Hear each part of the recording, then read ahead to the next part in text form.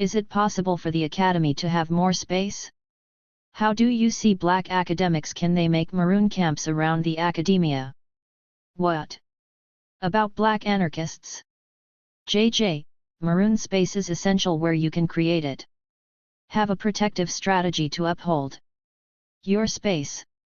The question of the maroon is the issue of autonomy. Are black people allowed to be autonomous in the academy? Where is ideological adversity? How many radicals that you do not have to loan money to so that they can hire lawyers and keep their jobs? Here is my read on the academy. Do what you gotta do. State universities are government entities. Salaries are public knowledge.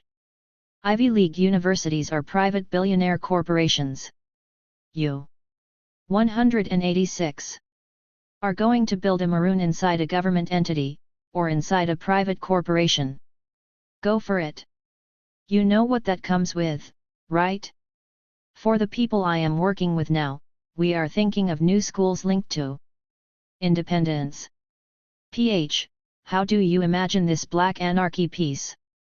JJ, Lorenzo Combo Irvin published his memoirs as a black anarchist. I do not know that much about anarchism to speak to it. I am not saying that I am an expert on Marxism, but I value it as an intervention. Anybody who could make an intervention to create a corridor as big as an avenue or as small as a crevice in a crack, helps us to slide into intellectual thinking that allows us to think and respond more rapidly and radically.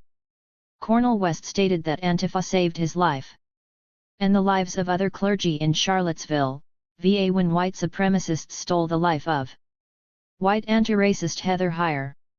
If the state cannot control fascists, then it should definitely not attempt to control anti-fascists who are offering protections that the police refuse. Policing is duplicitous. UN peacekeepers were known to rape women and girls in Haiti. The UN stood down when the Clinton administration, and Susan Rice, working within it as a black pioneering state power feminist, told the UN not to classify the war in Rwanda as a genocide. If it had been classified as genocidal, the UN would have had to respond in material support. Anarchists are going to be part of any anti-fascist movement. But violence comes in different forms such as COVID and AFRICOM and drones in Africa where it is difficult to get the vaccine. 187. Your last comments made me think about black women's spaces. I think about the move in Philadelphia. I think about the toll side, not the business district but the people. Not just Tulsa. Wilmington, Carolina, not only that we are going to be here but build some type of power. Lilas. And devastation. I also think about the people like Cece McDonald, that trans woman who is inviting her own freedom was attacked instead of having to go to jail. And how many folks survive being punished? It is often because black women or women of color and other gender specific people saying that they are going to fight back. When fighting back, how dare they fight back? They are not fighting back. JJ, that was a very challenging and wonderful set of questions. Vincent Woodard, black, queer academic and author of The Delectable Negro, has a section in the book that critiques Harriet Jacobs for taking the violence against one enslaved black who is naked and chained to a bed all day to be the tortured sex object of the white male enslaver. The content is too much for the respectable public's sensibilities and the white abolitionists. Woodard reads a lack of respect and care for the broken captive. The abolitionist movement cannot fully deal with reality. Why? Because of its phobias, fears, prohibitions. But Vincent Woodward also writes about same-sex male desire across racial and captive lines. There are limits to my theorizing about the captive maternal. I need to learn more. This is not holy grail stuff. The function, for me, is a political fury. The function is key because politics are key. Kwasi Balagoon, a queer black Panther, who kept escaping from prison. During his last escape his rope broke, so he plummeted to his death. Their courage and love made him a revolutionary. Afeni Shakur, the mother of Tupac Shakur, was jailed in the Women's House of Detention, while the Stonewall riot for gay rights was a few blocks away in the village. As a Panther, Afeni Shakur began organizing in Seed 188. The jail. The captive women began burning their mattresses in solidarity with the Stonewall rebellion of trans women. Solidarity exists, it always existed. If it does not resonate, that might be in our analysis. But we are always learning from whoever wants to struggle. That does not diminish or dismiss the violence that happens. I talked about the church that I belong to, where the teens took photographs or bring up photographs of all murdered trans women. It was this huge photographic cross. It rests in the arms of a white alabaster angel in Harlem. Other churches will not deal with anti-trans violence or trans leadership. The last thing I would say is, I have learned to struggle and to organize, but I have also gotten played by people who were inside the movement, who get on late night call and they were like, you should stop the summit, or do not organize this and that. In part, I am played because I think the conversation is in good faith, but also because they are trans. I feel that I should defer to their judgment in order to prove that I am not reactionary or transphobic. Hen, I find out that the individual received part of the BLM settlement, or distribution payouts of hundreds of thousands of dollars. I still decided to do the summit, but I did not want any more late-night calls where strangers tell me to stand down because I'm allegedly benefiting from people I never met or asked to be my subject-object of study. I erred because I focused on identities, not politics. The only identity that should have been known or relevant was if we were supporting revolutionary intellectuals.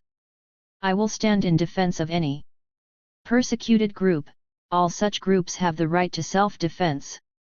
It doesn't mean that they are ethical and stable and disciplined against manipulation and opportunism. History teaches us. Joanne Little stabbed the white guard that was raping her. There was a huge defense campaign. But Little should have been acquitted, but Little was stealing televisions out of the homes of black people who likely had modest or few means. Black women should 189. Defend themselves from racist violence. Some work in the underground economies that harm black communities, some work for the state that destroys black communities. Anita Hill was verbally sexually assaulted by Clarence Thomas. As a black conservative working for the Reagan administration, she along with Thomas eviscerated workers' rights by denying the claims made by the LGBTQ, black people, people of color concerning job discrimination and harassment cases. Because she is a black woman, I will support her, but what is she doing in relationship with predatory structures?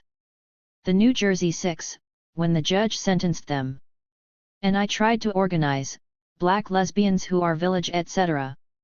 A black man who was harassing them and probably attack them, because they have been attacked before by a homophobic, trans-phobic people. They had scissors or kitchen knife or something. It was not seen as self-defense. So, when they were prosecuted and they did time, the judge chastised them not just for being black, not just for seeing female body form, but for being lesbians. Part of the narrative is that they should not have even been in the West Village, which is white bourgeois. The court does not really care about the black man beaten. The court criminalized black personal self-defense. Miss Ella Baker, civil rights leader, reportedly was fired because she secured weapons for a Florida black community whose NAACP leaders had been murdered, when their family home was firebombed. The NAACP fired her for responding to the desperate needs and requests of the Black community for security. As noted above, Ida B. Wells was kicked out of the founding of the NAACP in Niagara Falls. The NAACP later fired Mamie Till Mobley in the 1950s because she wouldn't stay on script while touring to speak on the murder of her son Emmett Till. I think of Tatiana Jefferson. Technology is not enough. She's standing right in front of the window, with an 8-year-old in the room. A Texas police officer shot her point blank in the chest, firing through a closed window. Without announcing himself, he had creeps equals ed through her 190 backyard. She thought he was an intruder and carried her licensed weapon with her to the window. He killed her in her own home in front of the child. We have to think about security with as much importance as we think about our position papers, publications, conference talks.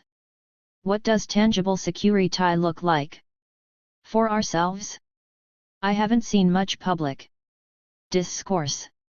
People have mystified violence even though we know empires routinely deploy violence. Thank you so much. I am thinking about the dialectics that you invited us into and the movement that we need. 191. Chapter 13. What are our sources for struggle? Troubling Black feminisms. 63. The Malcolm Effect. What actions are most excellent? To gladden the heart of a human being, to feed the hungry, to help the afflicted, to lighten the sorrow of the sorrowful, and to remove the wrongs of the injured. The Prophet Muhammad. Momodu Tal, MT. Our guest today actually began one of her lectures by quoting 3 individuals. She quoted the Prophet Muhammad. See epigraph. Amilcar Cabral and Fannie Lou Hammer. For reflection and the mediation. Likewise, in similar fashion, I want to quote the Prophet Muhammad today, in which he says, Arabic followed by English translation: whoever does not thank the people has not thanked God.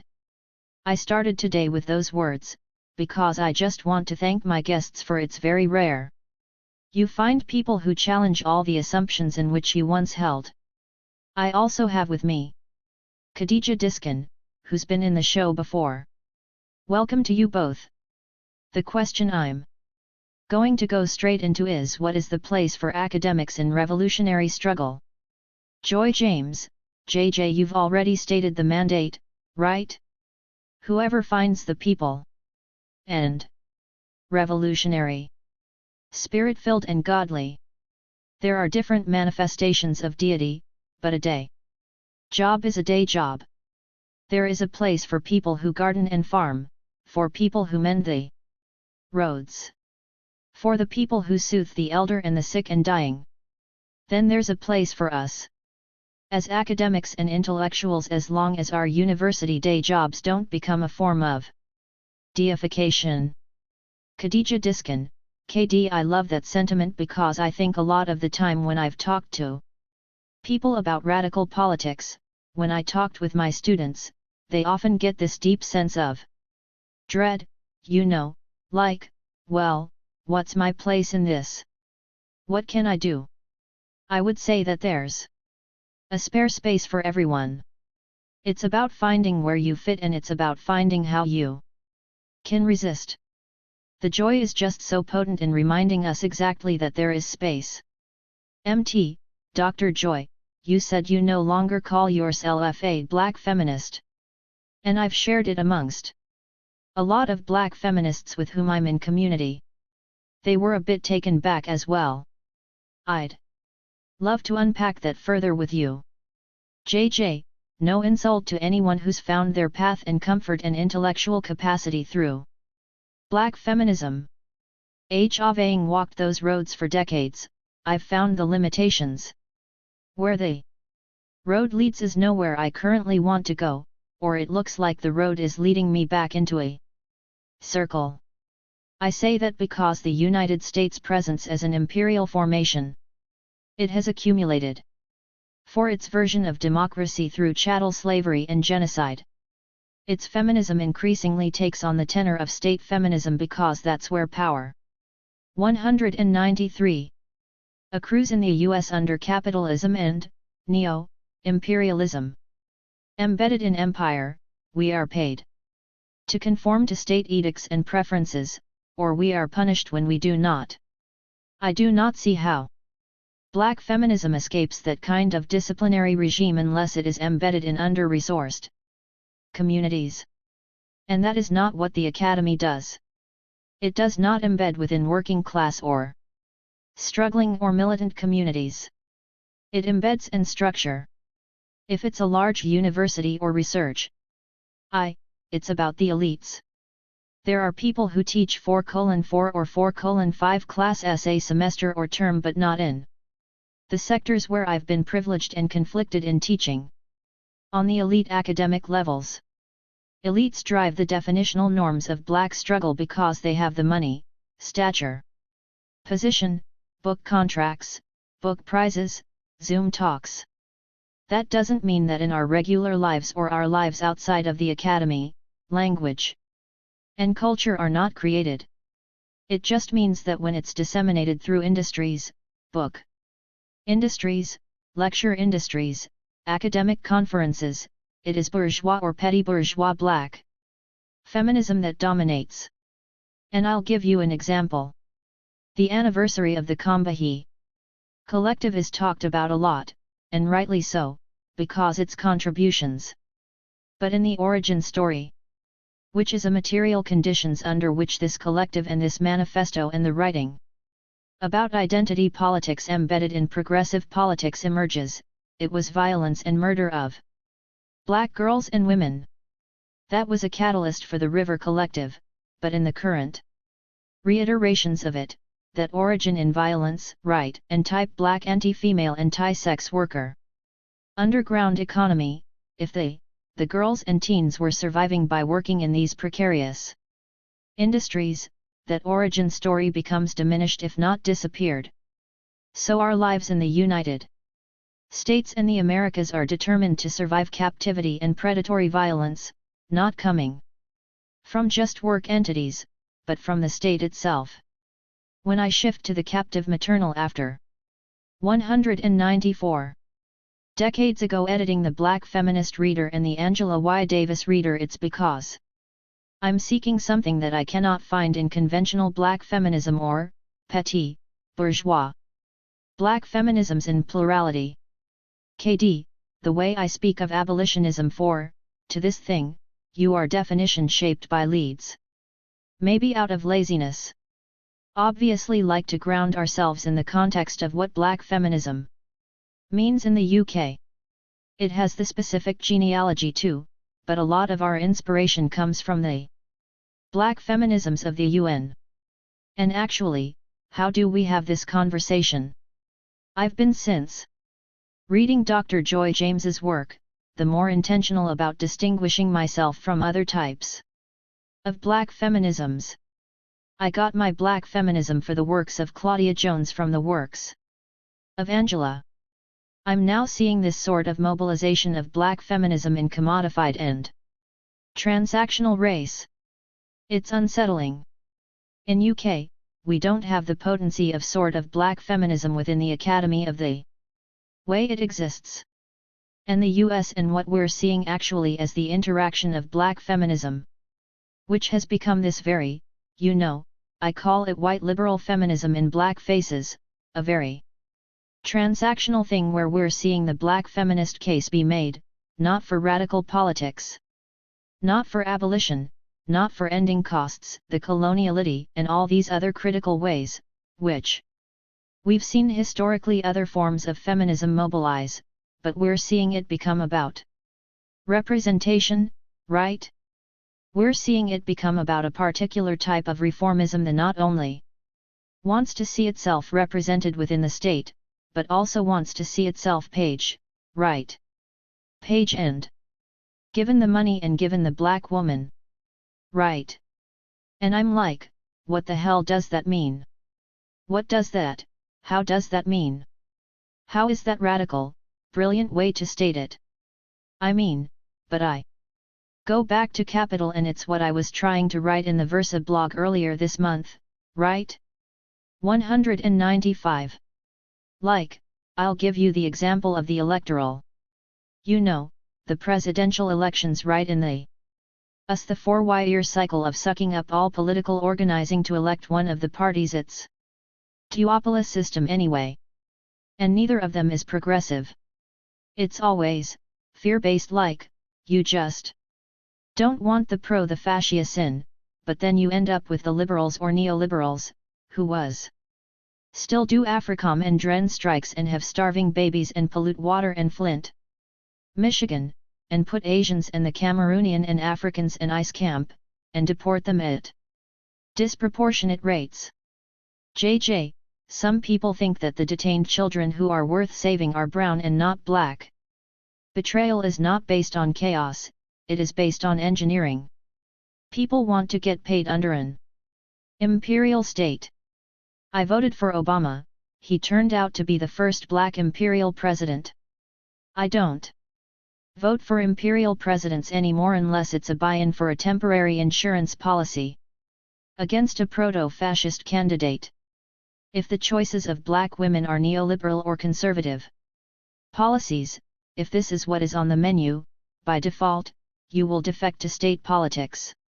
The US elected Kamala Harris, Barack Obama. So, what do black people get from that? Black enablers for the imperial state built on white supremacy. Interventions around the globe to destabilize every liberation movement. Why would black feminism be spared if it were actually a liberation movement? It is spared and leveraged because it is reduced to personal liberation or accumulations by black elites. The crudeness we're seeing in this new black feminist politics that works as an agent of the state. KD, Dr. Joy, I mean, something that rings in my head a lot of the time is you said you don't leave that the state will fund its own demise or its own bringing down on itself. And I feel like 196. When we have our movements, a lot of the time would be the black feminists or pan-Africanists who are culturally pan-African. My next question. There is the largest union election taking place in the UK. We have approximately 1.2 million people. The greater context, our Home Secretary, who has been publicly enacted some of the most racist immigration policies we've seen. The Home Secretary is a woman of South Asian descent. She's the daughter of Indian immigrants. She's spoken down on BLM movements and has directly instituted legislation that penalizes BLM protesters. How do we develop a language with which we can critique the pushback? Right wing folks weaponize identity politics. Are running for election to become General Secretary of this union. A middle-aged white man said that we should deport Patel, our Home Secretary. The black people in my circles would say things like, oh, he can't say that he's a white man. He had to apologize. He said, all I'm saying is that I hope she gets subjected to the same nasty policies that she puts on some people of color. Black people were saying, no, no, no, no, no. We agree with you, but you can't say that. And it kind of made me think of the kind of conversation you get around Chicago Mayor Lori Lightfoot as well when people criticize her. Oh, she's a black lesbian woman. You can't really criticize her. How do we develop a language? JJ, we just keep it plain. I worked with these wonderful black mothers in Chicago, Shap Earl Wells, and Dorothy Holmes, who lost their sons to Chicago police violence. I've worked with them like in the US, but also in Colombia, you know, in different formations, bringing the main 197 campus there. They are clear about the betrayals of Lori Lightfoot. For them, your opposition is your opposition. It doesn't matter their skin color, what shade or what kind of pumps they wear. Opposition is opposition. This protective language, almost like therapy, therapeutic language in the middle of dishonor, abuse, and annihilation takes forms in deportations, incarceration, disposability. Your race does not make you an inherent ally, or opponent. The coveted 600,000 deaths in the United States showed that the US did not leverage money or competency to save lives. Money and competency were never for poor people. I'll use the phrase, people of color, but disproportionately, it wasn't every person called a person of color who the most vulnerable, not only to COVID, but as Carol Anderson talks about in her book on the Second Amendment and guns, but the violence of white supremacy. Basically being shot by cops and white, terrorists like our underground terrorism is above ground now. And we have the most guns per capita than anybody on the planet. Pretty much we know who's stocking those guns. I pay taxes for policing. Why don't they start looking for white supremacist terrorists? Well, that's not their thing. They will define black activists as identity extremists and create bogus FBI files on that as an internal threat. Your ally is whoever shows up for material struggle. It is not someone who looks like you. The state has longevity because it knows how to mobilize proxy soldiers. They tell you that you can't critique a black lesbian Lori Lightfoot who is pro-police. As a former prosecutor, she gets a pass. If we allow that to happen, then our politics are not strategic or dealing with material conditions. Ideology is fabricating false coalitions that don't withstand water. If you pour it on these coalitions, they are fragile, thin paper they dissolve. The CIA does commercials now recruiting black lesbians. Black women, historically enslaved and battered, can now buttress and support the imperial state. There are always opportunists. 198. C. Clarence Thomas is on the Supreme Court and he's black. If you think there's black solidarity writ large, then you're not operational in the material world. If you think there's female solidarity writ large, then you're not operational in the material world. If you remember how Amilcar Cabral and Patrice Lumumba were assassinated by the US, NATO and Portugal. Not everybody is your friend in a liberation struggle. If you plan to actually participate in struggle, accumulate networks, then you can pretend as if everybody's your friend while doing the real work off camera with close collectives. I moved to the captive maternal because I saw age, gender, non-gender, neurodiverse and diverse genders love people to the point of sacrifice and to the point of faltering and still building capacity to save what we want to save. There are stages. The celebratory conflicted caretaker, who makes your kid go to the private white school, your kid's going to be traumatized, but you out the percentage and compare it with the kid going to the under-resourced school with the metal detectors and the cops in it. And that's the form of trauma. 2. It's a bargain on that first level, the second level we're going to protest, right? We're going to throw it down and say, this is a violation of our human rights. This is the 70th anniversary of Recharged Genocide, which was written in 1951 about US violations of civil/human rights. This is the 50th anniversary of the Attica Rebellion and violent suppression. When they created a maroon camp inside the prison walls, they created sites for educational programs, medical, food distribution and culture. They sang to themselves and each other to calm their nerves. Not everyone self-identified as men, although they were classified as such by the state. That's what I mean by diverse genders typify captive maternals. Their maroon camps had Imprisoned intellectuals talk to the New York Times, read the Attica Manifesto to the public as a 199. Petition for human rights, informing the world that they refused to be treated as slaves anymore. From that stage of the maroon the runaway enslaved, they challenged the state as their captor and torturer. New York Governor Nelson Rockefeller, after consultation with President Richard Nixon, called in the National Guard that using military surplus from Vietnam to address human rights struggles as a war zone. The National Guard shot through white guards to kill black rebels. And once we took the prison from the Maroons, right? They continue to torture and allegedly murder those people who had resisted. What's the stage after that? What is the stage of a veteran survivor or the stage of a betrayer? And what is the stage of the ancestor that comes after that? I have no clear idea. But the captive maternal, for me, is an attempt to shake off shackles and imperialism filtering into our movements as we watch how we move towards freedom through time and space. MT, this has been the Malcolm Effect with Momodu. Until next time, take care. 200. Chapter 14. Pragmatism and Revolutionary Love. Black Myths Podcast 64.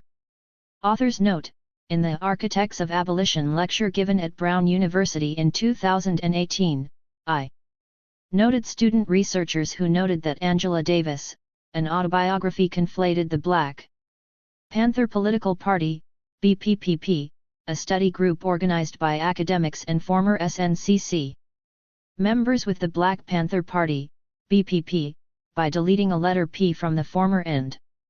Throughout the rest of the memoir only referencing the BPP. The BPP originally was formed in 1966 as the Black Panther Party for self-defense following police violence/homicide against a black male teen. Davis had joined the PUSA in 1968 through the small, all-black Che Lumumba Club. There is no formal record or recognition by Panthers or scholars that Davis was a BPP member, although she was welcomed as an important ally.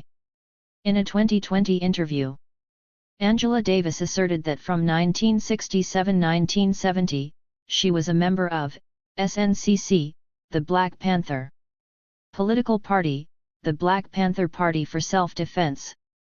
There are known records of Davis being a member of the Communist Party USA, PUSA, and the Soledad Brothers Defense Committee. 65. The talk juxtaposes Davis with Kathleen Cleaver, who was the first woman to sit on the Central Committee of the Black Panther Party. After her June 1972 acquittal, Davis would sit on the Central Committee of the Communist Party USA. The Black Myths podcast is an informative conversational show analyzing popular myths about Black culture of socio-political nature. Translation: we just debunking the bullshit that be said about Black people. Hey, while we're genuinely nerds and be doing this research for fun half the time, it does take a lot of work and effort. Not only for us to be able to do this, but you also get people on the show to help bring this content to you. Also, to help us continue to bring you this important program, please consider becoming a Patreon subscriber and feel free to just check out our show notes for further information. BMP, welcome to Black Myths Podcast. I'm your host 2 Black. I will be joined later on by my co-host Ryan, and we will be having a guest today. Dr. Joy James is Ebenezer Fitch Professor of Humanities at Williams College. If you are a follower of this podcast for at least over a year, you may remember that she was on our show just about a year ago to discuss Black August in the bit that we're not our ancestors, which is a terrible phrase. It gets plastered across a lot of bad t-shirts. The myth was Angela Davis was a Black Panther. This episode of this series is not meant as a shot at Angela Davis. We just wanted to clarify the actual history and what really went down. And our main critique was a lot of times about the aesthetics of Black radicalism. As I caught it in the first episode, black militant vibes, I just get collapsed into the single category, this amorphous idea of militancy that doesn't explain really any politics of what people stood for. Just guns and black fists and afros. It's just a vibe. There's really no articulation of what needs to be done. We wanted to walk through the timeline to just lay out who Angela Davis was, what she was involved with. See, first podcast was Angela Davis a Black Panther myth. She was not a member of the Black Panther Party, but she did work with the Black Panther Party.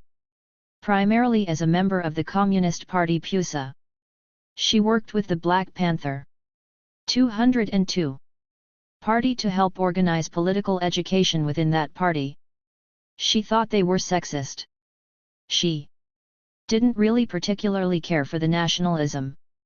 It's posted in episode 1, but she was not a member of the party, which collapsed and got lost in history. When you just add it in, because she had a fro, you think she was angry. These things are ahistorical and revisionist. They don't really explain anything. We clarify that history. Coming into this episode, Dr. Joy James actually listens to our episode. Maybe she finishes it about 2 or 3 minutes before she hops on and talk with us, so it's fresh on her mind. What we end up doing is we just pretty much walk back through that timeline that we laid out in the first episode. But this time we do it from her standpoint. And she offers more perspective than we were able to offer because we mainly just stuck on the ground facts.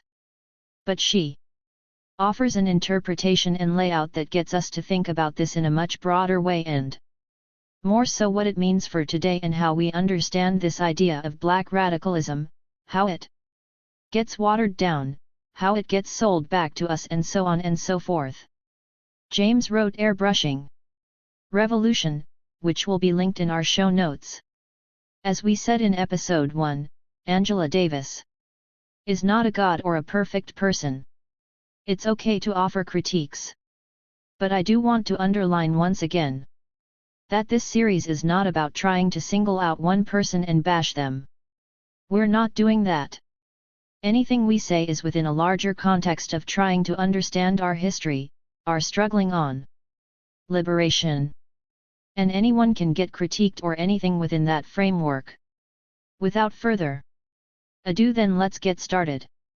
BPM, I noticed in your interview with Millennials Are Killing Capitalism MAKC you do emphasize I'm not a revolutionary. I know you kept saying that. Is that in reference to what you're talking about now, as far as academics? 203. JJ, yeah. I say the go-to is I'm a librarian, like you and the MAKC hosts. Like you, I read that autobiography closely. It's pretty magnificent the way you Black Myths podcast all parsed it. I was thinking, oh, I forgot to teach that. I don't even remember that part. More content appears in the upcoming books contextualizing the young Angela Davis and Vanguard. BMP, you can be this revolutionary, at least aesthetically. You can also have some privilege. And I think now, I don't know if people don't throw around the W-word revolutionary. Very often nowadays they throw around radical at least. You can have these politics, but there's no real suffering that has to come with it other than maybe the troll on the internet. Hope I'm not stepping out of line. But I just found it interesting. When Alicia Garza got on Twitter and was talking about she had FBI threats, and the Justice Department came to her door and they told her about it, and they're not FBI this, but they were death threats. She was warned as one of the founders of Black Lives Matter. I just found that to be interesting. I don't want anything to happen to her. I'm going to clarify that. I'm just saying it's just that's not normal either. So if you're really fighting, it's not normal at all for the FBI to be protective given their lethal history of COINTELPRO to destroy black radicals. Given the structure, that's just an odd relationship. JJ, it's about integration. Back to the integration matrix. The wave of private elite. School integration was likely fueled by the middle classes, as Davis's family did integrate into these northern elite schools, and they express their racism as "Can I touch your hair?" It is offensive, but it doesn't look like a lynching. That tells you that the world, the democracy, is probably accommodating to blacks. I mean, it can be dangerous because, you know, people who 204 died, but nobody's trying to kill you in the private white school, and nobody's even spitting on you in school. The teachers are kind or trying to be kind, and you get invited to white people's homes for dinner, whatever. So that tells you what the possibilities are. There's a class division here. If you're the scholarship kid who lives in the Bronx and you end up at Yale, then you have a story you can run with for the rest of your life. What percentage of black people end up like that? What percentage hopefully don't end up in Rikers? But what are our choices? People are starving and we throw food away, we waste water. What is a revolutionary struggle without war? And I'm not only talking about material war. It could be psychological warfare, which the state does all the time, and the universities and colleges do it because they're ideological factories. I only trust the people who will tell you that they don't have the answers. I think a lot of people are saying they have the answers. And how could you have an answer if you tell me this is not a war zone so that we don't have to prepare ourselves for war or even create a security apparatus, not just physical, but emotional, psychological? You're telling us, if we work harder, vote more. I voted for Obama. It's going to be okay for me. I'm petty bourgeois. The way I suffer is not how others suffer at Rikers or in maximum security. BMP, George Floyd. His neck gets stomped on, and that somehow has something to do with somebody getting hired at Chase Bank. I've been screaming this on every episode we get a chance. JJ, that's brilliantly stated. Our deaths fuel capitalism and accumulation's industries of care and leadership get born whether the catalyst is our physical death, work death, shattering of honor from being spat on or raped. Sexual assault wasn't just women or girls, it's also men. 205. And boys. The accumulation from our lives in our death is just like clockwork. The difference, now, maybe most noticeably so, is that black people can also accumulate more. It used to be the state and whites killed you, ran you from your land. Remember, we went from blacks owning 20% of farmland at the turn of the 20th century to 1% today. Only way we lose that much land is if they terrorize us off the land. State, capital whiteness accumulates through terror. But now they can accumulate through social movements. It's so painful and traumatic. I don't think individually we can claim anything. I think the only legitimate claims have to be collective, and we have to be disciplined to that. Does that mean you let the whole neighborhood move into your house now? It does mean that you're going to have to cede ground. I'm directing this to the black leadership that is publicly the black leadership. There has to be an accountability metric with the mass. Elites need to stand down, because if you can't get our leadership to stand down, they will continue to accumulate, and by the nature of accumulation, they will become increasingly alienated from working class and poor black communities. BMP, can you clarify what you mean by stand down? I'm just curious how you're defining that. JJ, I said on another podcast that the reason I wrote Airbrushing Revolution for the sake of Abolition was because I was talking to graduate students and they were being intimidated to look like reasonable radicals. That is more like the older academics who had distanced from impoverished and working class communities, such as the ones that George Floyd came from. Contemporary elite academics write about those communities. In airbrushing, I was trying to gesture not bash but address what I believe to be the unethical, to call out the simulacra and 206. Profiteering around struggles that disproportionately terrorize the laboring and working classes. Obviously, I was pissed when I was writing it to some degree, but I had been waiting for people to stand down or stand up and call out the performance politics. If elites know more wealthy, conservatives and progressive than members of the black working class, or militant collectives, then stand down. That you accumulate hundreds of thousands or millions of dollars that nobody even knows about until years later, that is problematic. How many houses do you need? Funded by movement trauma in order to elevate your profile as someone who cares about or speaks for black people or shares their pain or plans to lead them against capitalism and imperialism? Stand down. Individual faculty can earn $500,000 to $900,000 based salaries based on their public profiles of explaining racism or blackness. This is capitalism, but how do the wealthy get to discipline the radicals as too abrasive and unreasonable? Is it necessary to bash radicals who take more risks? If you're doing that, I just feel you're taking out a competitor or gentrifying the neighborhood. I'm not an Afro-pessimist. I know some of them who were really radical, but they just don't organize anymore. If you're bashing because you have to be the authentic black left leadership but you don't interact with laborers and workers or unionize your organizations, then stand down. The gatekeepers. Sit and reflect on the last 500 years. Unless you have something that grounds you in the mass, that's more than rhetoric or aspiration. You're likely going to politically retreat or conform. In the video Guillotine, Boots Riley and the Coup replay The Wizard of Oz. The Scarecrow, Lion, Tin Man, and Dorothy are black. The wizard is a capitalist.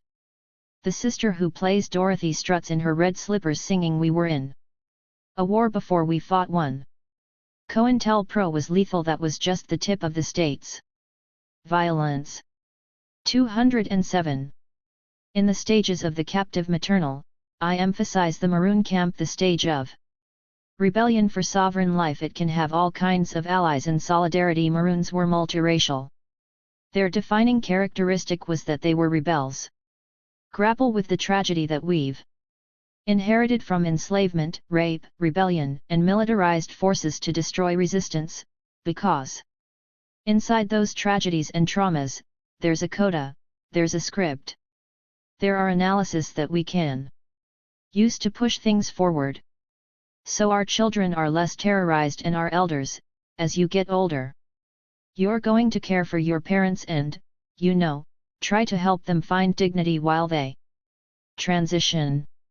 We should not have multiple layers of trauma impeding our abilities to be free, live and thrive to some degree.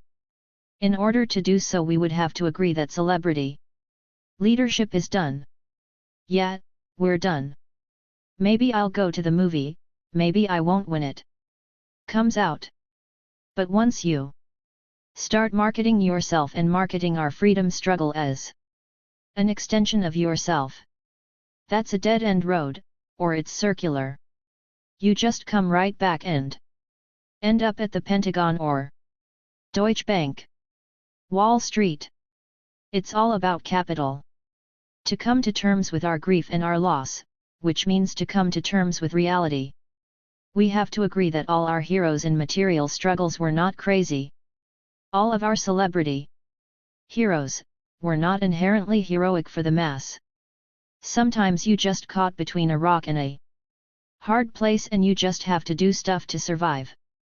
And then the way people tell the story leader, but, you know, if the communist leader Chris Hani is assassinated, but Nelson Mandela is your mentor, then I can't really ride with you other than down the block, because we're not going anywhere.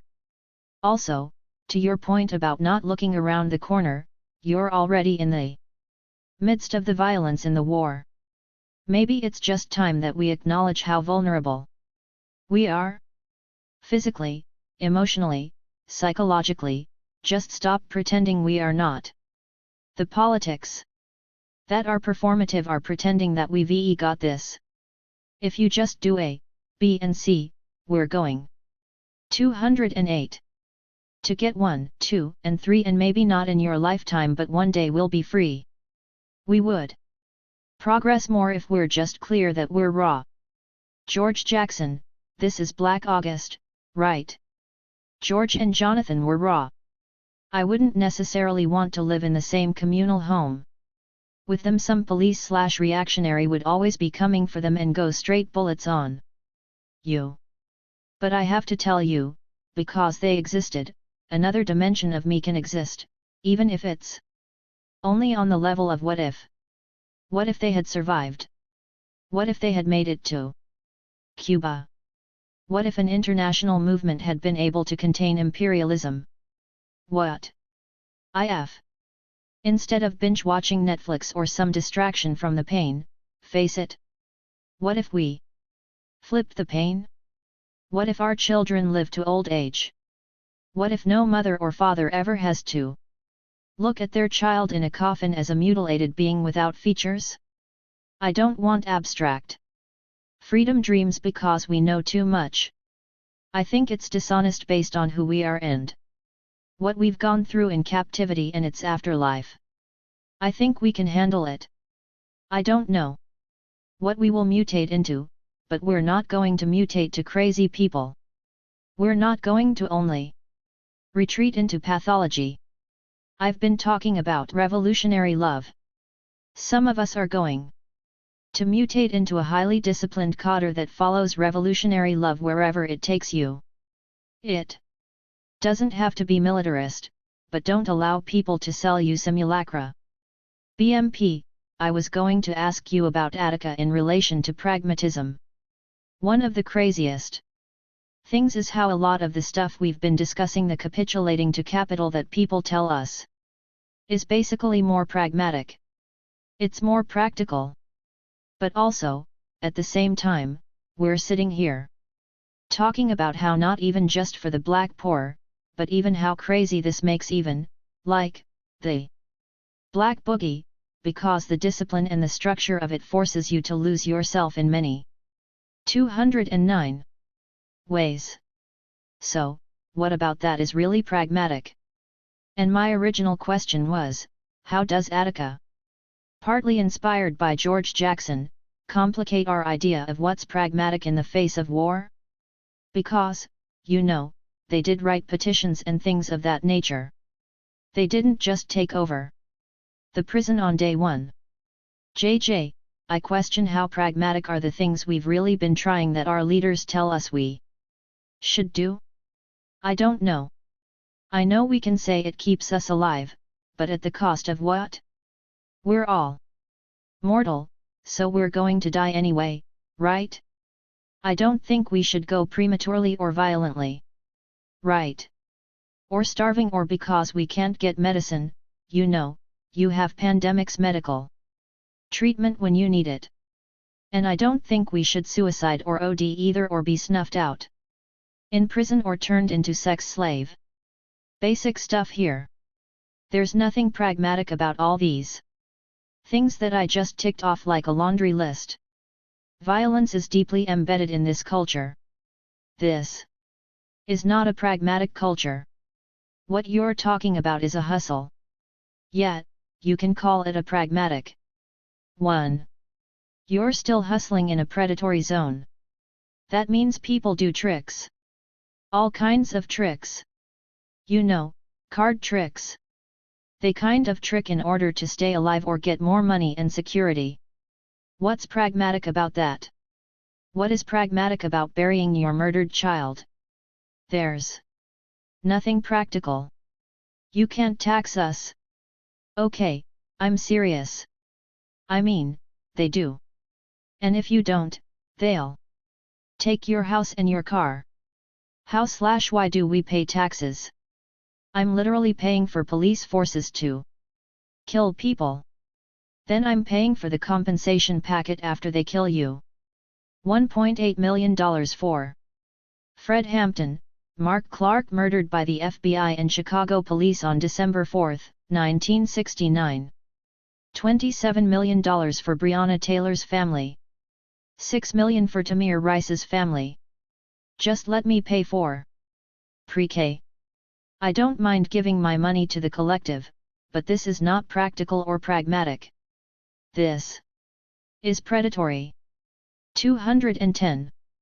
Don't confuse the predatory with the pragmatic, because if it's a hustle around the predatory, so you can live long and have multiple homes and a lot of cars or just put food on the table, I totally understand stage 1 of the captives, maternal confer, contradictory on do all like. Oh, my god, this is so. But I'm going to do it because my kid needs to stay in the school or I need to keep this job. Right. And then to the protests that you say the attic, like, overhuman. However, you want to define that.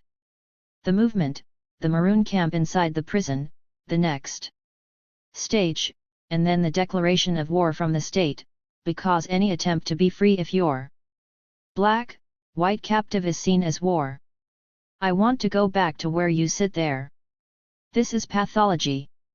I mean, we can find other keywords besides pragmatic. If accumulation keeps skewing towards the top, and you used to have a lot of millionaires, and now you have billionaires, like becoming the norm in terms of ruling caste. Biden is better than Trump. But you tell that to a woman who was in one of those ICE camp, a Haitian sister who met the womb collector who gave her a force, his direct one. She will never have children. Her man leaves her because he wants to. I mean, like, there's nothing pragmatic about consistently breaking people and humiliating them. Rochester, New York black pastor said after George Floyd was murdered that if you kill us, we'll kill your economy. That was over a year ago. I was listening to WBAI, NYC radio. And that statement keeps radiating. It doesn't even have to be killed. How about neutralize? How can we make people/police forces understand that there will be a cost to killing us? I'm not saying that we have to do it the way George Jackson did it. Jonathan was doing something different, his was really a high-risk liberation strategy. The rational thought would be that the state would want its white judge, Ada, stenographer to stay alive. There are 2 women jurors in the van. The assumption that the man would not kill middle-class whites is erroneous. In war the irrational and terror dominate, e.g., drill officers for the Marine Corps reportedly asked 211 unseasoned troops if they knew what their jobs in Vietnam would be. Correcting their ignorance. A drill sergeant told them, your job is to make your enemy die to protect his country. The violence at Marin County administered by the state went beyond practicality, just a utilitarian function for its predatory behavior. The point is not to be pragmatic. The point is, how best to contain a predator on all levels? You wouldn't let the predator roam through kindergarten with your kids in it. But you let the predator roam through your community? That's a word. The point is not to be pragmatic. The point is how to deal with the predator. Yet, is there a pragmatic way to deal with the predator? You know, we're going to be practical. Okay. Here's the deal. This is my understanding of us as a people. If we were pragmatic, we probably all be dead. Or most of this he did right. If we were pragmatic, we would never have a rebellion. Right? We are pragmatic. I mean, you could say, well, pragmatism is real. Nearly 200,000 blacks fought in the Civil War. The only reason the US sketchily looks somewhat like a democracy is because we black captives and dishonored were never pragmatic. We made demands when they said they would kill us, and not just kill us, kill our entire families. And sometimes they did that. Right. Lynching is always collective phenomena. If we were pragmatic, we wouldn't have any civil rights. I'm saying just keep it real. You think the practical is what got us this far? No, it's the imaginative. It's a risk-taking in the culture. Let's go back to Birmingham. People. Yes, the murder, the bombs. But also, what happened? My understanding, which nobody talks about, is that a sector of the black community wasn't pragmatic after the Klan murdered 4 girls in church. Working class, laboring, lumpen section of the city decided to burn down part of Birmingham. You never hear of that. No, you never hear that because you're focused on the trauma. I focus on the trauma and the laws. You forget our agency. And I'm not saying we could. 212. Have done a prayer circle rather than just put gasoline on stuff and downtown businesses and start fires. Of course, more people died from that. Black people because white people came out to shoot you and share us were out there to shoot you. What not but the expression of their rebellion. You don't tell me the city kinda got a clue? They didn't realize that if WHITE Klan/police kept murdering black children and kin that they were gonna lose most of this, that some blacks would burn down the entire city. There's a pause. They're stunned because Klan/police thought we were broken and there would be no resistance. Now, do Klan/police come back even more lethal? Yeah, probably. But we still keep resisting. So, this is the way I want to end thinking about this. If you're going to use the term pragmatic to discipline radicals, my preference is that you say nothing. You can feel pragmatic all day, all night. If you want to discipline rebels, then pony up something tangible. Raise bail funds, pay for their attorney. Feed their kids while they are inside, try to get them out. You can't just lecture people about being politically infantile. Out of your fear or out of your accumulation. It's their protests in the streets that led to donors giving millions if not billions to quell the protests or ease consciences. There's nobody we admire who is pragmatic. Malcolm. I've said this before, Malcolm could have taken and kept the money. Martin could have just gotten a little quiet church somewhere. Everybody could have been pragmatic. But if they were, we would not have any ancestors. What does it mean to be a people without ancestors? You don't exist. Nobody loved you enough to do something impractical so that you wouldn't have to work through a killing field? I would rather take the love than the pragmatism. 213. BMP, yet, rarely my last words. Yet. Thank you, everybody, for listening. Thank you, Drive. James, for coming in. I know there are consequences to speaking truth to power, so we appreciate you not being pragmatic as well. JJ. You all are much younger, your work is reassuring.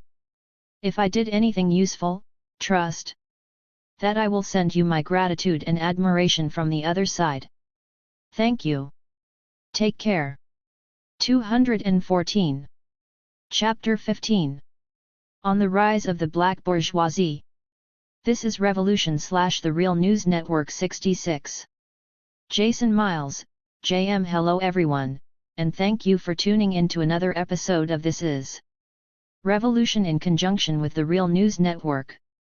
Let me bring in my CO host, my homie, My dog. He is the man of the Mau Mau Hour, journalist writer for Newsweek. He is the Pascal Robert. Applause. Pascal Robert, PR. Peace and greetings to the audience. Peace and greetings to the Real News Network. Peace and greetings Jason Miles. JM, we have a very good guest today. We hit you guys first with Adolph Reed, then we came back with Chris Hedges. Then we had the Yanis Varoufakis show, and today who do we have? Pascal? PR, we have Professor Joy James. Applause. JM, yes, we do. In the 80s, the creation of the Black Welfare Queen was used as a scare tactic, a tool to gut public goods programs that benefited the poor and working class. Bill Clinton, who was sold to the American people as a savior from 12 years of neoliberal rule in the form of Ronald Reagan and George Bush, Clinton doubled down on the right's assault against public goods governance with the Omnibus Crime Bill in '94 and poverty increasing welfare reform in 1996. What we call here at This Is Revolution the 50-plus year counter-revolution against the New Deal and the Great Society programs. How have we gone from the racist images of single mothers of color living fat off the system to black girl magic and a growing black bourgeoisie? Has the Nixonian ideal of black capitalism finally replaced underclass ideology as a tool of containment for the ruling class? We're going to discuss this with Dr. Joy James. Dr. James is a renowned scholar of American political philosophy. Her work analyzes the way race, gender, and class are rendered in American society today, in the face of the current Supreme Court nomination of Judge Ketanji Brown Jackson, who was appointed by an administration holding the first black U.S. Vice President Kamala Harris, who will discuss race, gender, and class in the current American context. Please welcome Dr. Joy James. Applause. Joy James, JJ. I received applause twice. So, thank you for that. Jason laughs. That rarely happens, like once is rare. Maybe there's a metaphor here in terms of what we're talking about in terms of the rise of black women through empire. You have the 1980s with Ronald Reagan. I was thinking the 2 terms of Ronald Reagan come after 2 terms of Richard Nixon, who has incredible racial animus against black people as well. Nixon is, what, 68 is the election, 72. Should have been 76, but there's the impeachment. You have 4 years of Jimmy Carter, who comes from the South, and it looks like the same with Bill Clinton. Like I'm used to being around black people, so I know how to talk to them and deal with them, etc. But you still have no sustained gains where wealth becomes shared among the working class and the poor, but there are these opportunities to enter into government. I think Nixon would have been one of the first because of his position on affirmative action.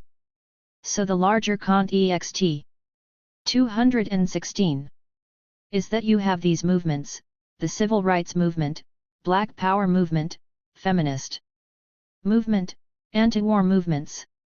This is galvanizing tens of thousands of people, not just in the US, but also across the globe in order to critique the US as a racist imperial project. So that these presidencies that come in, that follow this, it's to tamp down that desire for struggle.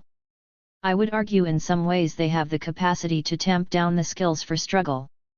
That once you start hiring black people, once black people in white corporations or firms or in the government itself, in the academy, which is where I've worked for the last 2-3 decades. That once you start to absorb blacks into the structures, then we become part of the infrastructure of the state itself. That project, obviously, wasn't just a personal pet project of Nixon or of Reagan, again. With a 4-year little gap here with Jimmy Carter, or other presidents that followed, including the disastrous presidency of George W. Bush, who got us into a bogus war in the Middle East. But it's also the product or the project of Barack Obama, who I see as the First Black Imperial President. The question of all these presidencies, or this legacy of the executive office, is to maintain the state and to allow it to expand and to accrue. We know that for centuries, accumulations have come out of our labor and out of our loss. I think the question that we're going to tangle with today has been split into a kind of different gender formations where we no longer have the type of solidarity we used to in the 1960s in terms of identifying an opponent and being willing to move against it.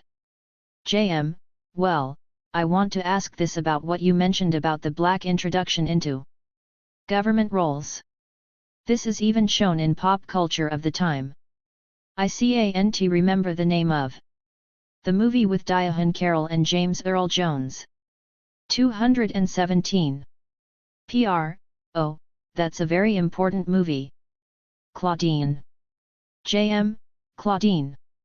Where it actually gets not that deep into the weeds of you can't have a man in your home. There were people that worked to get the men out of the homes.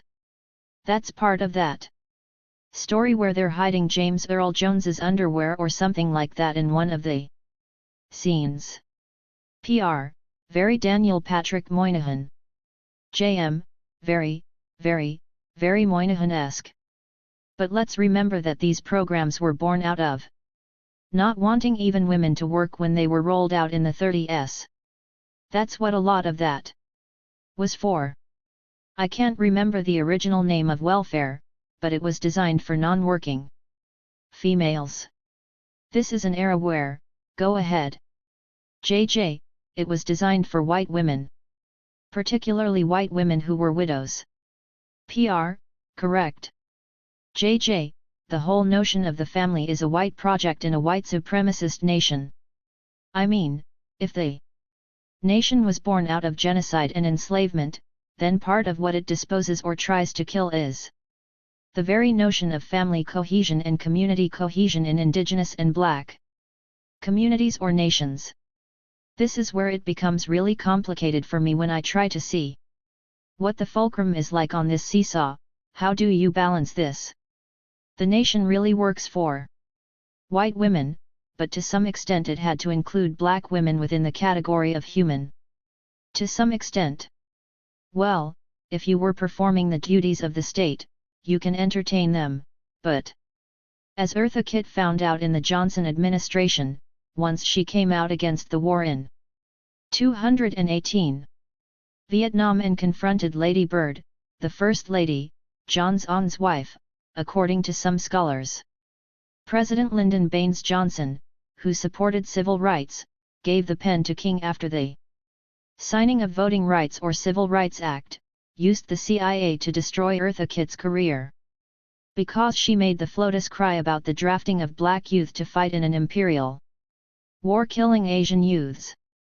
You're told if you can entertain and sing for us or dance for us, or we like that movie, or historically, you nurse our kids literally on your breast, if you can reproduce our family integrity, you are tolerable. If you seek agency autonomy for civil rights and human rights, you're a pain in the neck and maybe you should disappear in whatever way. Lose your job, lose your housing, lose your freedom, go to prison, or like Malcolm and Martin, lose your lives. JM, I just want to add to that, as those original aid packages were being rolled out, as the new deal was getting rolled out, I think 1935, divorced women could not get it. Non-widowed women with children could NT get it. So there definitely were caveats on who could get aid and who could not get aid.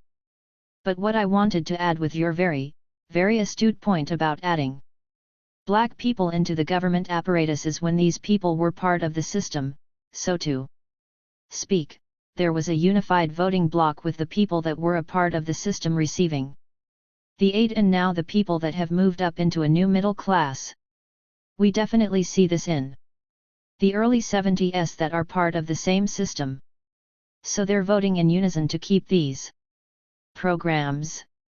You definitely see this in the more major metropolitan northern cities. When you look at A place like Atlanta, when they have their first black mayor in Maynard Jackson, one thing he 219 does is increase the business sector. You turn Atlanta, Coca-Cola, the massive airport which becomes a hub. Private capital is now hoisting the same black people into the middle class. They're not so aligned with their poor and working class black neighbors. I believe towards the end of the Jackson administration we actually see the destruction of a lot of the housing. What would we call it? Government housing in Atlanta as well. So there's an interesting juxtaposition. When we talk about including black people into the government apparatus, trying to protect the system, if you will. Then also when you have private capital and there's the demarcating line, almost, of class. JJ, this has a practical or pragmatic aspect. Once you're included into an apparatus or structure, then the logic would be that you would protect it. Once you have black people protecting state accumulations, corporate accumulations, those who are left behind are just seen as even more deficient. This is part of the reason I avoid the language that we've inherited today. About, it's not just black girl magic, but also black excellence. As if that everybody else is mediocre or substandard, which is so aligned with the language of white supremacy. How do you know you're excellent? Is it because you got the corporate job or you got the degree, or JD, PhD? Whatever, how many doctorates or whatever is happening here. But the larger picture is this is a capitalist society that was built on slavery, rape, and genocide, and that the accumulations always accrue to the top. If you are ethical, you would want to tinker with that machinery and not just be seduced by all the, what's the glittery? Well, the glittery could be a Tesla. Back in the day it might have been a Cadillac or something. I don't know. But I think what are the questions we have to think about is what is our collective position on something that looks like a mixed economy or a socialist economy. So how do we stop these 220 buyouts that turn those who remain in certain zip codes as disposable or vulnerable to poisoned water? Think of Flint, Michigan. Poisoned air, disproportionate exposure to police violence and civilian violence. PR, well, what I really appreciate in your discourse is that it's very much in alignment with the narrative that we try to expose on our show is that, like any other people, black people have class, internal stratifications, and conflicts like everyone else. Unfortunately, because of the way in which society portrays black life as a unified underclass phenomenon, these stratifications of class, which has been a reality of black life going back to the days of free people of color societies, is completely obscured to the majority of not only Americans overall, but also to many black folk in America as well, who are not necessarily connected to those within these communities who are more proximate to capitalist power or the gatekeepers or the racial ventriloquists, if you will. So the narrative that you are very eloquently exposing is very much in line with what we try to do in terms of trying to complicate the notion of collective community. In other words, and you may disagree with this, and I respect you if you do, is that it's very important for us to complicate the notion that black people work as a unified community. Because our argument is that renders black people to a politics of containment. In other words, black politics is contained and used as a pawn of the ruling class because the ruling class will choose the racial ventriloquist who speaks for the masses, undemocratically chosen, while the masses have no say in the agenda and they're moved like a piece on a chessboard. So black politics becomes a politics of containment in the rendering of collective community in that fashion. It's something 221 that we on our show try to challenge effectively. I like to make the argument that there are multiple black communities, not just one black community, if you will. I like to crosstalk. JJ, no, that's great. It's making me think there are multiple black feminisms in the plural, not just one form of black feminism. That should also be stated for abolitionisms, plural, not just one form of abolitionism. But I totally agree with your analysis. Then when you're speaking, I'm starting to think about how we were warned about this. When Malcolm was talking about the big house in the field. So the big house today could be Deutsche Bank, Bank of America, working for the State Department, and its foreign projects are working for the DOJ. There was a moment in the 1990s, I think it's 1997, when Kathleen Cleaver was the first woman to sit on the Central Committee of the Black Panther Party. This is Oakland before things went one way and Cleaver left and the party fractionated, in part because of the violence of the COINTELPRO, but also the contradictions and the violence, which, based on my assessment, largely started coming or originated from Oakland. But Cleaver says in this interview, and for me it's very curious because I believe she's being interviewed by Henry Louis Gates, who's obviously in the big house called Harvard. So Cleaver is saying that the Panthers had to pretend they were a unified front in terms of as black people, because that had to be projected out, so they thought, as a political strategy. But they clearly knew that the black middle class, the petty bourgeoisie blacks with means and money and ambition, that they were going to be hostile to the Black Panther Party as a revolutionary or proto-revolutionary formation. But it wasn't even an internal conflict, but also the Y would be hostile to supporting liberation movements in the so-called Third World or Global South. There's always been a sector 222 of the black communities, as you've said, in plural, that have been trained or prone or see it as an opportunistic portfolio, to work for the state and to work for the corporation. It doesn't seem to have been really an impacted people that working in these zones would be an extension of anti-black violence, but this time with black faces. JM, Pascal, do you want to add on to that? PR, no, I appreciate that assessment. One of the things that we definitely see is with the rise of this incorporation is that the more that becomes this incorporation into the apparatus of the ruling class by what we call the black political class over time, the more and more the importance of symbolic representation becomes the focus of what is deemed black political aspiration, and the less redistributive policy of trying to change the material condition of poor and working class black people becomes the focus.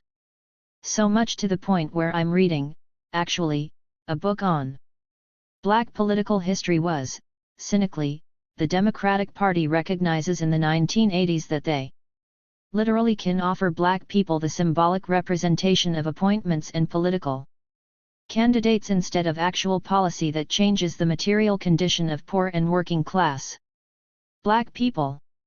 What we find is the further and further we get away from the civil rights movement, the easier we find that black communities, plural, are intoxicated with that politics of symbolism and less willing to demand any kind of truly redistributive materialist agenda for working class and poor black folk, who are the majority of black folk.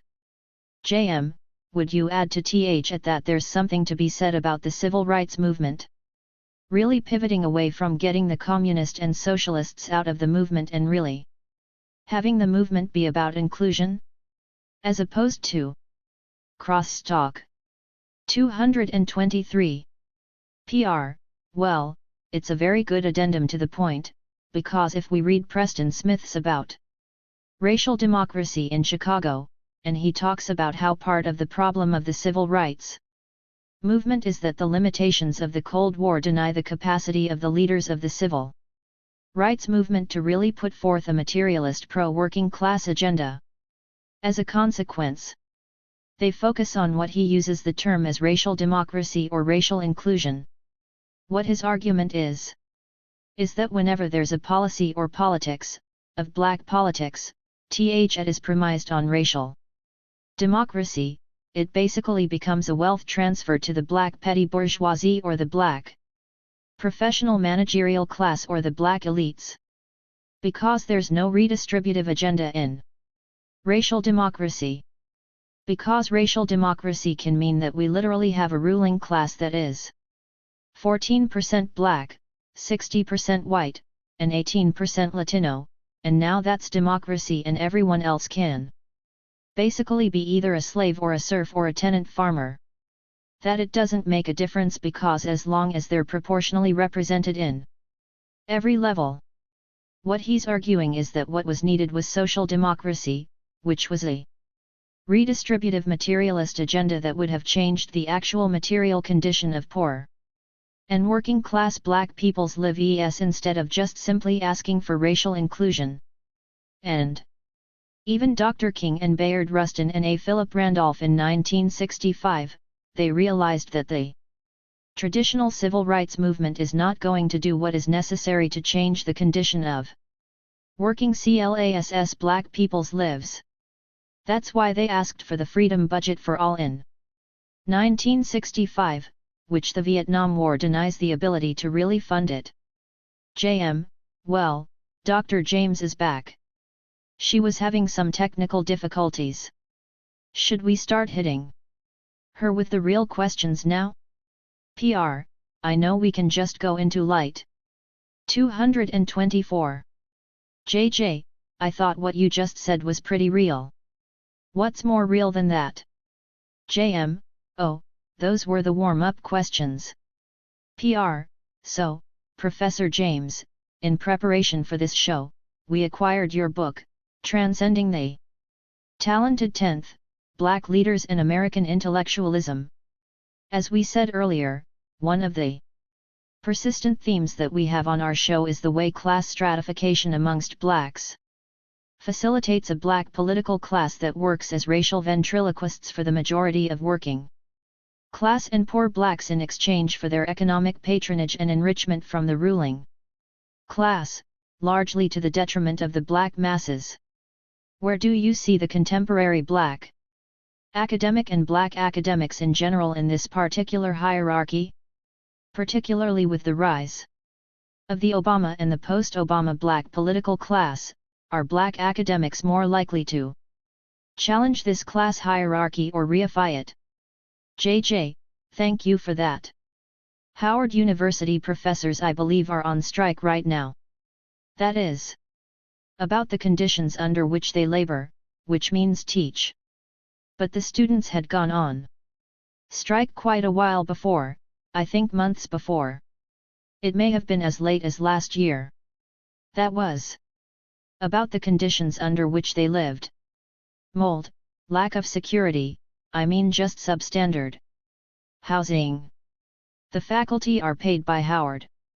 The students are, through tuition or grant money, are contributing funds to Howard, but Howard also is an expression of both state and corporation. If we look at where we are today, I would say we're just in a slog. We're in a marsh. I mean, I can keep throwing things out like mud or something like that.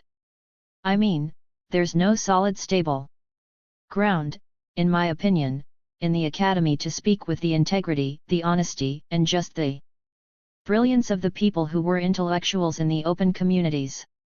Meaning, again, plural. 225. Georgia, Mississippi where my mom's from, Texas where my father's people are from etc. etc.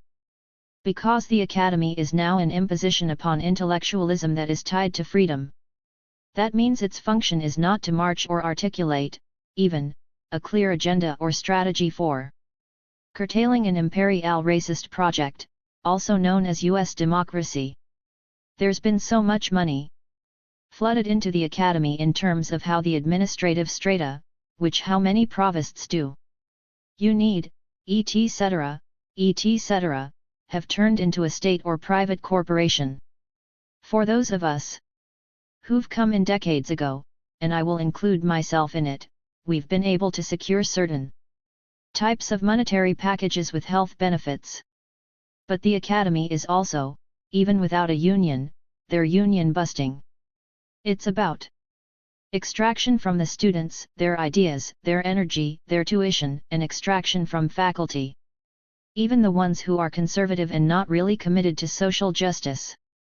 So I think, if I were going to wrap this up, and what I'm trying to say, don't look to academics for answers. I wouldn't even read their books. You have leisure time, you can afford them. Hopefully libraries have some. But we're not trained. Even if that were their case, like in the 1960s or something, when there was a so-called thing as race people, and that was more legible, we're not trained to serve black communities. We're trained to treat knowledge as a commodity and then put it on the shelf and hopefully get enough buyers so that it looks like our brand has some content behind it. And even I would argue, and this will get me in trouble, whatever. I would argue that even some of the writing that is about these movements, the writing, for me, sometimes it's not imaginative. It doesn't take risk. It doesn't speak with the voice of the people who created the movements. When I think about Erica Garner, for instance, transitioning at 27, leaving a 7-year-old and a 4-month-old behind. I wasn't even aware. I was living in Harlem. 226.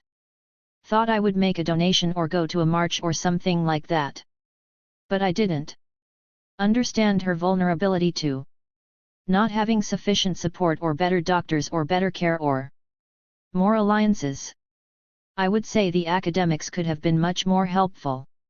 I'm not saying we could have stopped the death, but we could have been much more helpful in these movements. But what we tend to do is to write about them, package that content in between two book covers, and have book tours. I'm not saying that's all bad. That is a form of knowledge. JM, that is the reality, and it's a very stark one when you think about it. Because I think one of the better books, let's just take the Eric Garner case, was not even by an academic. I think Matt Taibbi wrote one of the better books on the Eric Garner situation, really bringing broken windows policing to light for a lot of people. But all that being said, I mean, sadly too, we live in a world where a lot of this stuff is just easily digestible. And how many people are actually even reading the books? JJ, then what's our function now? I mean, as academics, how do you see academics? You can ask me. I mean, I work there, but really, you're the core consumers. I'm supposed to be a producer, but I don't own the company. So, I'm really a worker. JM, did you ever read Barbara Ehrenreich's work in late 80s and 90s about the professional managerial class, or Catherine Inaudible newer work on it? Inaudible. JJ, yes. Go ahead. 227. JM, no, I think the Academy is definitely a part of the PMC and produces more people that go into the professional managerial class. JJ, but I wonder to what extent. I understand we're a factory, we are churning out people with degrees who then become managers. I'm wondering to what extent we would own up that there's something much more nefarious about that. PR, universities are not created to be counter-hegemonic institutions. I mean, the purpose of the university is to reify a ruling class that maintains the status quo of a functioning capitalist empire, which is the United States, or Western imperialists, or the West overall. Universities are not designed to build revolutionaries. They're designed to create people to solve problems so that you don't have a revolution. JJ, but when you get to this moment after the movements where people want black studies, women studies, LGBTQ studies, Chicano studies, ethnic studies, it all looks like that this is, or it Least the right wing says it is, an assault on the academy. Like corruption of its core purity, which is just its white supremacy. But why do we believe, or do we believe that because now we're writing about movements or writing about feminism or writing about fill in whatever the blank is, all the good fights? Why do we believe that this knowledge from academic sites is trustworthy? PR, it's a very, very, very good provocation you put forth. I have a better provocation than I've asked before, is that there was a time in which radical politics within black spaces demanded 228. Things like Black Studies or Africana Studies or African American History departments. Can we evaluate the efficacy of that demand if the quality of material life of black people is degrading as the existence of these institutions proliferate? Is it not fair to say that perhaps the utility of these institutions is counterindicative to the quality of life of black people over time, and they're serving a purpose other than actually helping solve the problems of black people? JJ, so, they're like a Trojan horse. PR, I think that there's logic to that argument. JM, I mean, commodifying education to me is also extremely frustrating. The fact that I just can't learn something to learn it, it's kind of a waste of time. I have to spend my money learning something to be some sort of cog in the machine of capitalism. That's the reality for a lot of people. Now we live in a world where we are the commodity and we're very well aware of this. People know when they go Google search something on their phone, they know that they're going to get hit with a whole bunch of ads. Either they ignore them or they succumb to them. But no one seems to mind that they are the commodity. You can turn that commodity now yourself. You can make some money off of it. I mean, we have the rise of hustle culture in which you guys talking about the ineffectual nature of the academy, kind of one and the same. JJ, can we pose an alternative to it? Can we build an alternative to it? Like we're doing COVID. When they were having those pods. I mean, the wealthy people were having pods that were thousands of dollars to buy in. It's like a poker game. But other people like in Brooklyn, they 229. We're just, I know you got your nieces, whatever. It's just you start understanding that education cannot belong to the state and it cannot belong to the corporation. As I said before, for me, there's only two types of universities, at least the upper tiers. There are the state universities like UT Austin, or University of California Berkeley, and then there are the privates. The Ivies, Harvard, Yale, Princeton, and Stanford. Then the private colleges where I teach. So how could we create an alternative zone of intellectualism and critical thinking, knowing that the academy, as you both rightly pointed out, was never designed for that? It was designed for elites. Even as we said in The Talented Tenth, Spelman is named after a Rockefeller, Laura Spelman, and Morehouse is named after Henry Morehouse, who is a white missionary philanthropist. I mean, even the creation of these schools were to create a managerial elite. They 10th, it's 1/10 of y'all. Du Bois signed on to it in 1903, because he popularized the concept in the souls of black folk. But when the state was hunting him with McCarthyism and other stuff, he said you couldn't trust this sector, only trade unionists and radicals publicly supported Du Bois against the communist witch hunt. Just as Kathleen Cleaver said in the 1990s, Malcolm said in the 1960s, this sector is engineered for betrayal, but it still has credibility because it has all the shiny diplomas and degrees. So how do we change the very meaning of education and wrestle it back from state and corporation? PR, that's a great question. JM, first and foremost, we have to start thinking collectively and not so individually. PR, well, I mean, I want to go to a basic question, which is that, a step I think is even more basic than that, is that we have to come to the reality that most people in America, black or otherwise, really don't have counter-hegemonic thinking. In other words, most people don't organically see 230 the system as a problem. They see the fact that they can't participate in the system as the problem, but they don't see the system as the problem. JM, well, because we live in a country, and Pascal, I want to get you and Dr. James's take on this. Would you say that we live in a country that is literally based off hero narratives? That one good person can get into this system, which isn't so much corrupt as it just has bad actors. We see the judicial system that way all the time. That it's not a flawed system as much as it is theirs. Just bad people inside. There's bad judges, there's bad prosecutors, but the system itself was built on honor.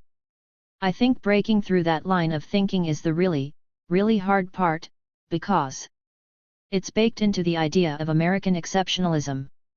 PR, absolutely. Particularly, and Jason, you said something very, very important. When it comes to the law, I studied law, I practiced law, that's where my academic training is that one of the most effective ways the charade of American exceptionalism is perpetuated is in the reverence of American law in the American legal system. When you challenge the efficacy of the American legal system, what you will get from people trained in it is that there's no other system better in the world.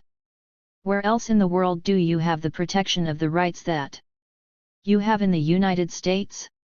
My response to that is that America creates the illusion of those rights because America has the luxury of extraction to create the comfort that denies the capacity of other people in the world to have that justice, because it siphons off so much of the global resources to create this level of diluted comfort amongst its citizens.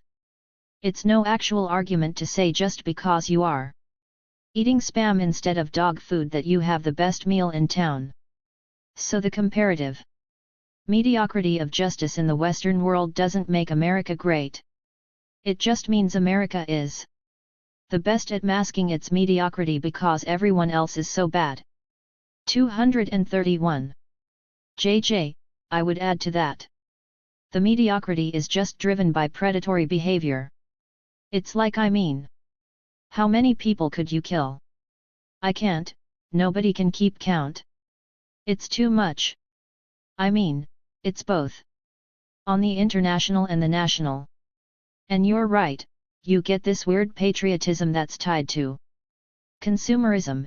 If you get to shop, it must be a working democracy. What it's doing is you're saying extracting from other countries, other regions, other continents. The Ukraine thing is horrific, but that's not the first war we've ever seen. When I think of NATO, I'm like, oh yeah, I teach Amilcar Cabral, return to the source. Who assassinated him? Well, Portugal and the CIA and NATO, because Portugal was in NATO. Portugal is the first country to get into African enslavement in the 1400s, and it's the last one that wants to get out in the 1970s. I wonder if we would remember our losses, if that would stop this fetish for this democracy, which is really incredibly violent. But as long as that violence doesn't personally touch us, we seem like we can be compatible with it. JM, you see that with the right-wing push against things like critical race theory. The idea that this law theory is being taught in public schools and it's being deduced to, well, slavery is not going to get taught anymore. We're not really going to say bad things about white people, and damn it, we're not even going to talk about the Civil War reconstruction anymore. That's all. Critical race theory. JJ, I wonder crosstalk. Sorry, Pascal. PR, no, listen, the forces of reaction. I've come to a position, largely as a product of not only doing the show, but really just reading a lot of American political history, is that the 232. Notion that America is a center-left country is a canard, is a charade. America is a reactionary, right-wing country and it always has been. The problem, and I see this as a significant problem, of all factions of America, left, right, so on, so forth. People take the anomaly of the period between 1944 and 1971, i.e. the New Deal, the Bretton Woods period, the post-World War II. The massive expansion of American largesse, the quality of middle life for white men, because it was really white men who had the jobs.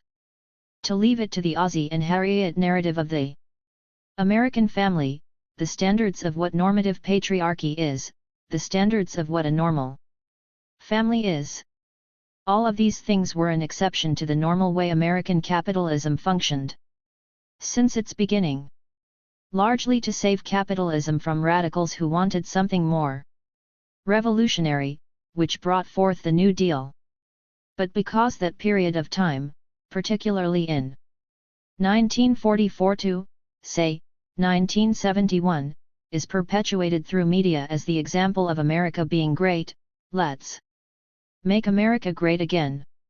No one's talking about the Lower East Side in 1913 when they're saying let's make America great again. When they're saying let's make America great again, they're talking about 1954 or 1952, Ozzie and Harriet. J.J. Donna Reed comes to mind too. But we were always the problem. We were always like that, America's great. Then it's like, something's going on with black people.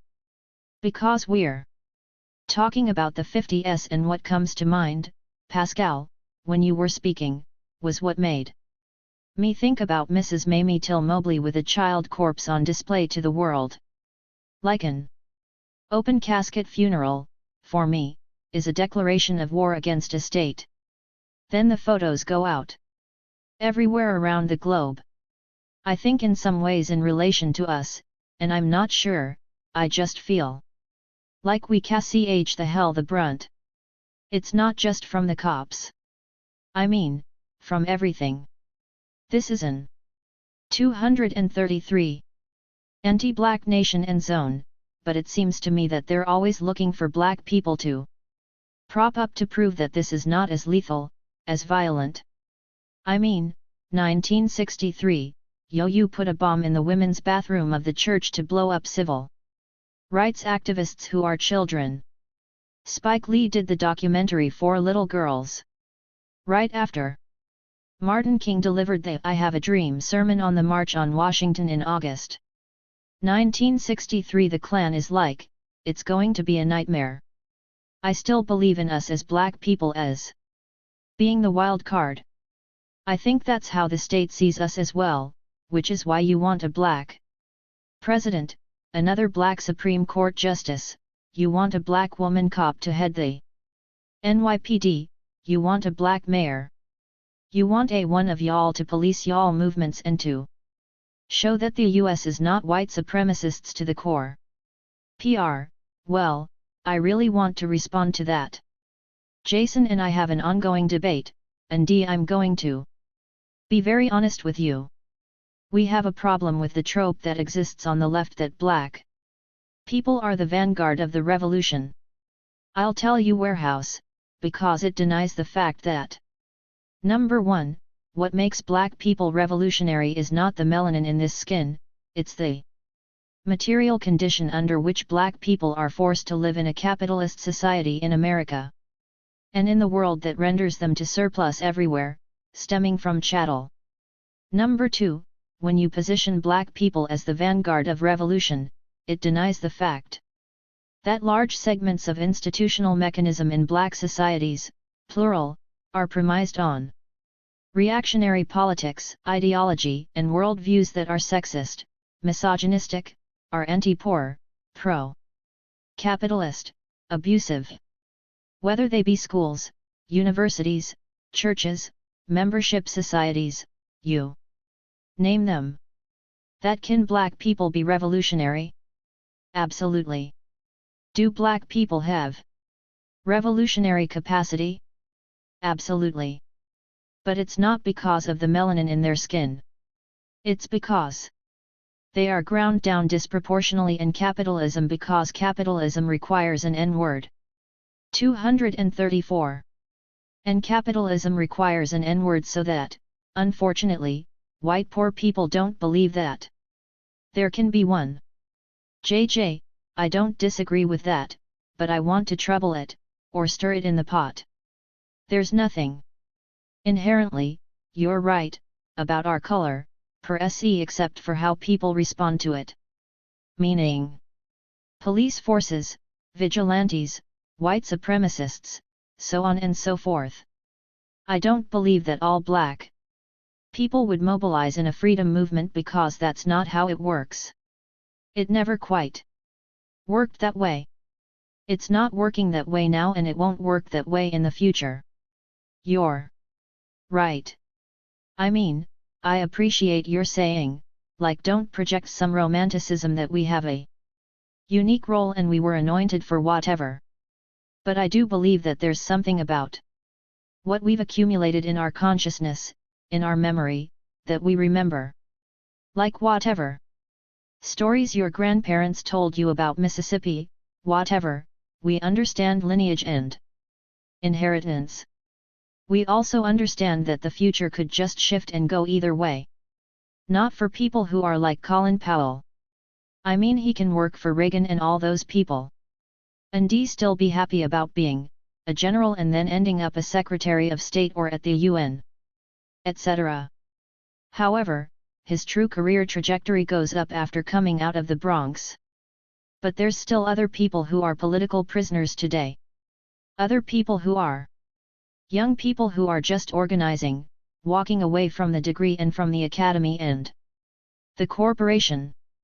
Disproportionately, I feel the material conditions, but also the psychological and the emotional conditions under which we live, like 8 minutes to choke somebody out while he's crying for his mother, that has an impact. That forms a consciousness. 235. JM, it does, but let's be honest about that. That ain't affecting everybody the same way.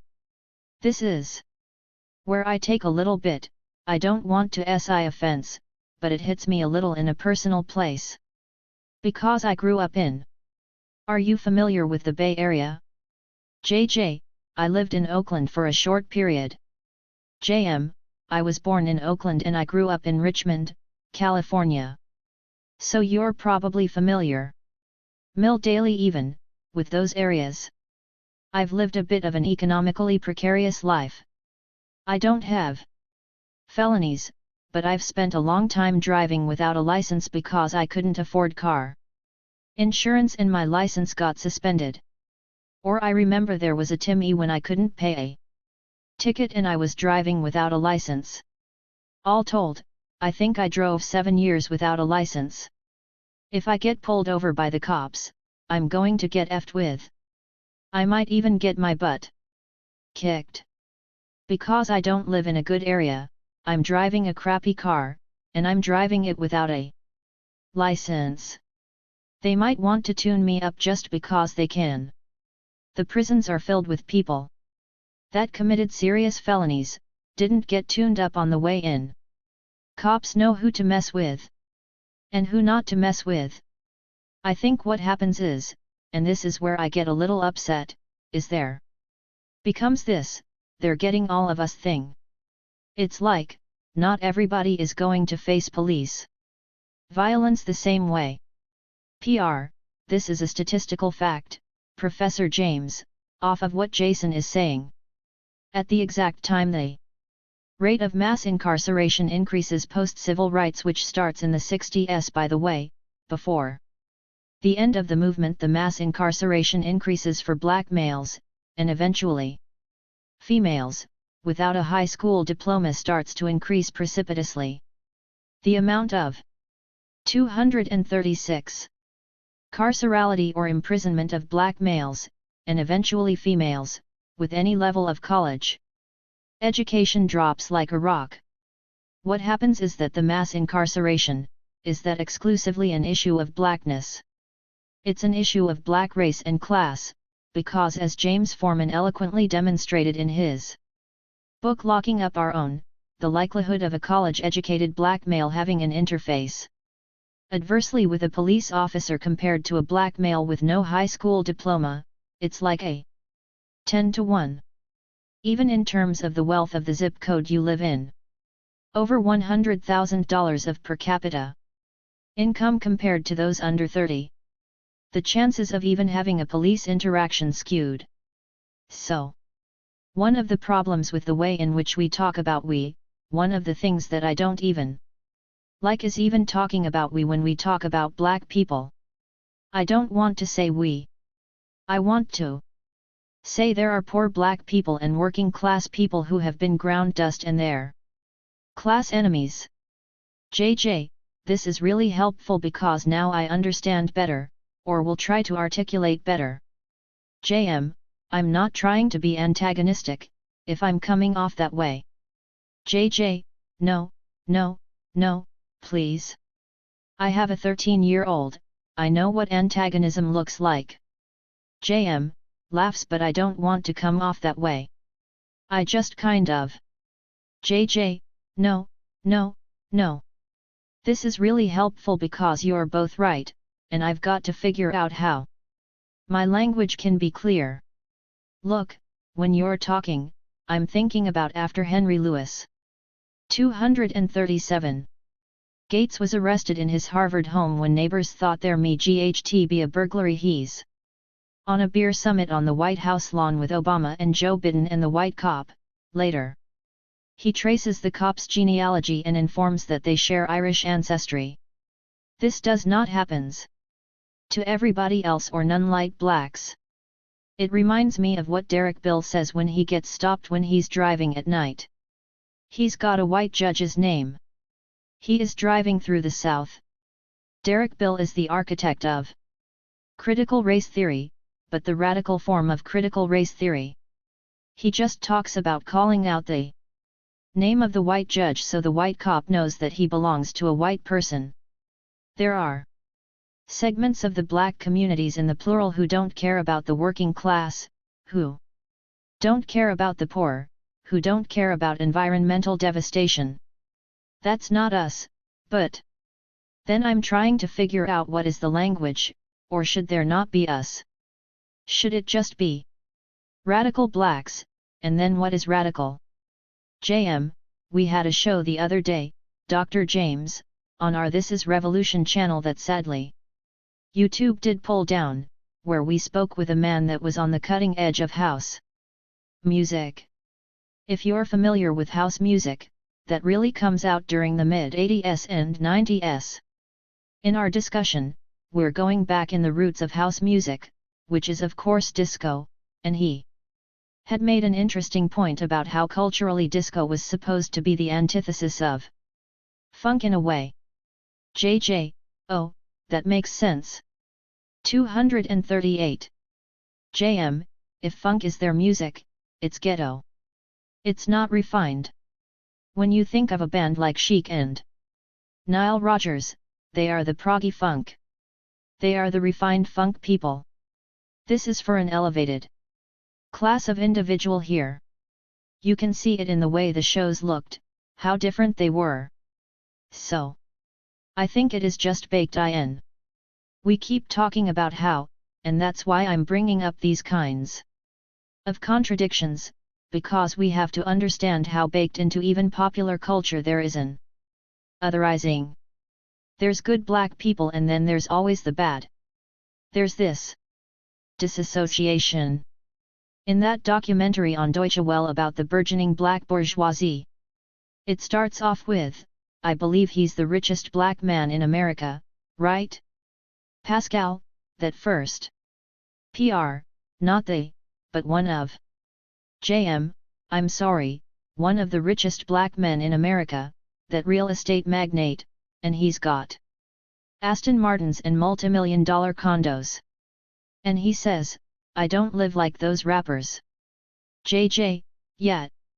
Because it would have been like a version, like, I guess among white Europeans, their version of old money aristocracy in comparison to crass new money, which is boorish and rough, and has no culture. Their money becomes their culture. Their students go to private elite schools. They don't socialize with the riff-raff, which, probably people on this call Jason laughs. What is their radical project in the face of that? I'm asking in terms of the betrayal. When I talk to black doctoral students, and some of them, they don't come out of means. They come out of the Bronx. They grew up with Cardi B. So anyway, their families were in the underground economies. They keep saying that when I talk about a captive material instead of about black feminism, because I'm trying to think of caretaking as a non-gendered function. The why? Want to know if I'm willing to engage in the zones of betrayal. Then one of them actually says, 239. We should off the captive maternals who betray us. I'm like, no, because that could include me. I have contradictions too.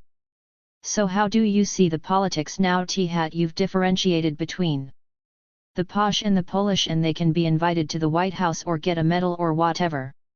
Some of our luminaries like Toni Morrison, Presidential Medal from Obama, some other kind of medal from Clinton, from Bill Clinton. But how do you see us, or do you see us forming political alliances that will not be subverted by the rich and powerful? PR, I think that you have to have something that we have never had in this country, which is a working class black politics. JJ. Is that like from Adolph Reed too? Are y'all in line? Or what are we talking? PR Jason laughs. Some people who would say, they would call us fans. JM, some people that would say. PR, crosstalk just a little bit, maybe. JM, have you been following what the young man Chris Smalls has been doing with Amazon? JJ, I've been following the union on Staten Island. JM, I find him fascinating, and I interviewed him a few years ago when the story broke about him. What I found fascinating about Chris was that we had similar stories as far as how we came up and even where we were working. One thing that people don't really take into consideration. 240. And we talked about this a little bit on our show, is a lot of people on the left got very dejected and confused about Bessemer, Alabama not voting to unionize. One fact that people didn't really take into consideration, I felt people on the left didn't take into consideration, is that job was more money than most of them people had ever made before. I spent time working in the South on oil rigs. It's a non-union place. The South historically is not a very unionized area. To think that you are going to get cats that, a lot of them. This is unskilled labor. This is the surplus labor we talk about so much when we love throwing around theory. Surplus labor is getting $19 an hour in a place where $19 an hour can probably buy you not a housey, at least a nice double wide. I don't say that with any sort of disrespect. I say it as far as people need shelter, and that's affordable shelter. JJ, that's food on the table. JM, that's food on the table. Why would you want to upset that apple cart? I'm not saying it's justified to not vote for worker protections and some sort of labor power. I just think that a lot of us are a little disconnected ideologically here from the idea that some of these people in these areas are making more money than the YVE ever made before. It's very risky to try to organize around that. The one thing that got Chris radicalized was COVID and people literally dying on the shop floor. JJ, wow.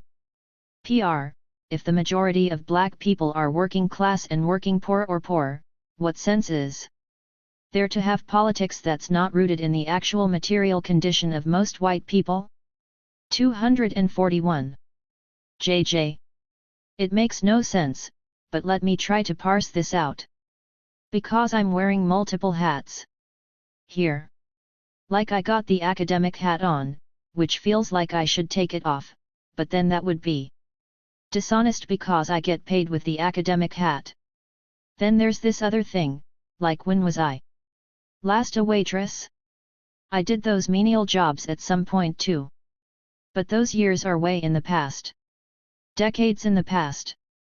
From my setting now, my lifestyle, my employment sector, I can read about the disposition or dispossession and disposability, but I'm not on that shop floor. I can see that during the first wave of COVID in New York City. I've said before, I'm in my middle-class apartment, but on one side it's multi-million-dollar and the other side is NICA public housing. But in New York City, and they stopped giving you the numbers, when they went from losing 20 people a day dying in their apartments, they went from that number to 200 a day, and then they stopped telling you what the numbers were until they could bring them down. The body bags were only coming out on the right side of my apartment where NICA was. That radicalized me, but I wasn't going to be in a body bag. Because I was like, wow, this is the middle class. We're the fulcrum on the seesaw. We got one foot on either side and we're just going to balance. We're not multi-million like we're going to jet out somewhere, but we're also not in public housing and we're not forced to show up as a nanny or a babysitter, whatever, just to keep food on the table. What is the role of the people who are balancing between the two zones? They're never going to be millionaires, but they're never going to be poor and unhoused. PR, well, you are a scholar of Amilcar Cabral. I think Cabral had the great formulation, class suicide. 242. JJ, got it. Okay. JM, but you know what's the neutralizing factor in the idea of class suicide? JJ, what? JM, hustle culture. JJ, what culture? JM, hustle. You're not working hard enough. PR, in other words, if you are middle class and you're not a millionaire, how come you're not selling Bitcoin? How come you're not driving Uber at night to get those extra hours? Why aren't you doing overtime? You mean you don't have your own business, you don't have 4 LLCs? JM, even beyond the idea of everyone's a millionaire, just the fact you are busy, constantly busy, is a function of not so much success, but every day at work you have to be working over 40 hours. If you're working 40 hours, you're not working hard enough. We're going to hit you up all the time, and the moment that you stop and say, I need to take my kid somewhere. No, there'll be someone else to replace you that will work twice as hard. That is very prevalent in the PMC culture. When I say hustle culture, I think people just automatically mean, oh, you mean like Bitcoin and those guys? No, I mean, the idea that you have to constantly be working, and the moment you're not working, you should feel shame. 243. JJ, the New York Times picked this up with the Supreme Court nominee, a woman writer who said she had to balance being a mother and how she's raising her daughter and feeling guilty. She was like, how do you even make it to this level of a job offer unless you are putting in more than 8 hours a day over decades? But then that is expected if you're to be worthy. Then it's worthy of what? I've called this a predatory democracy. PR, class suicide, class traitorism. I think it's a matter of reorienting. I mean, for me, I grew up in a middle-class family in Queens in New York. My parents didn't have elite jobs, but my parents also were Haitian immigrants, and they came from an upper-middle-class kind of Haitian elite in Haiti. They had middle-class jobs. My mother was a nurse, my father was a car mechanic, he owned a couple repair shops. But because of the time I grew up in New York City, we had a nice upper middle class lifestyle. But at the same time, the reality of the precarity of life does not obscure me from the fact that people can be ground to powder. Everyone can be ground to powder. That all of my education does not stop me from possibly, literally being on the margins for reasons, health reasons, personal reasons, economic reasons. At the same time, for me, part of the process of realizing this is spending a lot of time with poor and working class communities of black people who have been ground to dust. I went to college and law school. I was in a black fraternity, so I had black potential. PMC career types throughout my teens and 20s and early 30s. Then I joined a community. Basically, I converted to Islam. I became a Muslim. And I was dealing the same way I was dealing with those professional, managerial class, aspiring black men at 30 years old, my social 244 sphere were black men who had been ground to dust in prison for years who accepted Islam as adults. What I found is that those men had more integrity in character than the career professional managerial type guys that I had known my whole life. I started to realize that the politics of that first coterie of men has a large role in determining the quality of life in that second coterie of men. That was a radicalizing experience for me. I'm not saying that we should demand that of everyone to go through that. But I think that the RE's got to be a process to indulge in that class suicide or that class traitorism to have people realize, like, listen, this ain't working. For most people.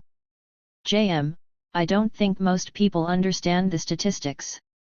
There's a common statistic you hear people like Richard Wolff, the economist, talk about all the time, that people are producing more now than we've ever produced before, working more hours, and making less money. I think that's hard for a lot of people to wrap their heads around, especially people that are in the salaried world. Because they took that job knowing, like, I'm going to be probably working a lot more, but I'm making six figures. I'm working my way up to elite status. There's a ladder that they can see that includes those 100-hour weeks. How do you get those people to see that those 100-hour weeks is the sham? I think in part they already know it. I think people are miserable and they can shop and be entertained. Like, how many Netflix series can you watch?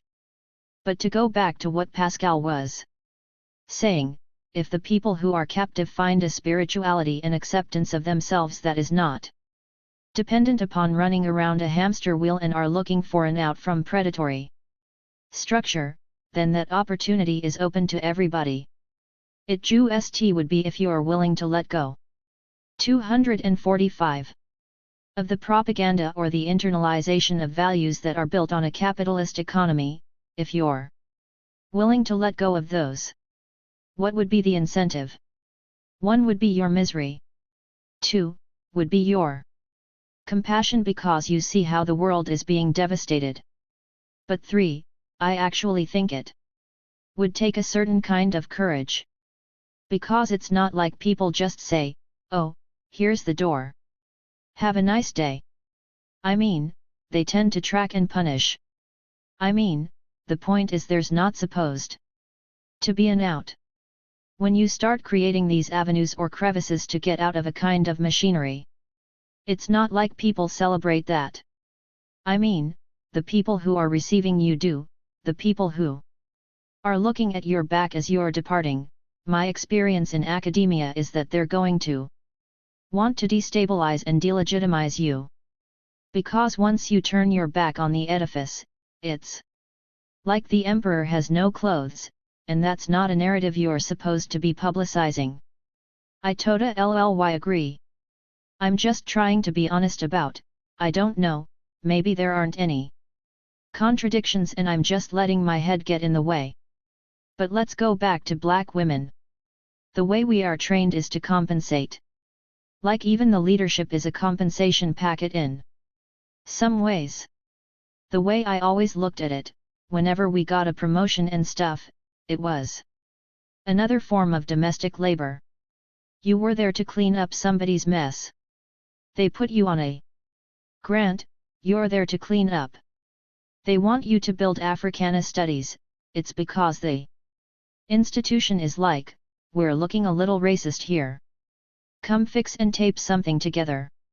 You're never actually in control even though you're given these positions that look like you have power. But the fact is, no, like you say, you have more labor and more grind. JM, well, we've been talking for almost an hour and a half, and we do want to close with the final question.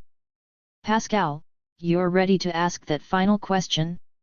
246. PR, there's so many questions that I have. JM, we had so many questions and this conversation has been so wonderful. JJ, I'm pacing around the office muttering, what do I think, what's going on? PR, I have a question based on the judge. Judge Ketanji Brown Jackson is currently being nominated to the Supreme Court. Though Judge Brown Jackson has surpassed the rather low bar of having some progressive elements to her judicial record, there is a certain danger to the way neoliberal identity politics was used to advance her nomination. When asked by her Senate questioners as to what value there was to having diversity on the bench, she stated, "Diversity lends and bolsters public confidence in our system." Can you problematize how that assertion further illustrates the class nature of the black political project in terms of what the system means for most black people who are on the margin? JJ, I would say Obama already problematized that assertion when he said he wasn't a president for black people, he's the president for everybody. For me, it's the dictate of absorption, that you have to absorb, be absorbed by the state and capital, then you have to perform functions of maintenance for it. This happened to Michelle Obama. She wrote that thesis at Princeton that was critical, a bit, of racism in America. Then she spent the next 8 years apologizing for it. Being the mom of the nation. The US should be balkanized. That's my position. I would say let the white supremacists have Idaho, but it belongs to the indigenous, so you can't do that. You still have to fight white supremacists. There's a way in which our desire to belong, as if we thought that belonging was an insurance policy, shapes how we articulate constantly that we're safe black people, that we have no autonomy, and that we 247 don't even want it, no matter how much the white supremacist underground starts to play around above ground. I think that becomes the moment when we cut our own Achilles heels. The logic is you can't expect anything from black officials because they work for the state.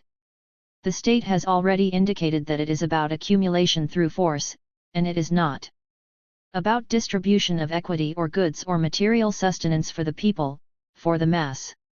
I've tried to stop being disillusioned every time a black woman assumes some level of power at a corporation, within the state.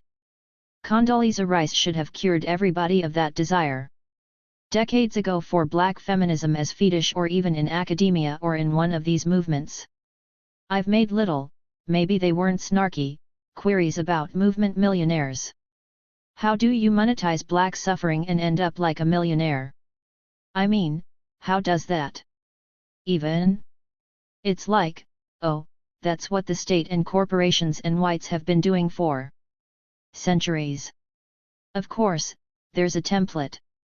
The way you don't want to romanticize black unity or black community, I will not romanticize black women just because they belong to the Democrat IC party or they go to church or their kind or whatever. The only subject that has a true autonomous persona and independent thinking would be those people who understand the state must be not only critiqued but also opposed. Once you take a job within it, then you become the opposition to freedom movements that emanate from the base. Whether they are environmental, whether about labor, the right to be trans, or the right to have an abortion, there's a lot of different issues that we have to deal with.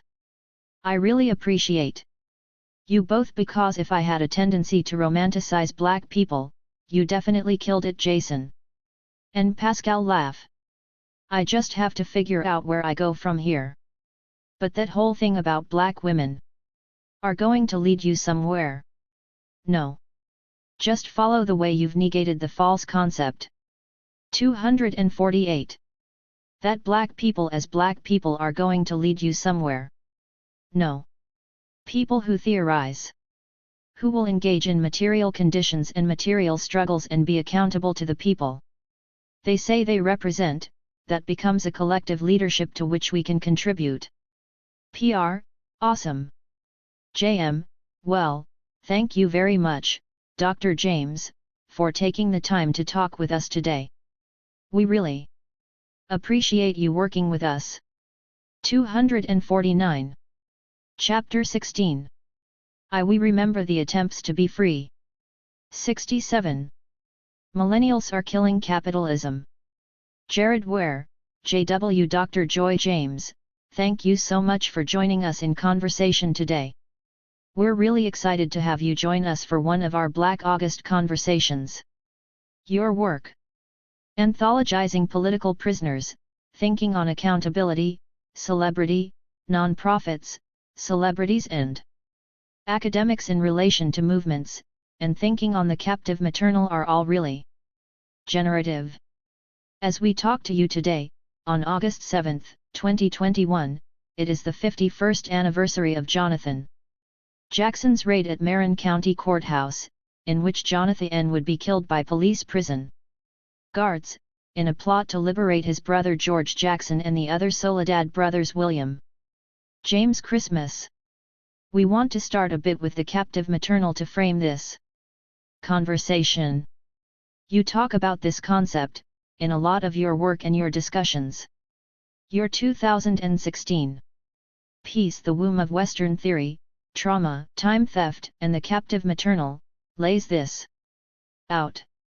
One of the things you state within that piece is that leverage, rather than feminism or intersectionality or progressivism, might be a useful term for recognizing power and predation. Can you discuss your concepts of captive maternal and black matrix and that quote about leverage? Joy James, JJT. Thank you both for inviting me to be in dialogue with you. Let's start on the anniversary of the 17-year-old. Because my concept, it's not my personal concept of the captive maternal, CM, but my formulation of the CM as a descriptor of function in terms of what I saw. I was in Harlem watching parents trying to get protections and services for black children, which is, you know, an incredible feat, like Sisyphus. Roll the boulder up and it falls back down on you. It's a predatory state. It's imperial. It's white supremacist. It accumulates through terror. Blacks are primary targets, indigenous also targets working class, poor, LGBTQ, trans women, and so forth. With this 17-year-old, the leverage would have been that if they could take hostages. My hands were up in the air, quotes literally by definition. Yes, they were hostages. But the raid was actually a barter exchange. It was not to accumulate. It wasn't to rob Deutsche Bank, which is a criminal enterprise anyway, with any bank that comes to mind, but it was an attempt to save the brother's life. 17 is technically still a child, legally, right? The captive maternal as function can be embodied in a child and a teenager, in a male and a trans and non-binary and woman. Most of the examples that I use in The Womb of Western Theory are about adult women and struggle for liberation. It is not personal liberation or liberation defined within the framework of bourgeois feminism that has become hegemonic. Now it's multiracial and rainbow and everything else. But it's liberation tied to the freedom of a people that only can be materially manifested if you defeat the predator. It's not like, oh, here's some land plot and we won't leave you. I mean, that's not how accumulations through terror work. I mean, they're predatory because they hunt, right? The captive maternal on these various stages resists the hunt. The 17-year-old, by going into Marin County, having weapons registered in the name of Angela Davis, means is then how Davis becomes involved. Davis is not actually functioning in this capacity of rebellion or resistance to save the life, not just, said George. 251. Jackson, brilliant theorist, who will die a year later in August, 1971. Jonathan died in 1970. The Attica Rebellion would follow George's death. When you get to the level of rebellion, after you've tried cooperation, stabilizing the state, trying to be the good black person through all of these different stages of protests, and you can talk about it more when I talked about Attica. I kind of break it down, hopefully more clearly. All of these stages, but when you get to the point of sacrifice, which for me is probably another stage, or the captive material, because it's organic, that you would risk your life in order to save a life. And by saving that life, you leave a legacy, even if it's a quote, technical failure. And it's not low tech, right? Because people die. Even if it's read as a failure, it becomes in some ways a victory. Because we're talking about it some 50-odd years later. We remember the attempts to be free. We remember the attempts to turn the hunt against the hunter. The leverage that this 17-year-old, by walking in with the weapons and saying to the state, which is always weaponized, now I'm in charge, is vocalizing, for me, the materialization of a form of the captive maternal who has reached the zone of rebellion that will start to look like the sacrificial lamb within an hour or so. The mandate from the state was that there would be no escapes, even if we had to kill Judge Harold Haley, which they did. Even if they made the assistant a paraplegic, which they did. Even though they would kill the black teenager, which they happily did, along with the two other black incarcerated men, McLean and Christmas, and wounding Ruchell McGee, who is still incarcerated as the longest-held political prisoner in the United States. This would be the statement of the state, captive maternals who seek those latter stages of rebellion and resistance will be eradicated. Still, captive maternals keep manifesting. 252. Back to the womb of Western theory. I opened it juxtaposing an Iraqi feminist who I'm watching on YouTube saying how great it is to be in the US. And then I'm thinking, wait. I mean, I'm old enough to remember what went down here. Non-existent weapons of mass destruction. The disinformation campaign from the Bush administration includes Condoleezza Rice. Even though she's a black feminist, she's not a captive maternal. She works for the state, which is the predatory formation and which is the hunter. I juxtapose the Iraqi feminist after listening to Het TED Talk, which is interesting, fascinating, and implicates the US, but has no critique of the US because it was celebratory.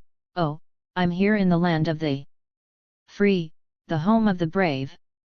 I juxtapose it with the Black Liberation Army narrative of the wounded, tortured feminist, a black one. The Iraqi woman has fled a war zone to seek freedom. In a democracy that is a war zone for all rebels against predatory accumulation. When you juxtapose the two, this becomes the blowback about the captive material challenging if I am a feminist anymore because the CM is non-binary. When you juxtapose the two, you see that feminism is not a stable concept. It is always contextualized. But anti-fascism is stable. You seek one war zone. You flee one. I write that the Iraqi women state that they will wear red lipstick so when the sniper shoots to kill they will know that they killed a beautiful woman. It's very poignant. It has its place in our struggles. But so does 500 years of being tortured and raped. under regimes of enslavement and dishonor in which they are trying to figure out how many ways can they kill you? Accumulate through rape with the 3/5 clause and 13th Amendment. When you juxtapose those two, women in flight feminism appears mercurial. The only thing that stabilizes it is context, and the context is the democracy itself. Since the Iraqi woman is "I got my card. I'm a US citizen now," she clearly is not on this side. 253. Of struggling against a democracy that accumulates through terror, enslavement, and imperialism. Although, she gets to the US in part because of imperialism.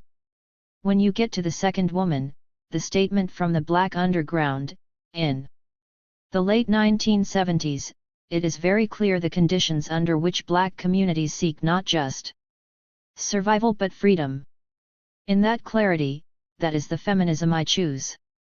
Am I a liberation leader? Absolutely not. I describe myself as a librarian. But as a librarian, I'm an archivist of the captive. Maternal. Every time I see their manifestation from the teenager who dies in a hail of bullets. Because prison guards have a mandate of no escapes, no matter who you kill, so they shoot up a van to people with t-shirts with slogans, "I'm one of her daughters." Which one? The one who was doing sickle cell testing in Harlem as a social worker who loves the people, or the one forced by COINTELPRO underground, who becomes a reincarnation of leverage against a violent state? That underground feminism does not register as much on the t-shirt as the above ground. Which is compatible with what President Joe Biden is doing right now: throw a bunch of money at y'all to get you more services, and then hopefully, nobody remembers what we were actually asking and demanding: freedom, decent wages, stop polluting the environment, rein in the billionaires. He captive maternal, in my understanding, are phenomena of complicity and resistance. On the first level, you can work the system, but you stabilize it at the same time. You accept modest gains or the individual gains for your child or family or yourself, which become, you know, paltry accumulations. You never accumulate on the level of Jeff Bezos and Warren Buffett and everybody else in the billionaire club, millionaire club, and the state. On the second level, you protest because you understand this is a 360 merry-go-round and you're not going anywhere. For those of us who are parents, you can put your child in the preppy school with all 254 the lead kids so they're on the right track, but then the indignity and the dishonor, right, of being, you know, like you don't have the right clothes. You're not the right race. The humiliation that you're supposed to defer to this sort of imperial caste does harm itself. Or you can leave your kid and the local under-resourced school that has metal detectors and the cops and the kids who are going to underground economies, and they're not going to self-regulate because underground economies are just as predatory as above ground. But you know, the blood's on the floor, not through the stock exchange. Either way, it's harm because you never control the environment. You force your child to adapt into a hostile territory. The next stage is, I'm gonna protest this. Moving from like the conflicted or celebratory, yay, my kid got into Harvard, which is a think tank for imperialism, you move from that to the protest zone. Protests are not the same as a movement, but you meet, organize, and negotiate with the state or the bureaucracy. There are no real negotiations that shift power to the mass. So then it becomes a movement. We're out in the streets. We take over territory, or we might burn something down. From the movement stage, I mean, where do you go when the movement is not organized and congealed, right? When I talk about Attica, I'll say more, or I'll be repetitive. From the movement stage, you move into resistance. Think of Jonathan, a 17-year-old junior in high school. He must have gone through all the stages, write your brother in prison when you're a 10-year-old or something, go see him when you can, when your mom can take you, start protesting with placards for the Soledad brothers, marching with Angela Davis. The next stage moves beyond the movement to organize something that I understand the Panthers on the West Coast did not support it. Oakland Panthers saw it as a suicidal mission. Huey Newton's eulogy at Jonathan's funeral references revolutionary suicide. You move from that stage to the stage of rebellion. 255. But the rebellion and resistance against the state are always punished. The captive maternal can be pacifist or militarist. The state doesn't care. It does not allow autonomous zones, particularly of /for black freedom. What do police forces do? They shoot up a van. Kill everything that moves. It's totally unnecessary. It's performative. Part of their performance, or their messaging to all captive maternals: if you ever think there is autonomy, if you ever think your agency registers to change your reality, the material conditions, and the world towards freedom, we have a bullet for you. Captive maternals keep doing their thing: pacifist, militarist, spiritualist, materialist, combination of all the above. The womb of Western theory talks about the predatory womb of Western theory writ large, Aristotle on down. It's also talking about that unexpected byproduct when you have a breech baby that comes out the wrong way. Comes out a rebel, not a clone. Joshua Bryant, JB. I think that police violence has the similar effect of public lynching. It serves a similar ideology. Similarly, it represses even the potentialities of black revolt, in my opinion. Oftentimes, I see the brutality. I often despise the term police brutality, because it's contradictory. I think it's like seeing some of the violence that we see from the state. It's deputized like individuals, if that makes sense. It has to be more than just, hey, they hate you because of your skin color. I'm very curious to hear what you think about a lot of these killings. We see how brutal with even like seeing stuff about like the homeless, right? We may see that's how some you saw a video the other day that went viral, right, with the cops is brutalizing the homeless into a knowing they're being recorded and knowing that this is all, you know? 256. JJ, the performative nature in my opinion, is part of psychological warfare. It's also godlike play. Police are, yeah, you can catch me on camera brutalizing civilians, but I'm still gonna walk away. Derek Chauvin is inside. Think, however, of the percentage in which police predators are actually held accountable. It's really low. I don't have the numbers. Somebody can go look, and it's really hard to find the data because they don't report all their violence against civilians. This performative violence is tethered to immunity and impunity, and the indignity that our tax dollars are paying for this. In New York City, the NYPD cracked open heads of peaceful protesters decrying the murder of George Floyd. Now young people who say, oh, we're gonna pay down some bill because my partner, she's got X number of stitches from police violence at peaceful protests. I'm looking at New York Attorney General Letitia James not even grill the head cop in New York City Dermot Shea, who projects, I can lie to you on camera. This is a collection of testimonies about how violent the NYPD was during the protests. Most of the people speaking are middle class or bourgeois whites. They're voters. James is helpful in sidelining New York Governor Mario Cuomo for his predatory acts, but she is not a friend to the masses.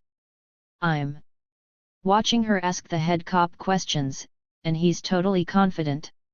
He can lie that NYPD never kettled people in the Bronx and then kept them kettled until after curfew, then took down the Barricades, rushed them and cracked open heads, hitting 80-year-old journalists with green caps on. Didn't matter. Human rights workers? Absolutely, doesn't matter. The human rights. The organization makes a statement, but the hunters, I'm gonna call them the hunters, are like, yeah, we hunt. You have a problem with that. Despite the brutality, they will still get a pension, vacation days, or they were penalized and lost 5 vacation days. Whatever, they'll do overtime. The amount of money we're gonna 257 pay in New York City, not just for the millions of dollars in settlements for police brutality against peaceful protesters in the wake of the murder of George Floyd? Add that to the fact that the cops are going to charge overtime, which is more than basic pay. They're charging you overtime to beat you. If you stayed within the mind space of liberalism, you would either lose it, or you would just have to pretend most of that violence didn't go down. This is why I think there's such mystification about violence, political violence right now, among certain kinds of feminists, abolitionists, activists. If they analyzed what was really going down right now, they would realize that there's nothing in their toolkit that will remedy this. Malcolm said, by any means necessary. You can go either way on the spectrum with that, which means you can also say, get out the vote. I don't have a problem with that. I appreciate Malcolm's candor, like a lynching is don't like call it something else. Let's just call it what it is. And there is no candor in most of the political speechifying or speeches. Maybe I don't have to be like snarky with the speechifying because they have to mystify the violence and they have to make the lynching a non-lynching. If that makes sense. It becomes a tragedy, which it always is. It becomes a horror show, which it always is, but it's not, it's never what it is in the real material world, right? Which is a horror show that you have to counter by any means necessary. It's a horror like, okay, this horror movie will be over at this time. And we'll lose, leave the theater, and then we'll all be able to, like, figure out how to work in this system. You can't work in this system on the stage one of the captive's maternal to stabilize it, because it is inherently predatory. And it does have a bloodlust. I don't care what they say, how many crocodile tears they shared about who died when and where. How many like memorials they go to, or funerals, how much money they pay out to families after the murder their kids, which come out of my tax dollars. Let me pay for pre-K. 258. Okay? Or let me pay for cleaning up the environment. I don't want to pay for murder. I don't want to do compensation for murder, but it's part of the taxing and it's part of the indignity or the dishonor that is waged against us. If we focus on lynching, Josh, as you put it on the table, and we don't try to make it a historical artifact, then what we trace is not just the brutality, but the resistance against it. The first person who comes to mind is Ida B. Wells Barnett, right? Foucault writes, in Discipline and Punish that torture disappeared from the public because a guillotine was dismantled and taken out of the square. No. He is wrong. 1892 is the height of lynching of blacks in the US, where crowds of 10,000 people come out with picnic baskets and leave with body parts. They bring their kids to the lynching parties. They're indoctrinating the next generation to be terrorists. Wells' resistance to that, and the clarity that she had and has still as an ancestor, created longevity. She was too tied to the grassroots. She would call terrorism as she saw it. The most militant voices that call it as they see it terrorism get sidelined and marginalized. Because we are told to mystify the violence in order to get people to perform on levels 1 and 2 of the captive maternal. The call for autonomy is only legit when you're dealing with a terrorist. If you're dealing with a democracy, then you can always reform and rehab it. My analysis of US democracy is that we have a lot of leeway to shop if we have money and to do some other stuff. But it has expressions of organized terror. I mean, this is why John Jackson is not an elder right now. This is how we lose Patrice Lumumba, Che Guevara, Malcolm, Martin, Medgar Evers, Fred Hampton. I can't just do this. Roll call all day. There's organized violence to disappear or quote neutralize leadership that trends towards rebellion for freedom. 259. JB, you wrote a piece a couple years ago about George Jackson entitled Dragon Philosopher and Revolutionary Abolitionist. You also wrote New Bones, Abolitionism, Communism and Captive Maternals, and now these are both pieces about different things. But in both cases, you referenced the captive maternal. That seems inadequate to me. George Jackson is a hyper-masculinist character, and the Attica Rebellion is a reflection of the same. But you note how Angela Davis dedicated her essay, Reflections on the Black Woman's Role in the Community of Slaves to Jackson, and you use the Attica Rebellion to talk about your stages of the captive maternal. Explain to folks how you see the captive maternal in relation to George Jackson and Attica. JJ, so first, I'd step back, I relate George Jackson to his mother. That's the namesake, right? I believe it's Georgia Jackson. There's a way in which your children can transform you. I started off talking about like the hustle of getting them into good schools, keeping them away from predatory structures, school to prison pipeline, internet, how about that one? Social media. In order to keep them not just alive, but to allow them to thrive, you have to learn from them. It's transformative. You know, whether they're your fictive kin adopt I mean think about our experience for 500 years? I mean, like somebody had the idea to sell your 5-year-old twins. After you finally can process that, you still adopt other children in the community and you help raise them. We're always being sold, bartered, broken apart, put in foster care, prisons. We're always being disappeared as families. If captive maternals function in the social order and the political order, they obviously function the familial or family order.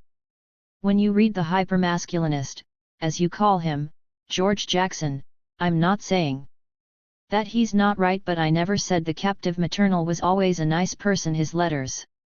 260. In Soledad Brother, the way he castigates his mother, it's like, oh, please stop already. Kids. Take years off your life just to be candid. Mrs. Jackson changes though, because the torture, the confinement, the enslavement, also known as prison of her child. What little I know of his early child handful. Got it. It is one thing when an individual acts out their aggression, it is another when the state does it with impunity. You have to decide if you will align with the individual who is now treated as prey to be broken. Or will you align with the state and its punishment? Will you abandon the individual who is constantly rebelling, including against their family? Or will you find the stamina to figure out how do we move from this point to the next point so that we can be free not just from external aggressors, but also internal aggressors in the community? And our own aggressions against ourselves, our dysregulation, instability, depression, anger, rage, our volatility. In a hostile world, you get people who can't be quiet, or won't be quiet, or don't cooperate. By the time both her sons die, the mother is a militant. Read the letter.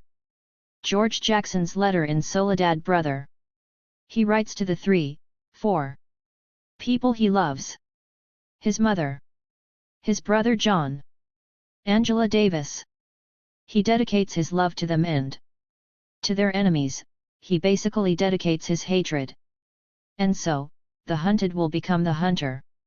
If you annihilate, destroy, damage, harm their kin, I would say that's not a gendered response. Though men most likely are socialized to perform that. Women will do it in a different way, more verbal. If there's a hypermasculinist presentation, there's a possibility that there's a hyper-feminist presentation as well if it's about the accumulation of power based on the dishonor or humiliation of others.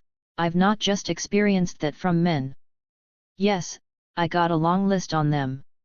I've also experienced it from women. I don't like hypermasculinists. I don't really like hyper-feminists. I'm not saying that women wanting to be free is hyper, I'm talking about the presentation style, the code of ethics or morality that gets broken among women. 261. What you put is so important, Josh, because now I have to make a choice. I'll just go for it. If I had to choose between a moral code that was principled, but not nice, and the niceties of petty bourgeois or even working class protocol, I would probably go with the ethical code that would make me whatever word you want to throw, and a lot of people have been throwing them. Of any word you want to throw at me, nice is probably not the first word that comes to mind. I'm not trying to be hyper anything. I'm trying to be clear. What George said about his family kin, I cannot register with it on the level of a revolutionary because I'm not one. I can definitely register though on the level of family intimacy. If you even think about harming or disappearing mine, I will dedicate the rest of my life. And that's what he said that he would do, dedicate his life. Then, fill in the blank, to seek balance in the equation. From the different mothers that I've worked with, who've had their children murdered by police forces, they're not really forgiving. Some of their demands have nothing to do with civility. Those demands sometimes may be perceived as hyper. I'm not saying that the descriptor is inappropriate. I know a little bit about how George Jackson got inside prison. I don't think he should have been inside. I think he should have been offered the whole restorative justice. Give him a lot of therapy and see how this goes. George Jackson became a revolutionary because prison guards murdered W.L. Nolan for starting a legal petition to stop prison. Once you realize that they will kill you for following the rules state that if you have grievances, write a petition, send it to the adjudicators, and they will bring it to the state if they will shoot you in the yard for that. Then there are no rules. George writes that the definition of fascism is law. When I first read that, my mind said, wow! Really? For Davis, what little bit I know about TR exchanges was that, no, this is not. 262. A fascist or proto-fascist state. You can work within its systems. I'm thinking Jackson analyzed reality from the zone that he occupied, prison as a terror zone. Even in that shooting, what little I know of if they shoot you, and then they let black men bleed out in the yard, and then they tell their comrades who also loved them, if you even try to move them to the medical center, we will shoot you too. So when you say the performative trauma will be a guard saying I'm gonna make you watch your loved one bleed out in front of you on penalty of death. I dare you to try to pick him up and take him somewhere so you can save his life. This implicates you in the murder. Once you have a regime that starts doing stuff like that, and bringing people back from Vietnam, now from Iraq/Afghanistan, to mill into your prison forces, the guard forces, and the police forces, for them, it's just a war zone. What is the human, if that's what we want to be? I'm not always sure, what is the human in a war zone? I mean, sometimes a warrior, even if it's going to facilitate your death, meaning Your brevity of life, because that becomes the only ethical choice. Malcolm could have taken the money and lived longer. You know, Martin could have, everybody I named who got assassinated with the help of the US government, CIA, FBI, etc., etc. They all could have taken the money, but they didn't, so they had brevity and violent endings, but then they have longevity in memory. Even though that, obviously, is not what people were hoping for. They were hoping for more. Does that kind of respond, Josh, to what you were asking? JB, I appreciate that. Thank you. 263. JW, to tack on the other point with that question, talk a little bit about Attica in relation to the captive maternal and the stages of the captive maternal. JJ, the glimpse of Attica happened last year when I was speaking on a panel with the Newburgh LGBTQN Center. I've been talking in part about a NYC church I attended. It had the only black trans teen center, in a city of 8 million. There's probably no more than 15 beds. But they had. Produces cross of photographs of murdered black trans women, and so was upstairs in the sanctuary. The overnight stay was like on the ground floor, but up in the sanctuary with you. No, it's an old church, you know, so this white alabaster angel is cradling this large cross of photographs of black murdered women. And so I asked, so what's the suit? What does security look like? We were having a dialogue back and forth, and I don't know if they weren't ready for my question, or, my little caveat. I grew up on what I call the bases of an imperial army. Like when my father died, he was a lieutenant colonel.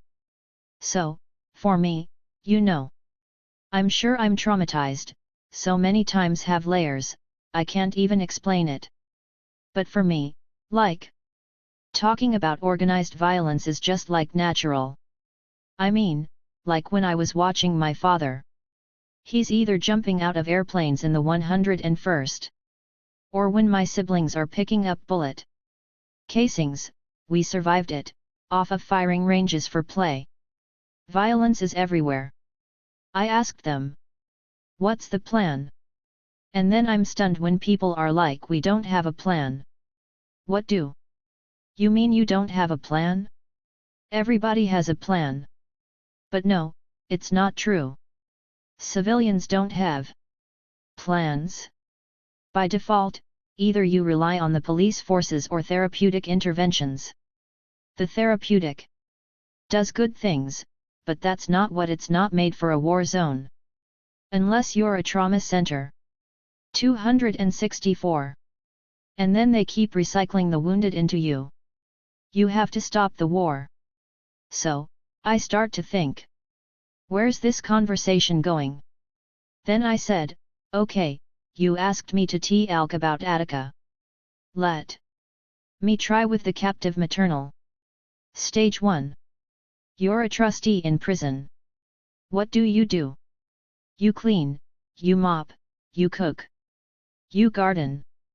You deliver towels, books, work in the library and on low-level administrative tasks. Your labor stabilizes the prison structure. You're reproducing the zone of terror not because you want to. You got captured. Maybe it's out of boredom, you need a job or they pay you 27 cents, $1.20 an hour. Some perks. But that labor of caring for yourself and the other incarcerated with whom you forge a community, some are your adversaries and predators. Your labor is stolen. Just like enslaved labor. The 13th Amendment. It's actually enslaved labor. Your labor is stolen to preserve the structure that holds you as prey. Stage 2, as with Attica in September 1971, you start protesting as if we were humans. Attica people said they were men. My understanding is that everybody inside prison didn't probably identify as male, or self-identify as such, but the prison would classify your gender and then send you to the men's prison. It's 1971. You start protesting, start asserting your rights. Arguing that you're tired of this free labor, slave labor. Labor which actually on the outside world disproportionately be done by women. Since the prison is same gender, there is no gender difference. All of the labor that's feminized outside as domestic labor, wages for housework, or non-wages inside prison for the same labor, is now performed by people perceived as male. They start to protest asserting, "Don't pay me 27 cents. Don't call me the N-word. Stop terrorizing." From that protest stage, either the prison administration listens to you, or they don't. But nothing changes. What follows next is the movement stage. Part of the movement stage, of course, was George Jackson's murder. His assassination, which is what? 265. Foucault calls it, and I'll go with that. The incarcerated were reading George Jackson inside, they were reading Soledad Brother. Back to George as a captive maternal. The captive maternal is anybody who loves others and the people as a communal mass. They're not narcissists, per se. And they're definitely not sociopaths or psychopaths, which some people probably labeled George as.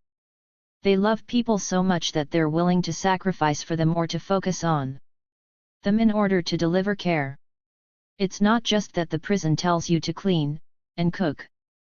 You care about yourself and others, so you're doing it for them. When you reach this stage of protests, especially after the murder of George Jackson, and if you were reading Soledad Brother, you probably thought that George was speaking to you through the text. You probably generated an emotional relationship, which I would call love. It's like when I read Octavia Butler, whether or not she's speaking to me, in my mind is like, oh my God, that's what's going on right now. And so they care about me, the writer cares about me. They're in my head. Their narratives and experiences let me know that I'm not crazy because they're talking to me. It's not me as a problem. I am jacked up, but it's also the predatory structure. The writer loves me enough to tell me the truth. Jackson's book was edited heavily by his attorney, and the book editor because they wanted him to look more liberal.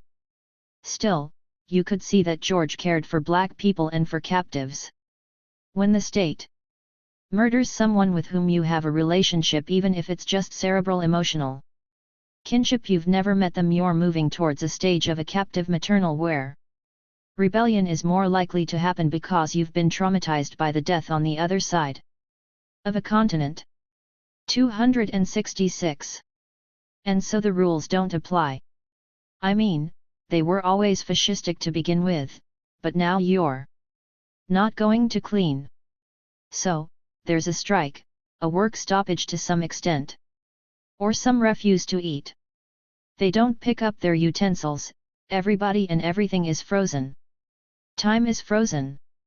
It's on pause, because what's the next stage after the murder of your kin? At Attica, the next stage is rebellion. They take over. 2 trustees die killed by incarcerated.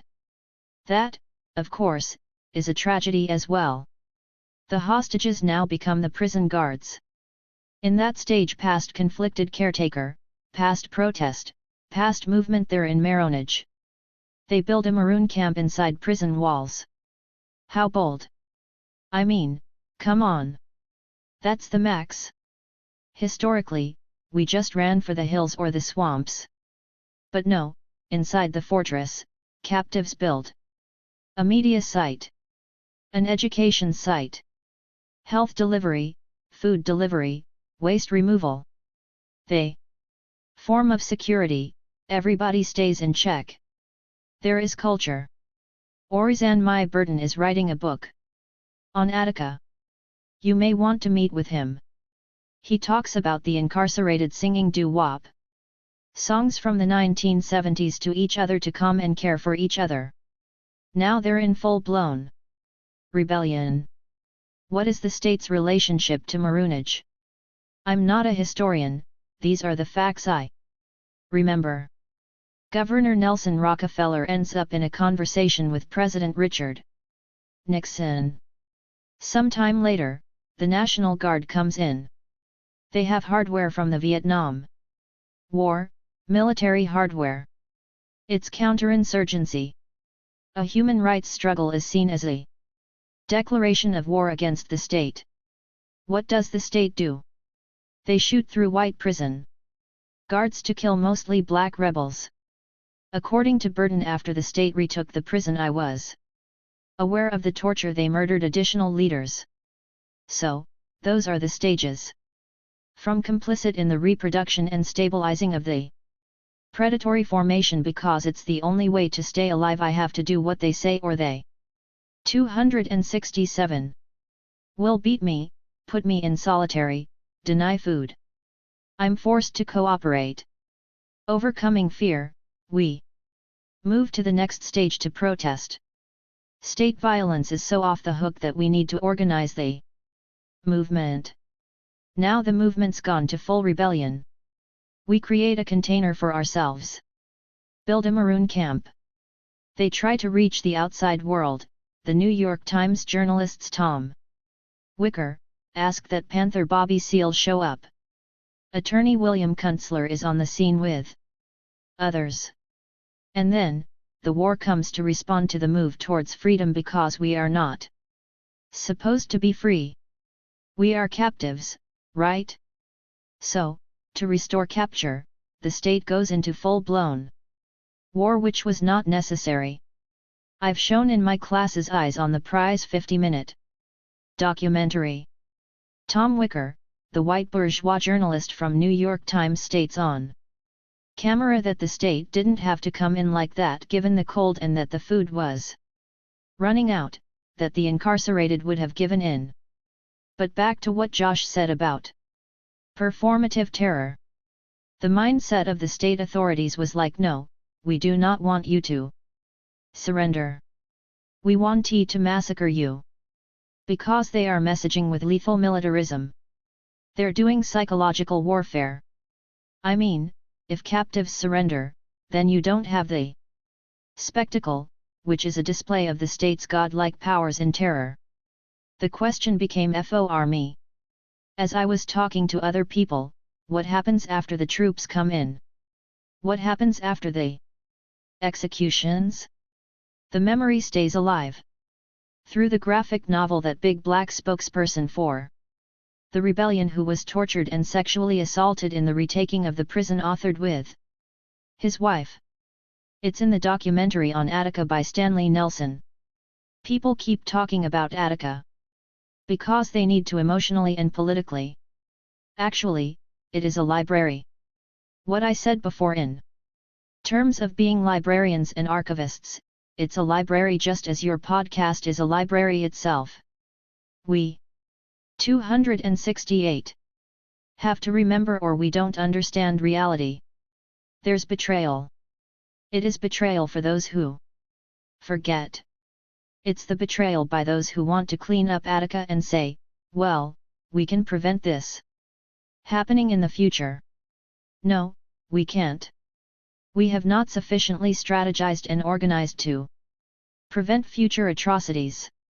It's the betrayal that's shaped by fear and shaped by accumulations. It's not just white people who betray you.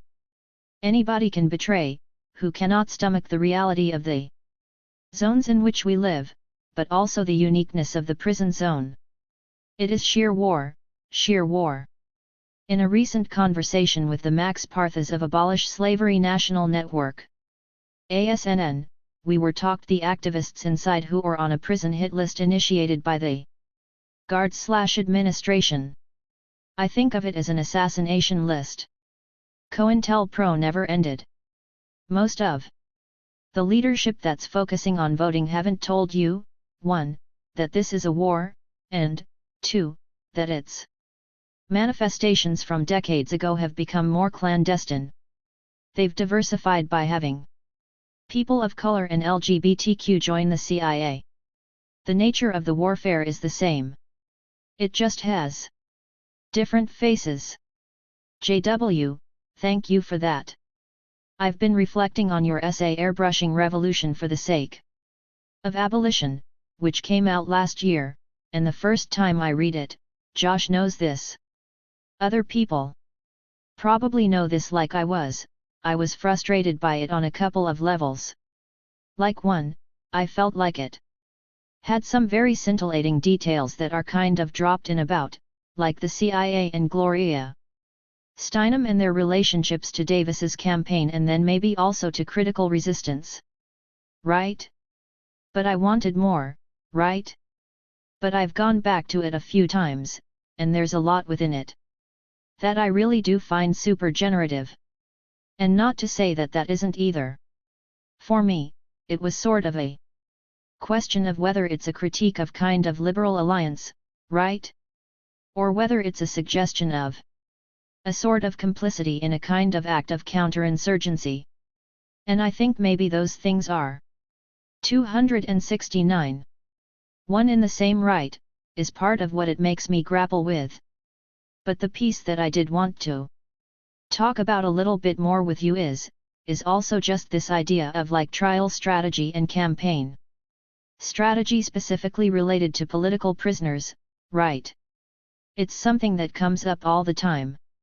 I mean, I work around and try to support campaigns related to political prisoners.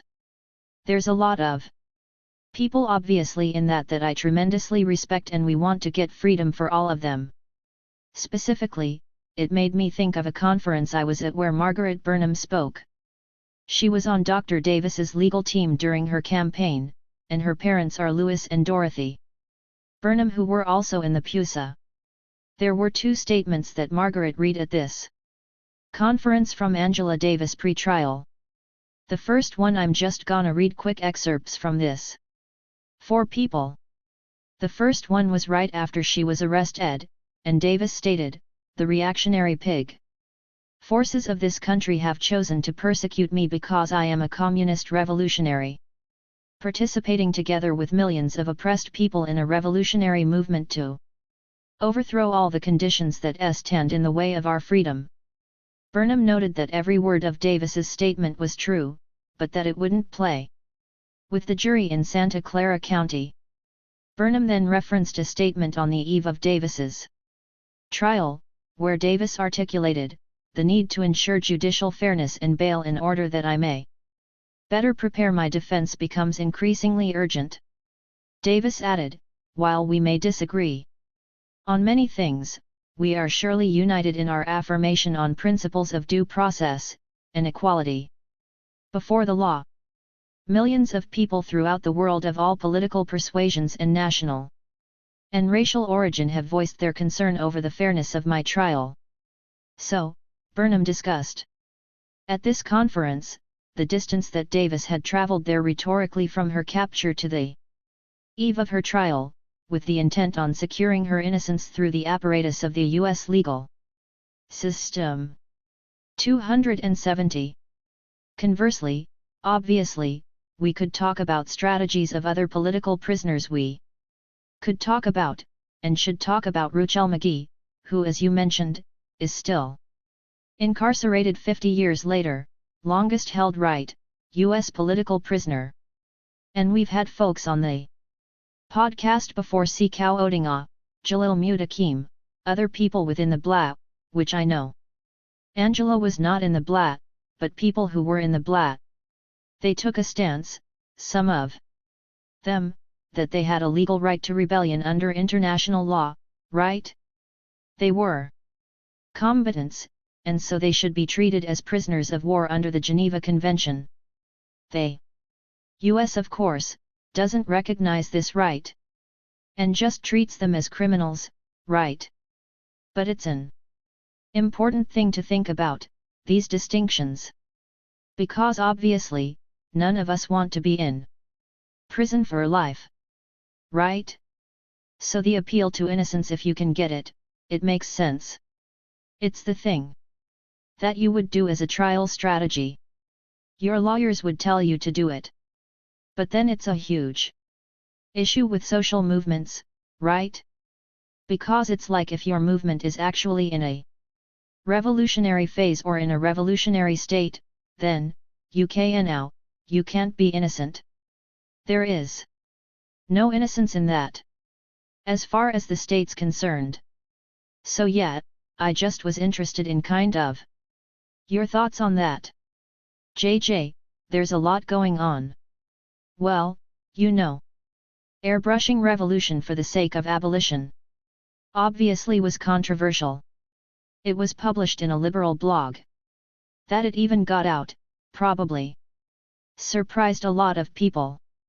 It was sparked by a conversation with a doctoral student at an elite university. Was hearing how doctoral students were, at least from this perspective, but I've heard it from other people, were being pressured to do their research within a certain ideological format that would not be perceived as too militant or too radical. The academy, if it's a public university, shares the ideology of the government, because it's a state entity. If it's somewhere 271 where I taught like Brown, where I was doing those anthologies, the university has the ideology of the corporation, so it's private capital, or it's state.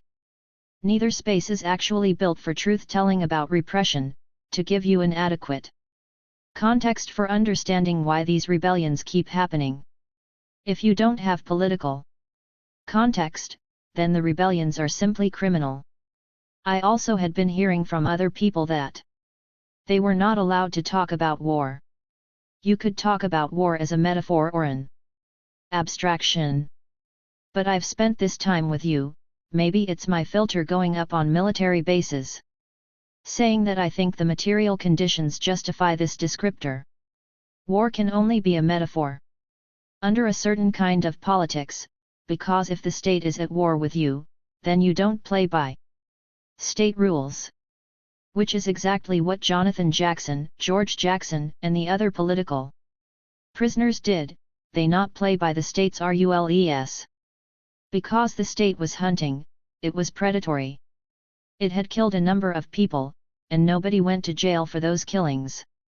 You can give like Fred Hampton and Mark Clark's families like $1.8 million, whatever, which, compared to $2 million for Breonna Taylor's money, I don't know if you've adjusted for inflation.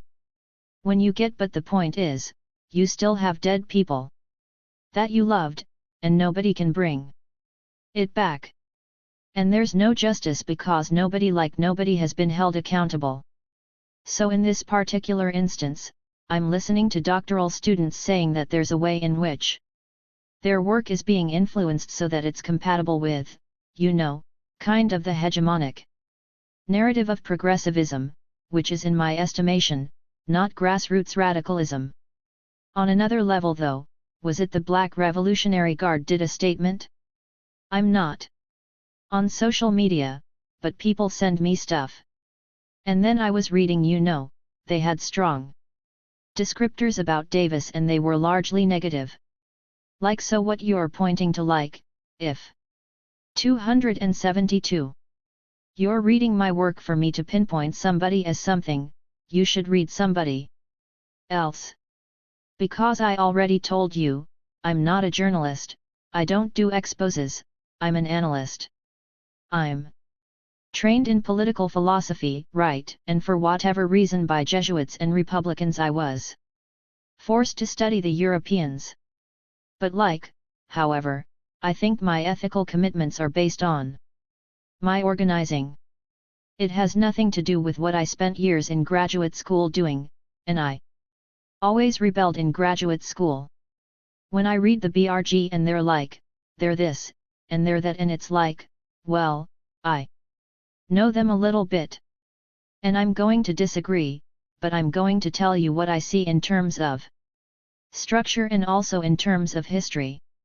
And the data I'm sending has always been out there, but it's been written by white bourgeois academics and British, so nobody reads them or cares. But when a black woman who says I'm also a feminist, when it's just like, oh, hell breaks loose, right? It isn't really a joke. The inside line in that is that you can't critique black feminists or black feminism unless you go rogue. Going rogue means that I'm a librarian, and some of this doesn't make sense. Let's try to break it down. First, people don't necessarily have to be working for the feds. My understanding is Gloria definitely did. But everybody knew that from the Ramparts expose releasing that information in 1967. By 1971–72, Steinem is made the head of Davis's fundraising committee.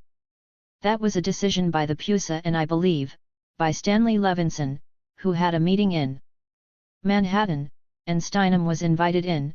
It's like, we want you to do this. So why would a bourgeois white woman who basically says that she only worked with the liberal faction of the CIA, and then they scrubbed that from the media, you can't find that clip anymore, why would you agree to defend Angela Davis and raise money for her? I don't know. I mean, figure it out. 273. Yourself. I'm the librarian. I put the book on the table, read it or don't, I don't care.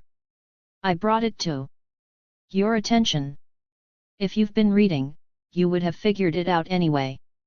Usually when you figure it out, it's this hyperbolic. I'm going back to what Josh said about hypermasculinist responses such as we're going to tear down Steinem, and feminism. That was not my goal. I've met Steinem decades ago when I was a grad student. The whole package. Lovely person.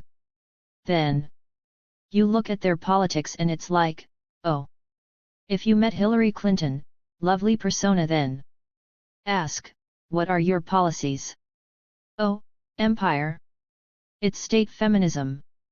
One of the things to think about is if this is already public knowledge, what's the big deal when it appears in print in a blog in 2020? Because it's destabilizing the perception of what black leadership should be. What does it mean to be aligned with state feminism? You don't have to be a state feminist. You just need to be part of the revenue stream, whether or not you're ideologically aligned. The revenue stream is promoting your work. Consider Ms. Foundation. There's a couple of articles to think about.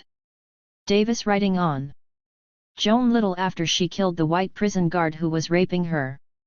I believe that was 1975.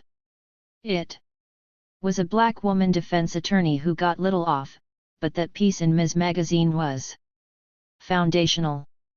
Little was a civilian. They were not a political combatant, until that act of self-defense. Then it became reframed as political phenomena. I would argue, akin to what happened with Clarence Thomas and Anita Hill, is that the black woman becomes representational for white women. I'm sure some women would want to have that level of retaliation and defense against their rapists. Because there's an analog, Joanne Little works as an anti-rape figure. But if Joan Little was pre-politicized and did a guerrilla act against a police precinct, that would not be in Ms. Magazine. Okay.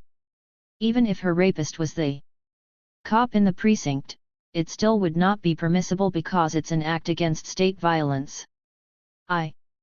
274. No, it may sound a little confusing. Like this is a local prison guard, so isn't he the state? No. He's just a local flunky, who if he's going to be a serial rapist should have thought about the possible consequences if there's ever a rebellion. So, he never did. But in that era in 1970s, it could work as a feminist modality because it could be spread writ large over bourgeois white women as the victims of male patriarchy, which is real. It doesn't often reach the level of reality that you end up in a tussle with your white jailer and stabbing him with his own ice pick. That is rare. That's the anomaly. But you could see the Self-defense as the right of all women. That's why Joanne Little is useful. Same with Anita Hill. Being sexually harassed. Cuomo will likely lose his job because he was a predator harasser. Allegedly, you're supposed to say until proven guilty. Anita Hill is useful on all these rallies. Because she's black, but the charge is genderized. It has no racial component anymore. People.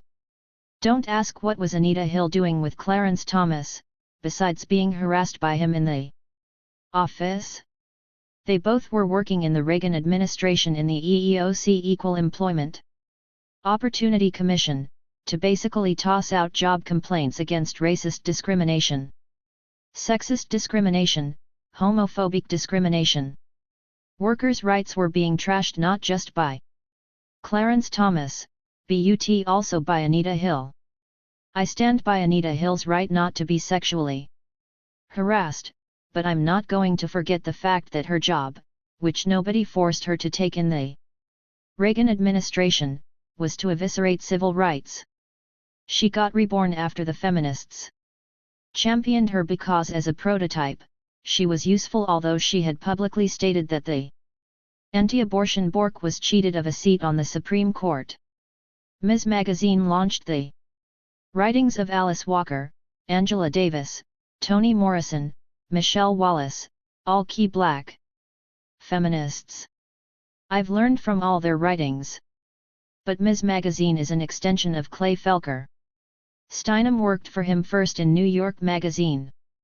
Both of them, if I recall correctly, had 275 allegiances with the state during the Cold War. So how might you win the Cold War? The CIA can't kill everybody. Win hearts and minds. Get publications. Produce a kind of feminism that's going to be loyal to the state. Hillary Clinton was a feminist. She was also an imperialist. These alignments between black feminists who don't have that much money, or clout or platforms, with white feminists who do usually are transactional. Eventually, some of the black feminists will have wealth, stature, influence leveraged through such partnerships. State feminists can now claim that they have women of color, are rainbow. Nobody can say they're racist. For me, the telling point is what's the position on U.S. foreign policy? Can we talk about U.S. imperialism? If we can't critique U.S. imperialism, then the transactional politics work for the state feminists. They may leverage the influence, raise the profile, sell more books, raise the honoraria and speaking fees, for others, launch people as writers. But those individual accumulations are not mass accumulations for black people, unless you're personally cutting everybody a check. You might be. I don't know how people do their donations. But that's still not enough money. How many books did you sell? Is not enough money for black freedom or reparations. But for the state feminists, what they gain is amazing.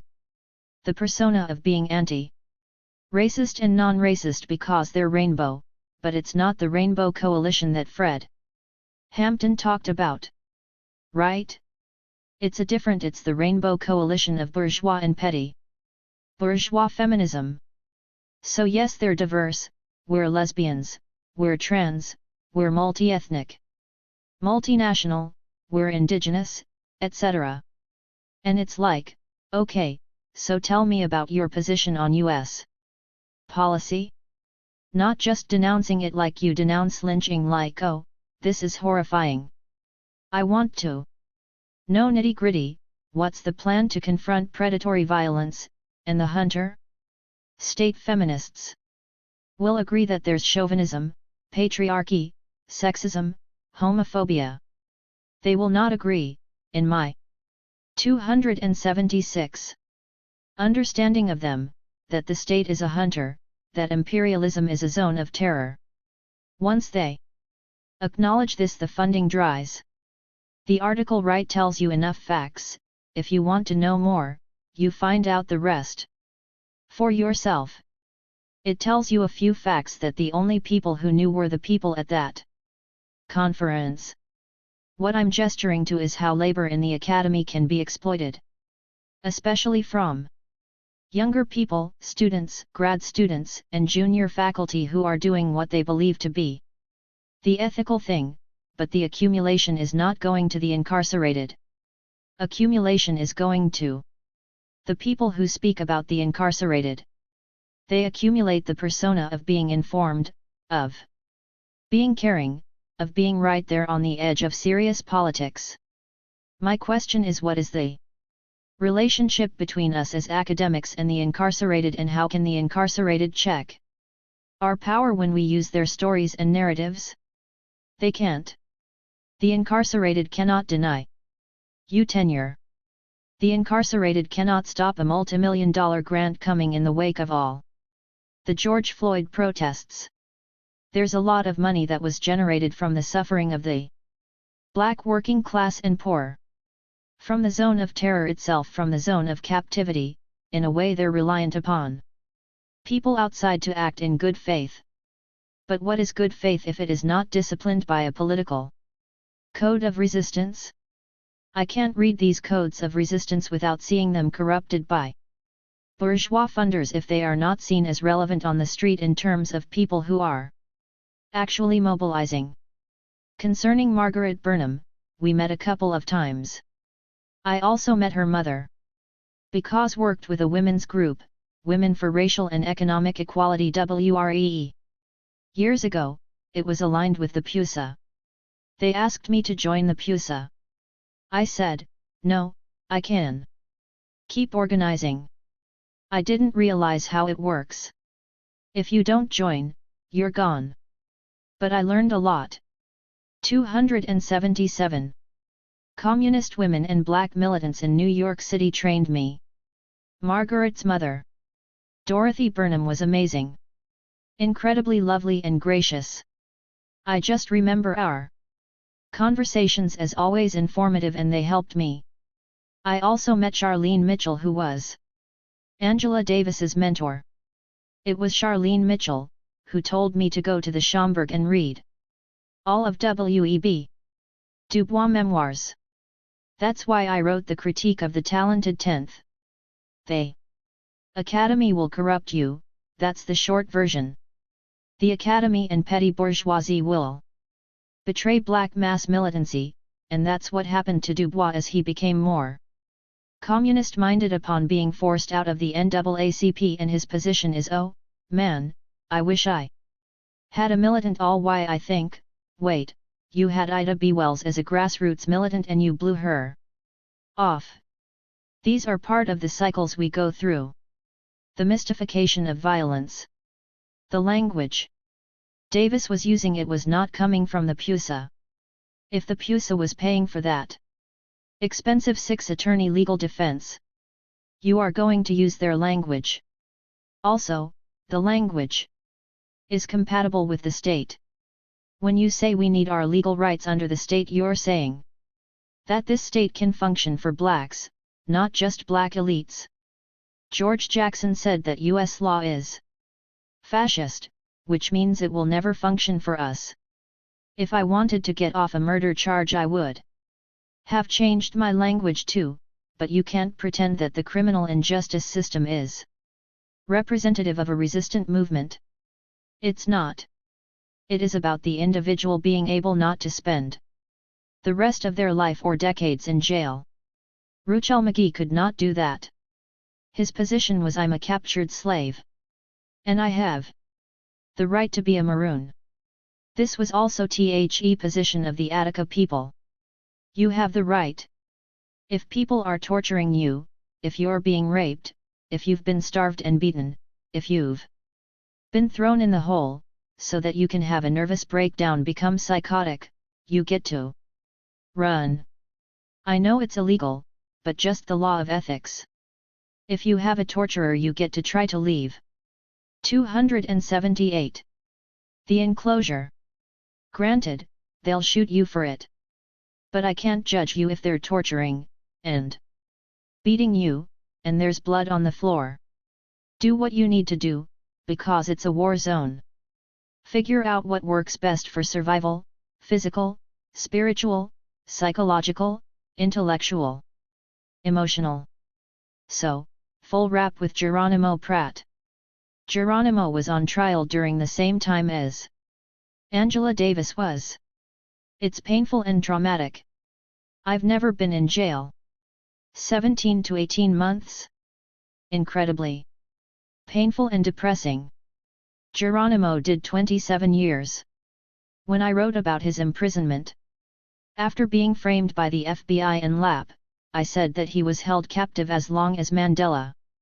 A prominent black academic historian indignantly responded with, "How dare you compare to Pratt?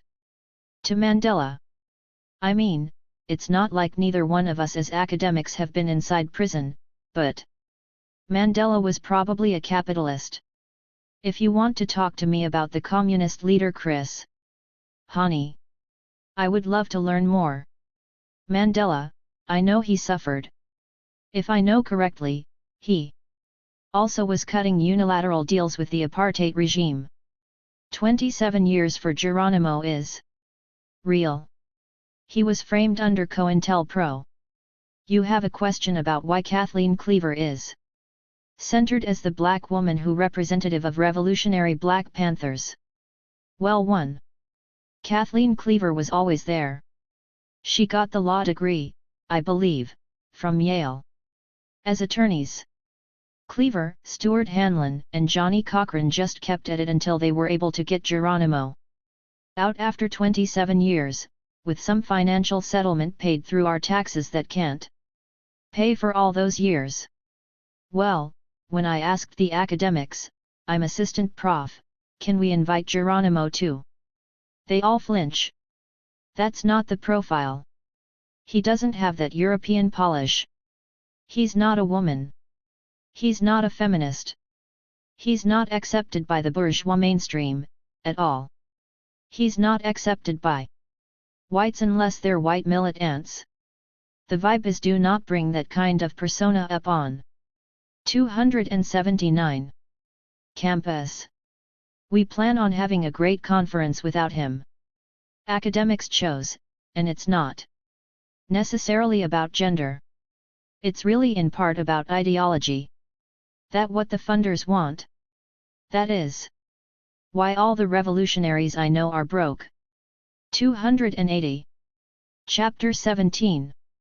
2. We remember the attempts to be free. Millennials are killing capitalism. Josh Bryand, JB. In the Introduction to Warfare in the American Homeland, you write how erasing a genealogy mapped by T. Wretched of the Earth allows the non-wretched to print over their texts, to use insurgent narratives as recyclables. This is a practice of the police machinery and its technologies of warfare. Professed allies, radical theorists, are selective because they have that right and privilege. In one narrative, Foucault disappears all impoverished and imprisoned black/brown bodies, yet in another, he presents, in painstaking delineation, the corpse of the revolutionary icon and prison rebel George Jackson. That killing in a California prison 30 years ago sparked the Attica Rebellion and additional killings in a prison on the other side of the continent. I'm thinking about this alongside an interview you did with Devon Springer/Groundings podcast titled The Plurality of Abolitionism, which everyone should listen to, by the way. There you spent a lot time struggling over the role of the intellectual as opposed to the guerrilla intellectual. You talk about the more liberal and/or academic forms of abolitionist thought that have emerged in the aftermath of the more radical potentialities of social movements. Can you talk a little about this watering down of revolutionary struggle to mere abstracts in terms of liberal academic institutional discourse? Joy James, JJ. I'll try not to be repetitive. The New Bones Piece Verso blog 2021 is based on my reading when I taught Amilcar Cabral's Return to the Source. I knew about Return to 281. The Source because I have a friend who was in the Harlem Panthers. NYC Panthers were very different from California Panthers. West Coast Panthers would have been the Panthers that Davis aligned with. The East Coast had a militant ideological trajectory. From NYC, you get Doraba bin Wahad and others, and the people largely who wrote that letter that I put in airbrushing. So, you know, the New Bones, Verso Blog 2021 argument that I was putting forward after being influenced by Amilcar Cabral. Like everybody, I was traumatized by what seems like planned ineptitude around the COVID pandemic, the loss of life, livelihoods, and housing for so many people. What's the source of New Bones, of new thinking? The concept of New Bones came from the poem from Lucille Clifton, New Bones Abolition 2023, by Commons Notions. New growth, the source agency in my mind cannot be the academy. It is a source of accumulation. I said that earlier. I'm not bashing anybody, because I'm bashing myself. Me included. Inherently. If most of the people you're quoting are academics, and you're saying that academics politicized you, that's going to be interesting. It's going to be interesting, because if we've been able to keep our jobs this long, or get these honorary titles, we are compatible with the structure even if we are seen as contrarians or mavericks within it. We are still compatible with accumulation. Within an empire with imperial DNA shot through it, right? For academics who survive as long as, say, I have, the way we risk is modified, it's shaped by our distance from physical terror. They risks taken by the incarcerated when they go on strike look nothing like the risks we take about whether or not we will be published. Warfare, originally it had a different title. The editors at Duke asked, "Are you declaring war on the United States?" I said of course not. Then we had to play around with the title. It 282 was my last year at Brown, where I was demoralized because of the response to my work with political prisoners. At Colorado, I sent the anthology that came out of the academic conference at CU Boulder. I got Palgrave Macmillan to mail 50 copies into the incarcerated. There was one person who had been in the BPP and Blatt. They wrote back that the book I sent them, which I was so happy to share, wasn't really relevant. When I went to Brown, I anthologized political prisoners for years, but I caught hell. It was like, you need to go. I mean, how uncomfortable can we make it here for you so you will leave?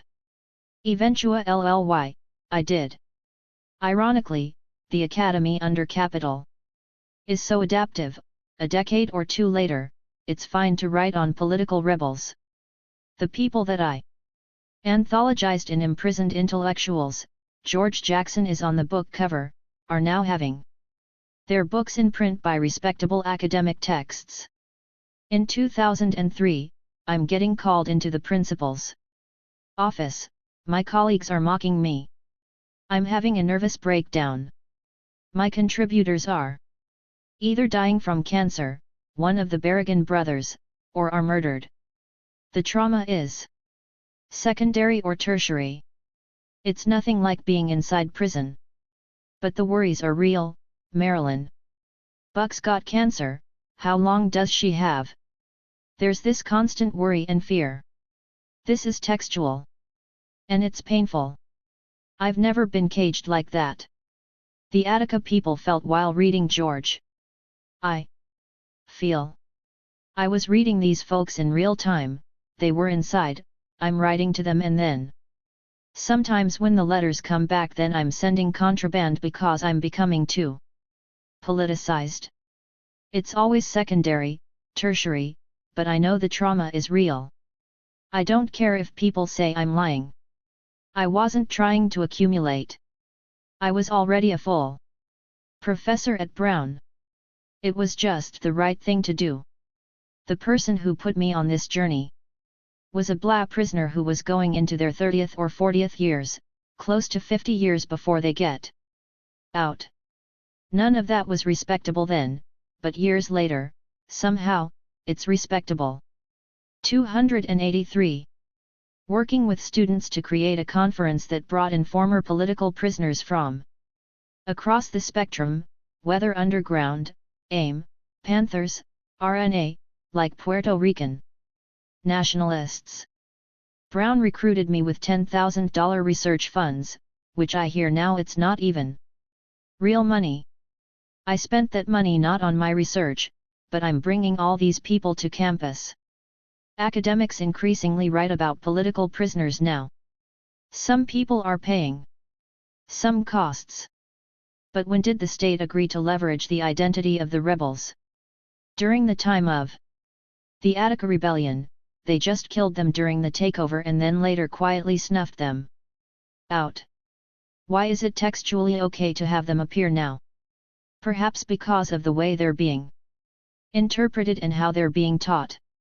You can't teach rebellion to the children of the ruling class, or to that scholarship kid who's now going to be a worker but well paid for the elites, right?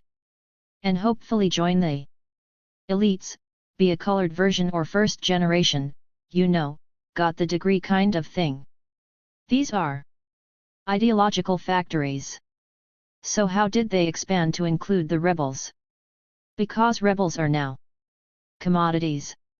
When academia thought it was possibly real, meaning that there will be material organizing in response to comprehension, with the growth of new bones, out of these students. It was a threat. Weeks before the conference, the administration mandated a conference for everybody on financial aid at the same time our conference. The students were so smart, they attended, signed their names on the attendance sheet because if you did not show up there were threats that aid packets could be cut, your money capital will hurt you in the pocketbook. Then students filtered out one by one from the mandatory meet. Our empty auditorium with rebels teaching as people kept opening the door grew to its full capacity. Students were young, brilliant. They did nothing illegal. For imprisoned intellectuals, they did the research for the 284 bios, and wrote the research editor notes for chapters, Black anarchists, Quaker peace resistors, Plowshare people, Chicano activists, Indigenous resistors, Black Panthers. Students were also very clear, when we finish this work, we're going to walk into elite law schools, or my dad will pay for Harvard grad. But only if there's a boundary here. We're not giving up capital or privilege. My response was fine, just do what you think is useful. They offered technical skills. Now there's a place of more confusion. There's a disconnect from theory or accumulation in academy and the resistance to what extent it exists on the ground. It's not just a disconnect.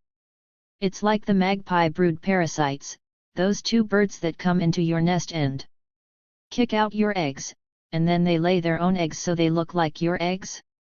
You come back home, sit on their eggs, and they hatch. And you're bewildered, what is this? What did I just hatch? You're the product of your labor is used by capital to create the edgy, militant-minded. And it doesn't mean they're not ethical. What I'm trying to say is if you do not have an organic connection to radical resistance, and a way for the incarcerated radicals, and there are non-radicals who are incarcerated, who also deserve support and to get out, but for the incarcerated radicals, to have peerage. Not just to give you their stories, so you can write the book, but to have peerage with you, and to check you. There is no balance of power here. We're taking the power of the state university or the private corporate university and college and leveraging it as a gift to those who face the most dire conditions of repression. That's not new bones. That is not a return to the source. That is an excavation of the source, that is extraction from the source, that is accumulation from the source. And goodwill is not sufficient. To replace an organized resistance, that understands that whatever you want to describe what we're doing, or trying to do, that we need a security apparatus not just for our emotions or 285. Therapy, we actually need to figure out how to protect each other. One black pastor in Rochester said after George Floyd's murder, I'd be interested in trying to change all my buying behaviors, that if you kill us, we will kill your economy. I just read that as some form of strike or boycott of purchasing. When I grew up on military bases, I was socialized. I was in the ROTC in high school and university. I decided that I was not going to be my dad. But I learned a lot. You can learn a lot in the academy. You can even get a gig as an academic. But if you accept the culture without a critique, that is like growing up, in some ways, on a military base, and being indoctrinated and thinking that whatever you do is a liberation endeavor. This is why we tell the troops thank you for your service, and in my brain I add for the empire. Thank you for your service of accumulation for knowledge, for whom, what, and to what degree? JW, I want to talk a little bit about Jailhouse Lawyers Speak, which is an organization that I've worked to support mainly around publishing some of their thoughts, thinking, and in relation to specifically the 2018 prison strike. They've publicly spoken out about abolitionists, which we could think of one that supported Joe Biden for president, given his history of mass incarceration, his pro-police and prison policies. We're all seeing that play out right now in terms of renew to this crime scare, a lot of which is just based on bad data. There wasn't a lot of crime happening when everybody was required to stay inside. But even still, a lot of it could be attributed to all kinds of social factors, right around COVID-19 and not having enough support. We just saw that Biden's immigration detention is like double what it was right when he took office. 286. JLS also has in the past vocalized support for prisoner escapes, including, early in the COVID-19 pandemic when some people were just running away from jails or like low-security prisons, and, highlighting the strength of the movement that existed. In the 1970s and early 80s, when things like the liberation of Assata Shakur were possible, dissidents and prisoners were taking those sorts of risks. They've also been attacked by the far right, including Tucker Carlson for trying to seek out Kyle Rittenhouse's location inside. These are all positions, right, that I think on some level Josh and I probably would agree with. But they are positions that liberals and self-described radical organizations will not or cannot publicly endorse. They are prohibited thought to a certain degree, particularly within a lot of the academic abolitionist sort of lens. They build large coalitions when they're striking around their demands. 300 organizations expressed solidarity in 2018. But these statements cause them to lose support. Also, they've noticed a lot of support has diminished since Biden was elected. People were just walking away because there's a Democrat in office. With relation to Tucker Carlson, the left doesn't have any sort of meaningful counterpunch. If an organization like theirs gets vilified on a platform like that, then all of these far-right folks start to attack Jailhouse's ability to fundraise or organize. There's no left platform that can stand up to that because we don't have the reach. JJ, right, there's a lot there because this is like not abstract. It's like totally grounded. Okay, so let's start with the low-hanging fruit. Rittenhouse. My understanding of Rittenhouse, I was asked this, I don't know, it's feminists, philosophers in Europe like at some platform, right, and they asked about mothering and I use the example of Rittenhouse like in that restaurant with his mother, if he was throwing up white power signs and she was grilling after he'd shot 287 people and killed 2 I raise the query if this is a teenage serial killer, who can get a $2 to $4 million bounty bail because he has a function. He becomes a symbolic register, an extension of the state licensed to have that weapon? Drove out of state? Police earlier gave him bottled water and let him walk away after he shot 3 people. The state/police forces are structured for that kind of aggression. When I say Hunter, I'm seriously mean Hunter, right? What people often don't talk about is that the 3 people he shot were white males at a Black Lives Matter protest. Part of the messaging is for anti-racist whites. Our first target is black, but we definitely have capacity to intimidate you from ever supporting, in any real meaningful way, liberation struggles, and escapes from terrorism through sanctuaries without police forces invading. Rittenhouse does a free commercial for the extension of the state. He's protected by the state. The state is protected by reactionaries. Your allies are not your allies, unless they show up when you really need them. That's really painful. In a generalized environment where everybody's out on the street like it's millions are out for George Floyd. What happens after people get off the streets? Are there above ground and underground networks organizing? Mutual aid funds? Is everybody tithing now? Do we practice self-defense? And it's not just with technology. It's that communal circle that encloses you. That a 360 wrap of community will tell you who your core is and who is always going to be there. And it's not going to be a lot of people, which is painful because they flock to you when it seems appropriate to them, not to you. So we have to strengthen the alliances with people, have the stability and the commitment to sacrifice. Back to Jonathan. I'm not saying he should have done it. I can tell you I probably wouldn't have done it. I just would be depressed, you know, my brother died, was murdered, and then I go through high school, college, get a graduate degree. 288. Sacrifices inherent in community. Without the sacrifice, you don't have real allies. If they're not willing to sacrifice anything, they're not your real allies. But that doesn't mean that in those concentric circles, they can't be useful. Also, you don't have to tell people everything you are doing. Concerning locating Rittenhouse, I don't know if that's a distraction. I'm not saying don't do it because your funders don't like it, but I don't understand the political prioritization. Rittenhouse is gonna get off or be in protected area if convicted.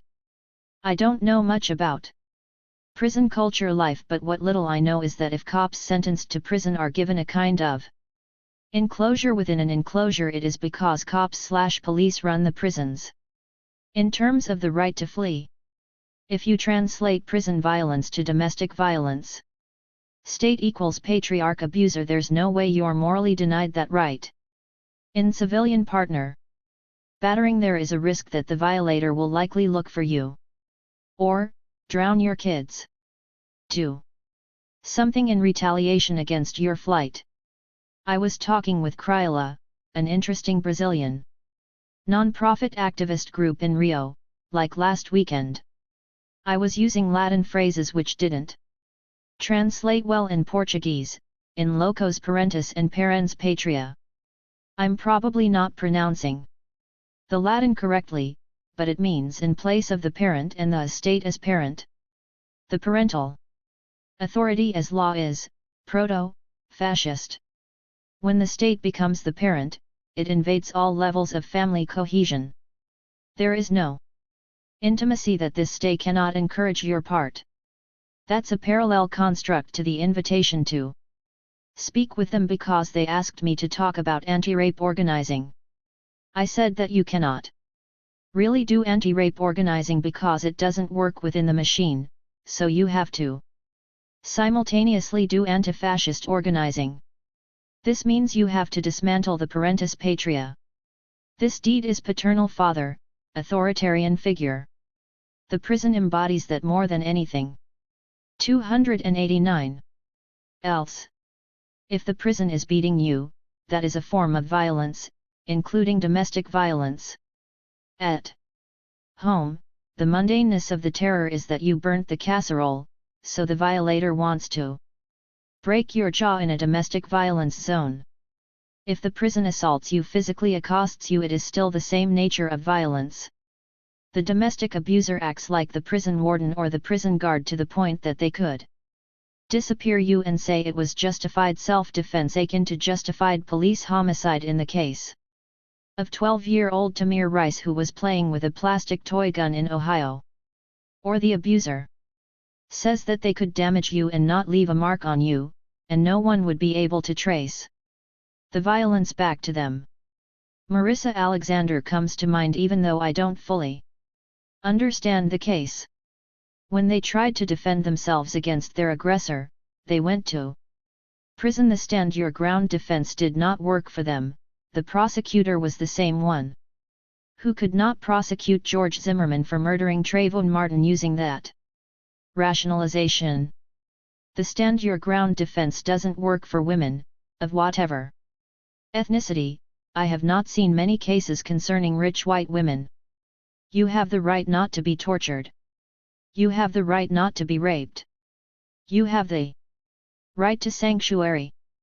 Just because the state is acting like the patriarchal, authoritarian father, who can beat you or rape you or disappear you, doesn't mean it's legit. This is when George is right.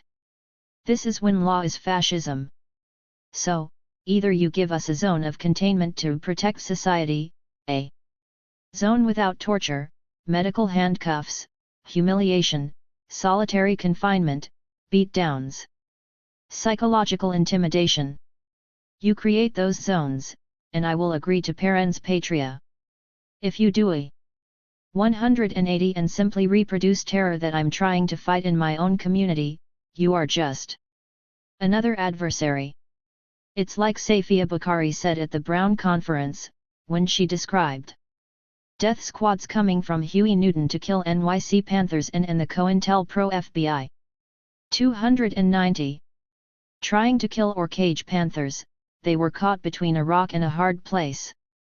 We are all caught between a rock and a hard place, between civilian violence and state violence. What you do to survive it, I cannot judge you, which is why I'm not really a harsh critic of George Jackson. Maybe I should be. But I can't find the moral high ground to look down upon him.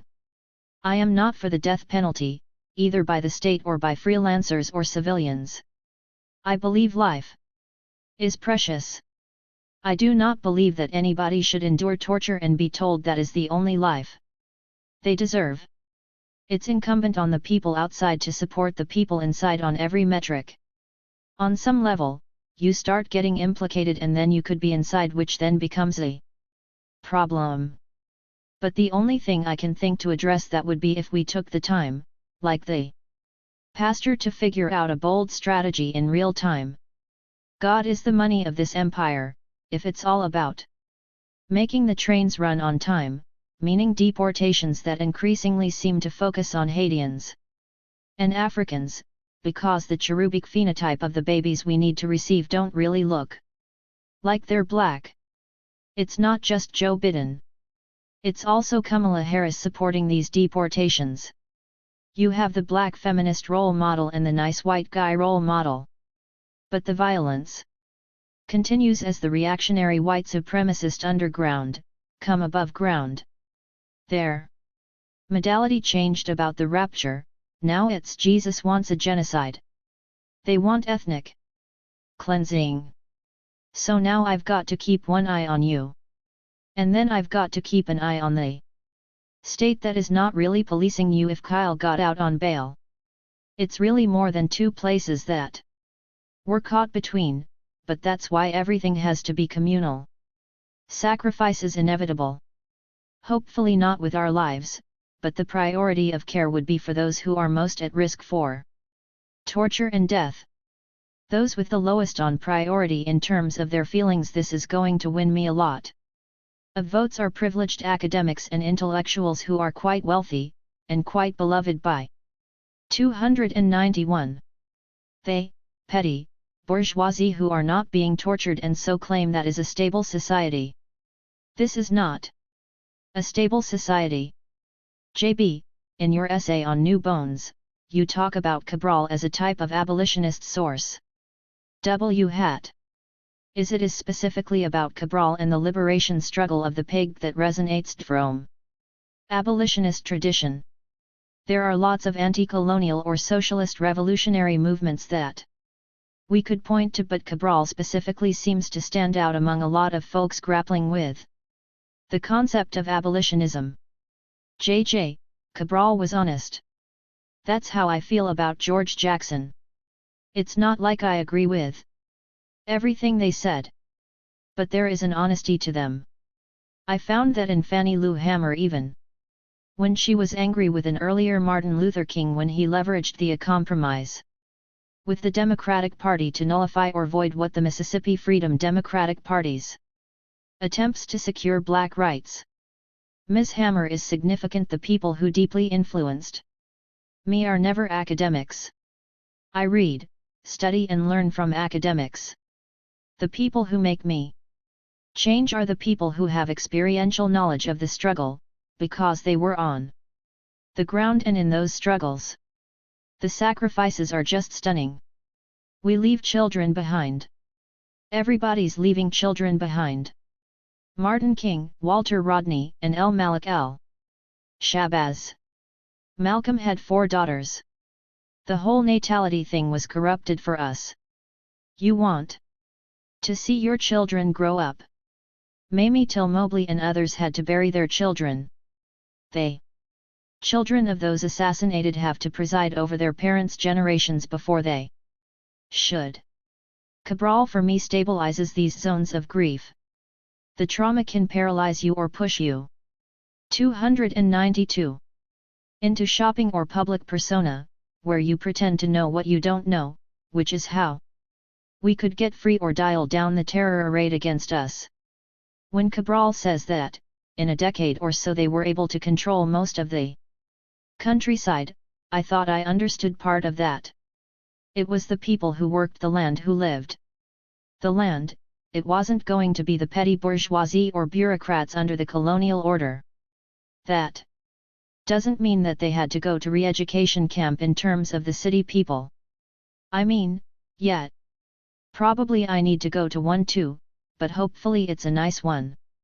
But it meant that they weren't organic, because they had dual loyalties captured maternal stage 1, right.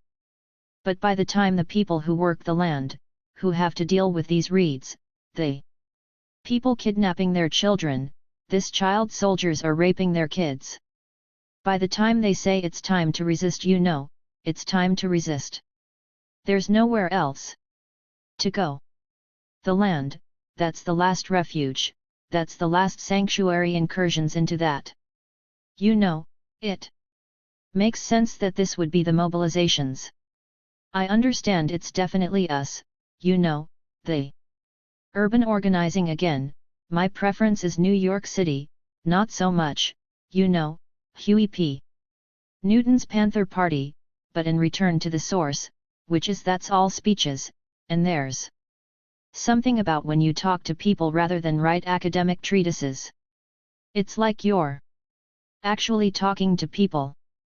The academics and non-academic intellectuals who put their speeches together to be published by Monthly Review, the same press that collected Malcolm's speeches after he was killed. You can hear not just Cabral, but you can hear the people that he's speaking to, in your mind's mind. It's painful to read. But I see beauty. It's different from reading Eric Williams, who was compromised by the state base to my knowledge. It's different from Walter Rodney. He and his brother were blown up in a car bomb for organizing for dignity, you know, in life. It's 293. Different because it's a conversation. When I read Cabral, I'm like, wait, what did you just say? When I reread him, he's repeating what he just said. Then I'm debating him, I'm trying to figure it out. But everywhere I see in his writings is what I've talked about at the preparation for the We Still Charge Genocide Tribunal in October. I see and I hear revolutionary love. I hear love in Amilcar Cabral.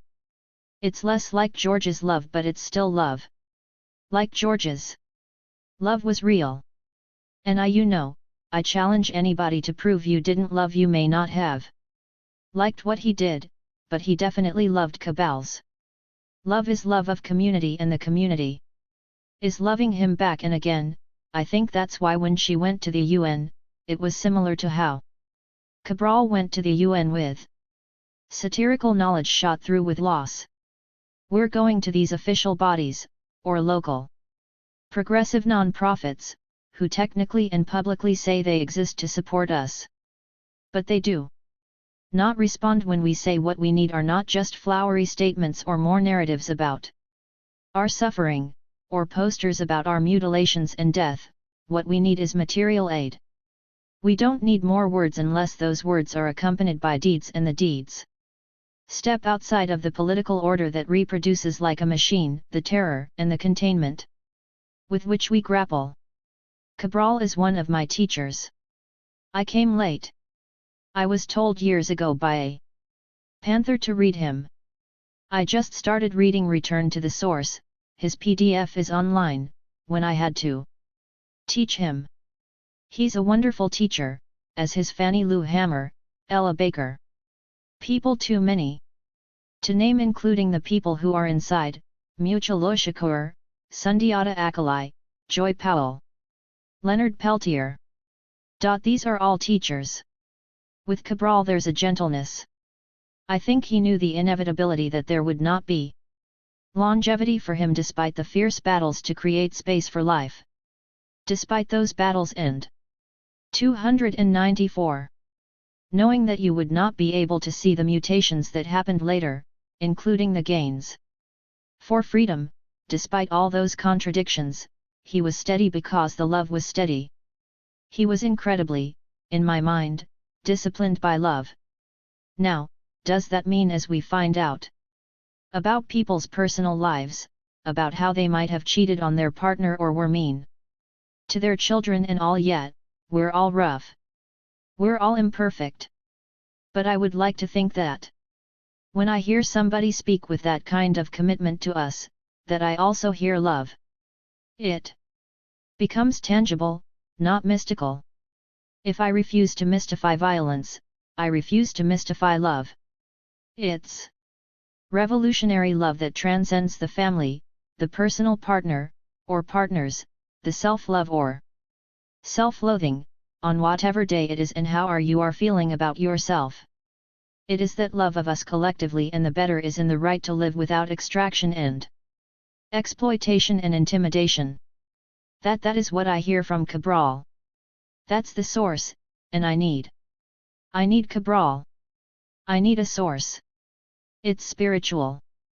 I can find it in the religions, the so-called greater religions, which are manifestations of spirit in body, and I can see in terms of his political phenomena.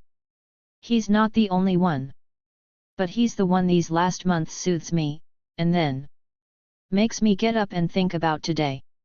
Exactly what am I going to try to do today or tomorrow to contribute to the material conditions that enable revolutionary love to be the norm and not the aberration? JB, thank you so much. JW, it's been really wonderful to be in conversation with you. Absolutely.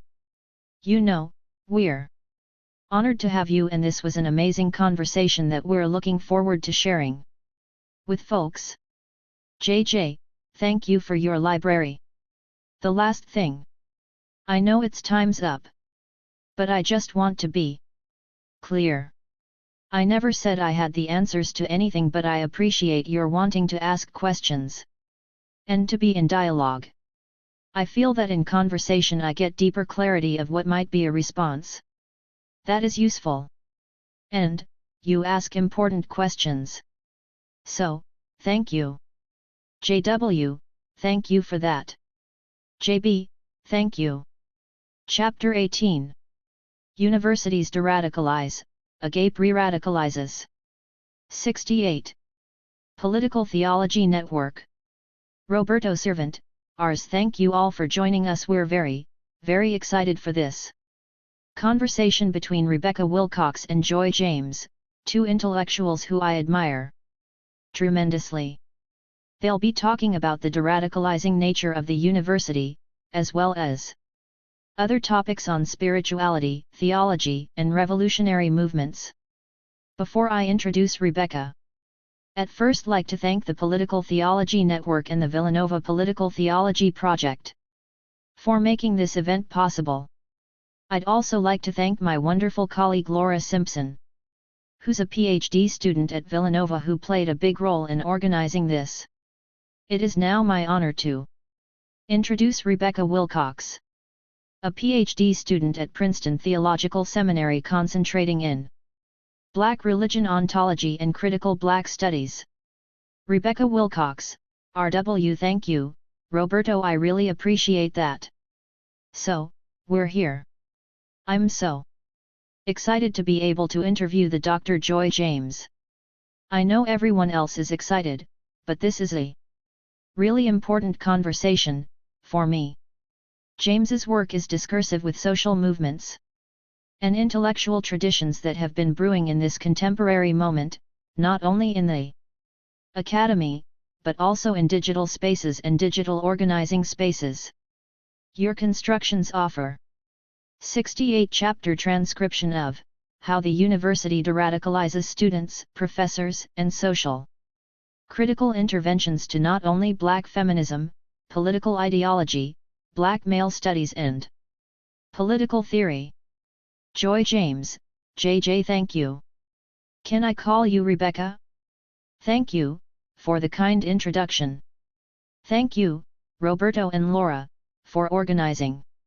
There's a lot in my mind, and I really want people to ask questions because I see this as a collective conversation because there's no Joy James, even though the Academy's structured for hierarchy. There's no one individual who has the answers. Pretty much do anything but collectively. All the kind things that Rebecca said about me, that came from the intellectualism, the commitment, the copy of political people who are committed to changing the world so that people could live longer and with decency. We put in the chatter we will soon, perhaps you might want to Google it yourself. The poem Please Call Me by My True Name, which is by Technocon, and he transitioned recently, so he is the Buddhist priest who met with Martin Luther King and helped to dialogue and to present the case that we needed to oppose the imperial war against the Vietnamese but also save our own lives here in the United States, right? And so, this interconnectedness of beauty that loves and guides and teaches us appearing and disappearing process all types of boundaries, so it'll be interesting to see how the Academy supports that interconnectedness, or how it's ever said. RW, well, I think you opened us up straight to our first question. I want to jump right into this question, so that we can get to the work that actually engages your critical interventions. I wanted to open with a question that represents the title of our talk about the university and how it deradicalizes social movements. I want to contextualize this question to not focus so 298 much on the intention of the university, but more of the intent of how people assume that coming to the university can become a type of radical move or organizing from the inside for political commitment. How can we speak to not only those dynamics of survival, like coming to the university for survival or healthcare, housing on campus, professors just being able to have a job? What can be said about critical Black thought in the Academy? Can we rigorously talk about the things that are really critical to our work within the confines of the Academy? JJ, all of those are important questions I'll try to address, but maybe part of this is the origin story. Why did you come to the Academy in the first place, or why are you coming to the Academy? And then, when do you leave and how do you leave? The Academy is tricky. Because it's a zone that, on some level, we can retreat into in order to think with structure and support from the edifice. But it can also, it's a cheesy cliché we used decades ago. When I was growing up, it can eat your lunch. It's the bully. I'm going back decades. I don't know how people buy food and there's a lot of people who don't have access to food, but the whole thing about the bully within the school is that they have free license to extract from you. There's no real protection against the bullies. What happens with the entire structure has or expresses aspects of bullying. You come with ideas. You come with passion. You come with commitments. But if the academy, and I'm not saying this is accurate, you decide if the academy can often function as a zone of extraction, then you're bringing gifts to it. Gifts that can be taken from you. Sometimes it's just exhausting, you want to give up, like, I had this brilliant idea for a paper or dissertation. And I'm emotionally invested, right? Then people whittle the ideas/paper/dissertation down, or they consume it. It's edible, so they say I could use this in my own research, or maybe we could put 299 you on a poster, or maybe we can take your idea and put it on a poster, maybe we could create a course around it.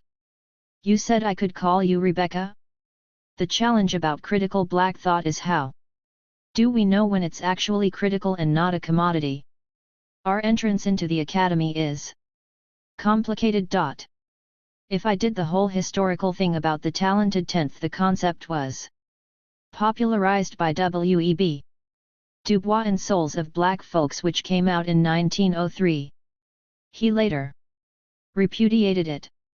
But it was engineered by white philanthropists that needed to contain the blackness. Are not just to learn, but to be free. You can learn, but you may not be learning strategies to be free. However, organically in our communities, we learn how to be free, or how to navigate so that we can survive. An anti-black or hostile world, as I've said before, is linked to HBCUs. I'm glad you're from a HBCU, historically black college/university. A premier HBCUs such as Spelman and Morehouse. Spelman is named after Rockefeller Laura Spelman, and Morehouse is named after Henry Morehouse, who is a white philanthropist, and the point was that this talented 10th, which was going to be formally educated, this would lead the black mass not towards rebellion for freedom. Rebellion comes in different forms. It can be how you love, write poetry, read, or give to the world. Rebellion tracks away from consumption. It tracks towards community. Once you create this overseer, I'm stealing from Malcolm, once you get this field/house dichotomy, the academy becomes for state and capital the only house that can give you that stamp of approval that identifies you as an official leader. How is that not following Spelman as the Rockefeller and Morehouse as white philanthropist? Is it still critical black studies when it's only engineered inside the big house, or 300? Is it critical black studies as if it also emanates from our communities, but not to produce commodities that the big house can put on the shelf or the conveyor belt? Does that make sense? RW, that makes total sense. I'm so glad that you contextualize what you were saying within the framework of historically black colleges and universities, because are embedded in the Bronx. Right, and there was an organizing group called AC Shut It Down, and within this black elite no institution, the merging of more husband and partner university, and that's where I meant like organizes like Deshaun Harrison. So the question is so interesting because when we got to the university, it was actually being in there that cultivated our politics, being in this group of trans/queer folks who were critiquing Title IX policies on sexual assault cases that were happening on campus. In the university. Organizing resistance toward the university. We realized how the university was actually parasitic upon this idea of resistance. We're in Atlanta, which is the Martin Luther King legacy, and there's the Atlanta student movement. He protests you're supposed to protest within university. Makes us democratic and pluralistic, right? W hat. We realized we're critiquing anti-blackness, which the university can actually deliver on with a policy or transition away from. We're challenging fat phobia, sexual assault. Building this type of insurgency by being students don't have money to pay our tuition fees, don't have housing. This leads me to the next question about revolution as a more spiritual formation, as opposed to the practical implications. In two recent articles, New Bones Abolition and Airbrushing Revolution for the Sake of Abolition, you make an important distinction between revolution and abolition, while outlining the ways that neoliberalism distorts revolutionary. 301. Tactics with structural reforms.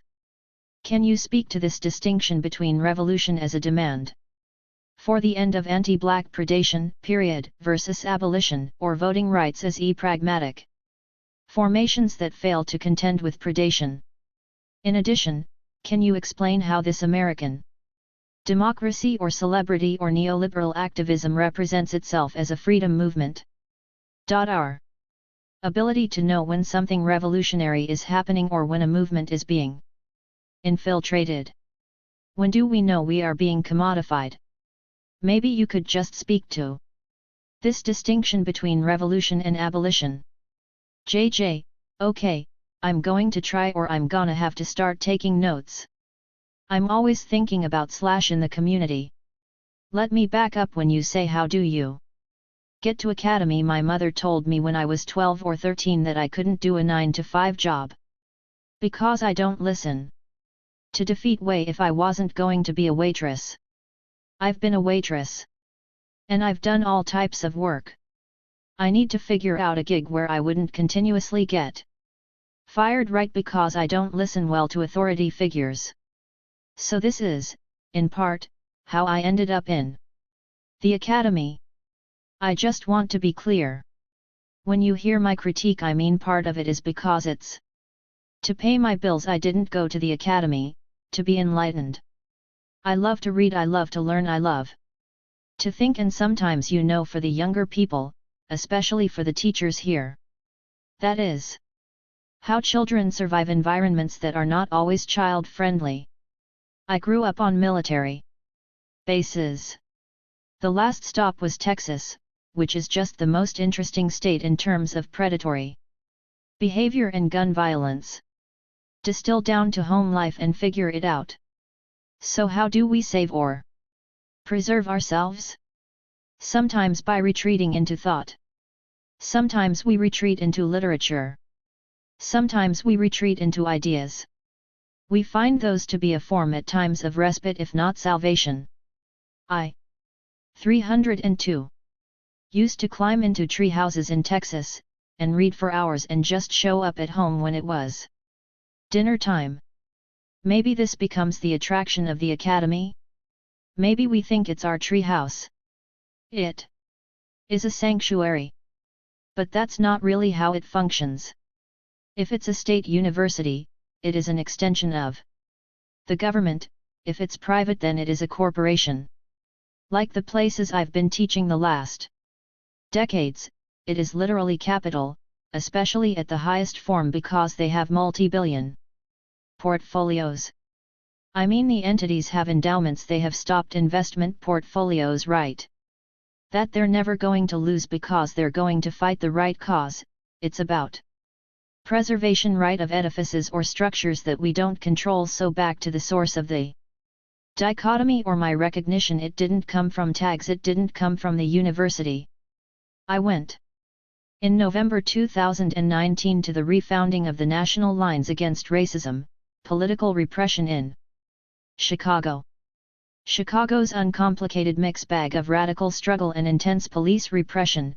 So if you say Fred Hampton, Mark Clark, December 4, 1969, 4 am, that's when the Chicago police engineered with the FBI plans to assassinate our leaders.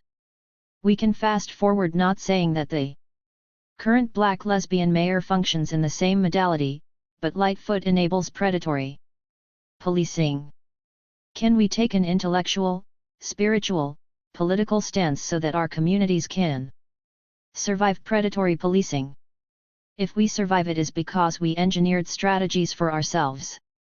The Academy never said, "Oh, I have a blueprint for you." That's not what it does, but it will take our blueprints for our survival and then turn them into text or documentaries or syllabi. In November 2019 I go with a research assistant who's a student. And I hear Frank Chapman, who is older African American, who was incarcerated but he was out of prison or got out through the national lines against 303. Racism, political repression. So what is that organization if formed out of Angela Davis, his defense committee after she was acquitted in June 1972, sort of opened shop in early 1973. The CO directors were Angela Davis, her mother Sally Davis and her mentor Charlene Mitchell, a black communist leader in the PUSA. It was Charlene Mitchell, who told me in the 1990s, to go into the Schomburg. Sorry, it's going to take me a while to get there, but I'll get there. To go to the Schomburg Library in Harlem and research Webb Du Bois and read all his memoirs and why he repudiated the talented 10th, so I think Mitchell, who's almost 90 now, right, saw the trajectory that the Academy, the talented 10th, would be hired by white institutions and leveraged to be a sort of managerial elite over the rest of us, but Chairman is not an academic, he's someone who survived years in prison. I'm not sure the amount. He's the one who knew Fred Hampton's family, he was someone who was a militant and loved the people. Professor Davis comes to give the keynote. Leaves, I guess, to go. There's another conference at Harvard the next day. I stay for 3, like the extension of the whole thing. It is a second day after the keynote that Frank Chapman says. Maybe I'll say now I didn't say it anyway, I was there. He says, I'm not an abolitionist, I'm a revolutionary, but I will work with abolitionists. And I always say, the lights go on or off or they're flickering. It's like there's a clear distinction between the two. And the people who were incarcerated, who organized on the streets against Chicago, that had a black ops site, like the CIA does, like around the world, where they just take people to torture predominantly black over years.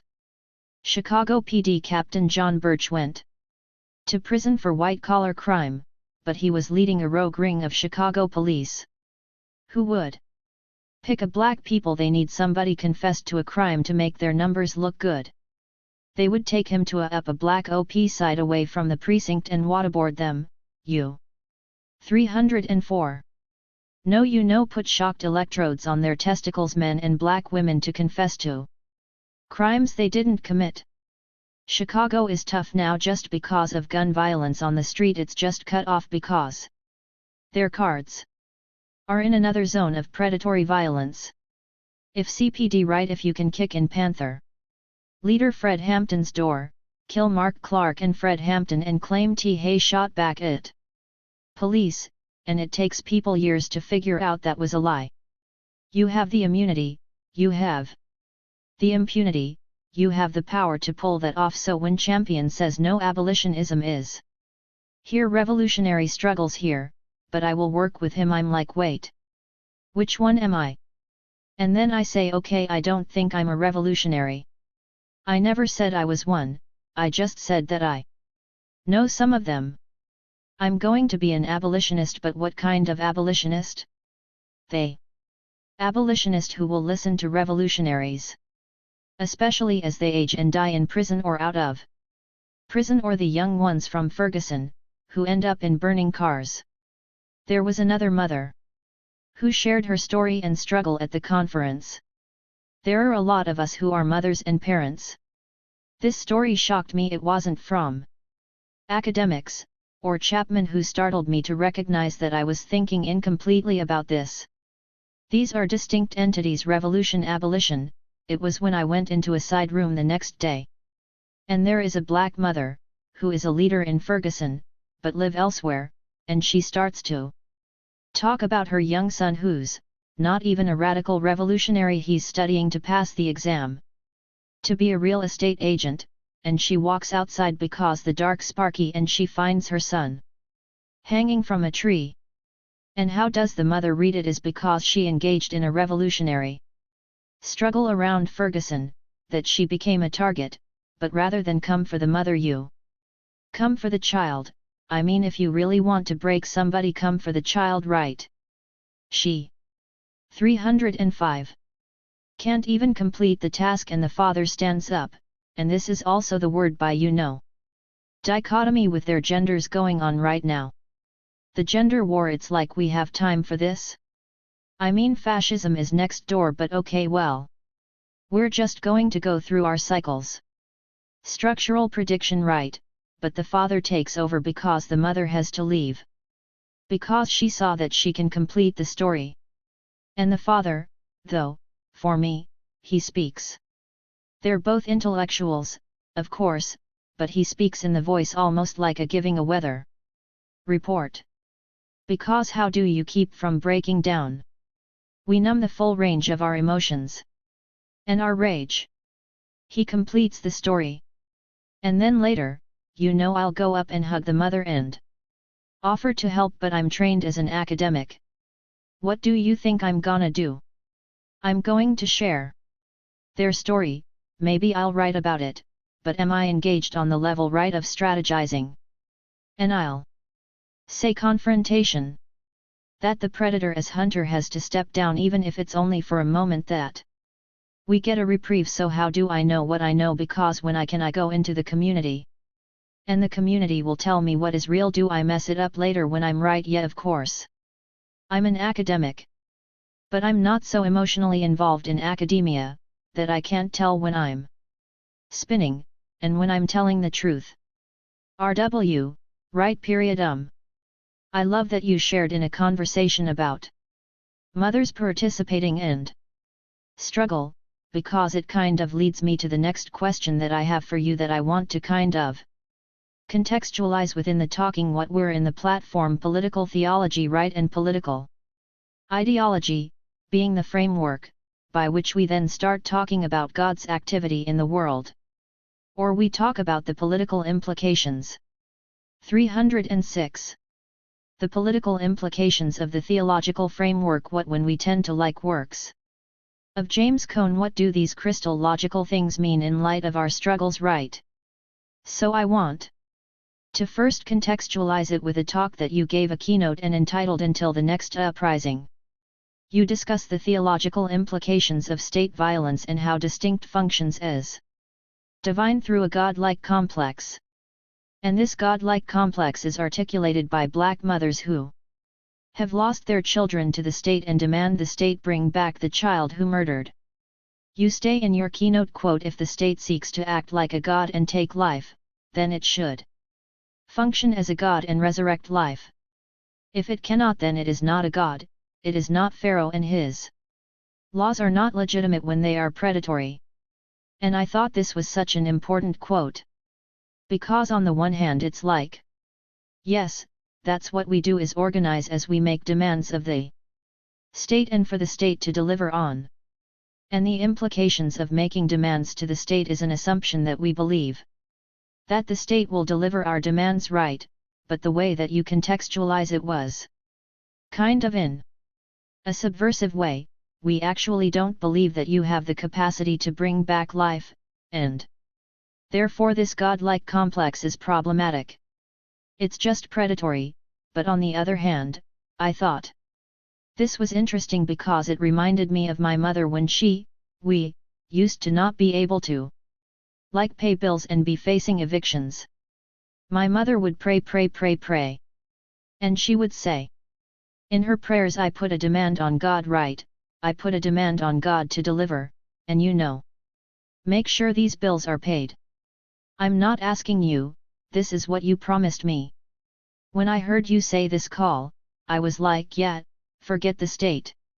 What does it mean to make that demand to God as a political theologian, to say that if you are going to take life, then you should also resurrect it. What are the implications for political ideology to contend with anti-blackness and the theological implications of anti-blackness as a god? Who has the capacity to 307. Take life, but we do not see an intervention on anti-black suffering. We don't see the ways in which God is resurrecting black life. We only see the ways in which God is making space, or the way that theology is allowing black lives to be taken without any type of repercussions. I want to know, what would you say is a demand for political theology to take up this tension? If we sit in the James Cone tradition of a cross that gets redemption but a lynching tree that does not, there's no redemption on the lynching tree. What would you say to this intervention as it relates to struggle around anti-blackness with the mothers in the movement and this demand to bring back the life you take? JJ, again, I start with the origin story because it grounds me, or at least helps ground me a little bit. I first started to think about the statement when I heard an impacted mother speak. Actually, we've been making this statement has been made for centuries. We don't always hear, or it's not always written down in what we read. I was working with mothers and then ending up in Brazil and Colombia, working with mothers, whose mostly it's son, but also daughters as well, right, have been killed and murdered by police forces, and hearing of one mother's rebellion in Brazil. Of when they offered, as they do, they, oh he's come, I mean if they're not doing the godlike thing, they're doing the insurance policy thing, we killed your kid. Sorry. Here's a package deal we can offer. It's monetary because that's all they have. It's material, it's not spiritual. You bring the mother to a meeting after you disappear the son in Brazil and dismember them. The police/paramilitary violence in Brazil is on another level. There's serious violence in the US, but from my interaction brief with Brazilians, the impunity before Bolsonaro and during and after Bolsonaro is stunning. The US has the highest incarceration rate in the 308 globe per capita in terms of us. They have the highest police killings of civilians, and they also have the largest black population right outside of the continent. So they bring the mother in to speak with officials who say, okay, we were not going to tell you because nobody ever acknowledges the crime, who killed him and how, but we're sorry about what happened to your son. They speak as if a lightning bolt came down to take the child. No man, it was your people. They continue with a package deal. Here's what we're going to offer: a basketball program, a scholarship in their name. They go to the checklist. But the mother refuses the offers and simply says no, bring back the son. This is an impossible political ask. That's when I start paying close attention to the narrative. The maternal/mother asks the state for what it cannot deliver. Right, because what do we care about more than life? There's nothing more valuable than life.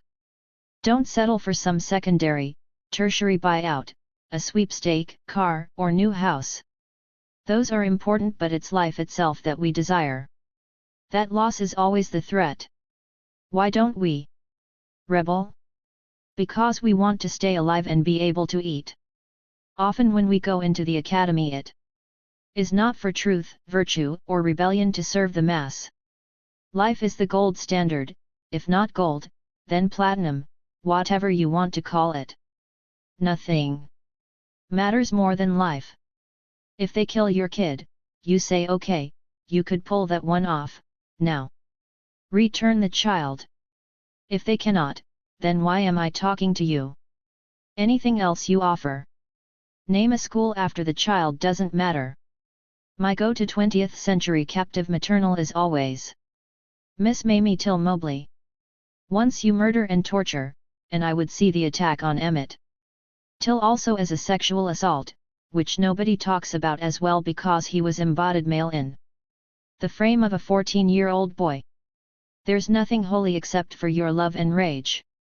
That's why you can have an open casket funeral for a mutilated teen and totally disturb the mortician. 309. When he tries to clean up or reassemble Emmett's face. Mamie Till Mobley said no to conventional politics and violated every rule of decorum under theology or politics. What is a ceremonial burial and open casket funeral for the team you murder? And so, since you cannot bring them back alive, I will imprint with my love and rage their memory on the nation in the globe, which is what she did when the photographs circulated so back to the Brazilian mother. She cannot pull that one off, but her refusal to be co-opted becomes the honor of not just herself or family but also of the child who was supposed to preside over your burial decades later. I see this in Orlando Patterson's Slavery and Social Death, the concept of natality. White supremacy, capitalism, imperialism, misogynoir keep rupturing the timeline for us. We're supposed to grow old, our children are supposed to attend our passing and have some good things to say about us, but even if they don't, at least we tried. When you violate not just individual families, but whole families within the carceral captivity framework, we suffer on different levels because our families are imprinted with the sign of blackness. Then time doesn't work for us, the way it works for the people. Honor doesn't work for us, and the state can take life but it can't return it, so the state doesn't work for us. If the state could resurrect the people it destroys, even the ones who still breathe, those tortured in prison and jails such as Rikers. Khalif Browder, police said, stole a backpack and then they said he didn't, but they kept him in Rikers for several years as a teenager. After his release he committed suicide years later. You hold him because he doesn't have $50 or $500 for bail. Look at the state's policing now. Who's the mayor of New York City? Eric Adams, former black cop. The new police commissioner is a black woman, Keechant Sewell. We respond to signs and symbols that tell us there is progress, and that a lot is what politics is, and it's a lot about theology. When you mix them together, you get political signs and theological symbols right. We 310 will have to unveil that our mascot and respond to our needs, and our needs are to survive with dignity, to have a roadmap to freedom and not to genuflect to a steam that cannot restore life, but only take it. RW, but what does it also mean when God also is not resurrecting black life? When God is the demand, then forgoes to state and on to the God that can actually deliver right, you can actually resurrect life, but for some reason, there is no intervention happening on black suffering. So what has been the stakes for political theology? What happens when not only the state doesn't meet our demands, but God isn't meeting our demands? JJ, let me ask. What does a resurrection look like? I don't know. We die. We come back. Where's Malcolm? Maybe he's here. I won't even ask the deity to throw down on this one. I am asking us to first throw down first. Then, we ask the DEITI, what's your plan? If we don't have a plan, I'm not a theologian. I was in seminary. James Cone and Cornel West were my advisors. I walked into seminary because I was coming back from Africa to NYC. When I'm on the continent, it feels different. I'm thinking different. I realize that I need more spirituality in my life. So, I go into seminary to meet the gifts of God. I leave early because the store isn't open. What the heck, why did it become a store? Because it's shaped like the academy? To the extent that we embody the deity, we bring back life. I don't know the way you teach your 5-year-old, your 15-year-old, or how you teach your students in the classroom. But whatever they tried to kill that is worthy and relevant to our freedom, that is what we bring back alive. Is that blasphemy? You know, like strike me down now. I don't. I didn't really. 311. Swear. I just made a gesture towards it. At some point, because we've been struggling for decades, some of us for 30 or 40 years, it is your game now. You cannot keep asking us questions. Okay? Because if we were able to pull it a freedom movement off, we would have pulled it off because we love you so much. There are people inside who've been incarcerated for decades. Sundiata Akalai, Muchalu, Shakur, Leonard Peltier, Mumia Abu Jamal. They let Russell Maroon shots out when he has stage 4 cancer, just before he dies. They have been killing us while we've been breathing in prison. We did not get political prisoners out with the volume and rapidity needed. Is that an impossible feat, that only a god can do? Free the political prisoners. Feed the babies. I just don't know to what extent we ever decided to risk everything for agape. RW, and I think that leads us to this part which I'm not going to break into a two-part question. Because, on the one hand, I hear you. I think this is ultimately the thing that leads you to the captive maternal. This loving care that is compounded upon by the state, right, like you say you put it as. Every time we stabilize, the state builds upon that stability, right, for its own coherence. And then you pose a question back to us, right, like you throw value and you're like, so what's next? For the captive maternal. And it's like you set up an impossible paradigm, right, like you're like, we're going to stabilize where we're going to free Maul, right, me, we bust him out of prison, like your name and the talk on the architects of abolitionism that you did on it's on YouTube if anybody wants to watch it, but you walk us into this impossible task, and then you know that this resistance level of revolt, not only his blackness capacious for it. Right, like we have the capacity, because of the amount of endurance and suffering that we have to go through, but then we also have the state has the capacity, as long as we're 312. Stabilizing the prisoners can produce the prison labor, right, as long as you all are okay, and you take care of each other, then we'll be okay and you'll take care of the stand. And so when you talk about a god pay, it's like, if love becomes the stabilizing force for the state to build upon that stability, then what is to be said of love? So that's the first part of the question, and then I'll move to the second part. JJ, I go to church, Zoom church. It's Renaissance Church in Harlem. Pastor Jordan, it's a husband/wife team. She joins talking about a copy as political. Well, right, I mean there are different kinds of love, erotic, familial, fraternal, sisterly love and other forms. But agape is political will, according to Rev. Jordan, right, because we have to love people we don't like. Okay, and I had to sit with that, because I prefer to love people I like, it's easier. If I don't like you, it's like, why do I have to be bothered with you? The community has the same contradictions. And the commitment to community transcends all forms of love, I would argue, like the love you have for your parents or your partner, your partners, your multiples, the love you have for your kids or your kids singular plural. Your comrades, right, that's because they give you something back, I mean there's some reciprocity where you're on a good day, right?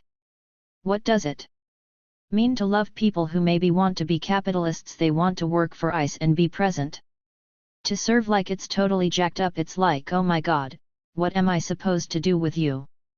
Agape is a form of love, but it's not the love of the marketplace. It's not the level like here's a master class on love. It's not we have a TED talk. It's not a narcotic. It is a journey. I'm still figuring out these sacrifices embedded in it. 313.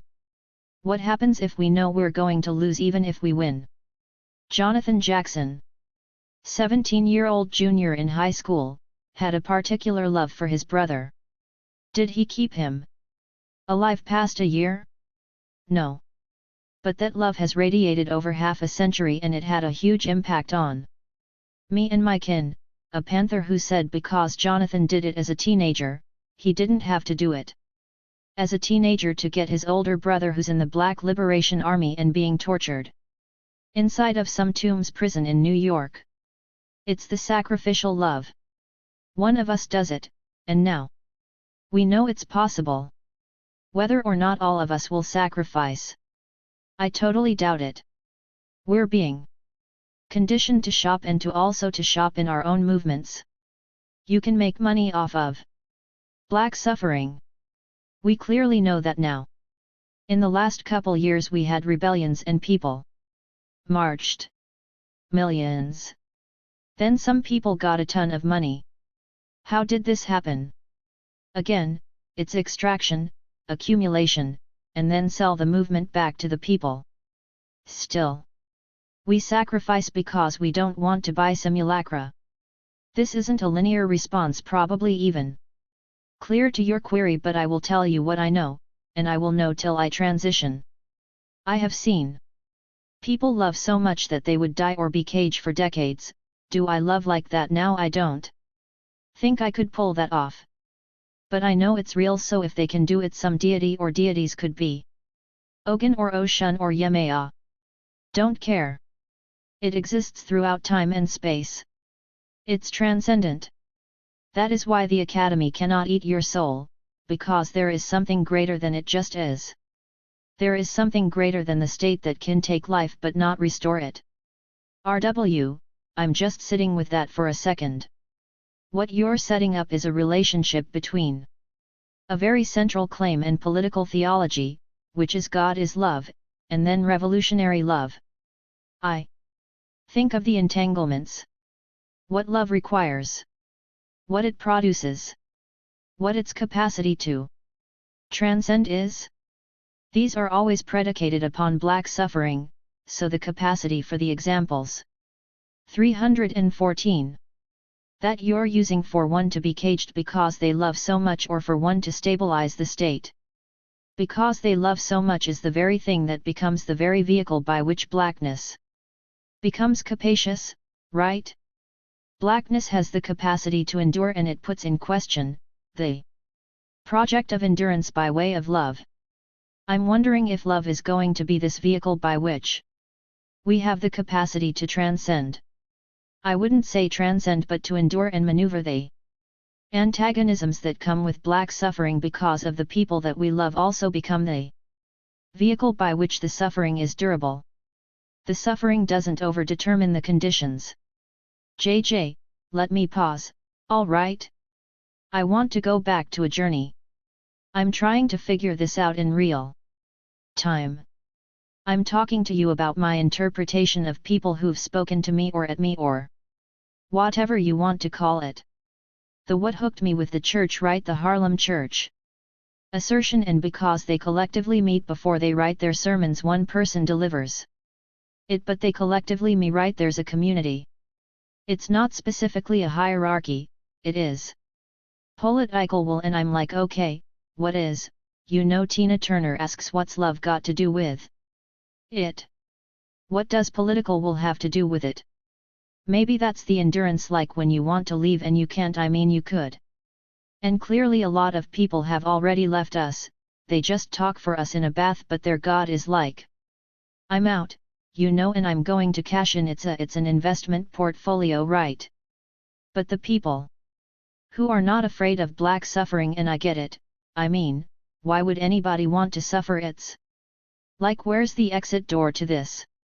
And so people figure it, and they have the train or the plane, and they're gone, and they'll hover and then explain our suffering to bourgeois whites. They're not really explaining it to poor whites. They're definitely not explained it to the white supremacists.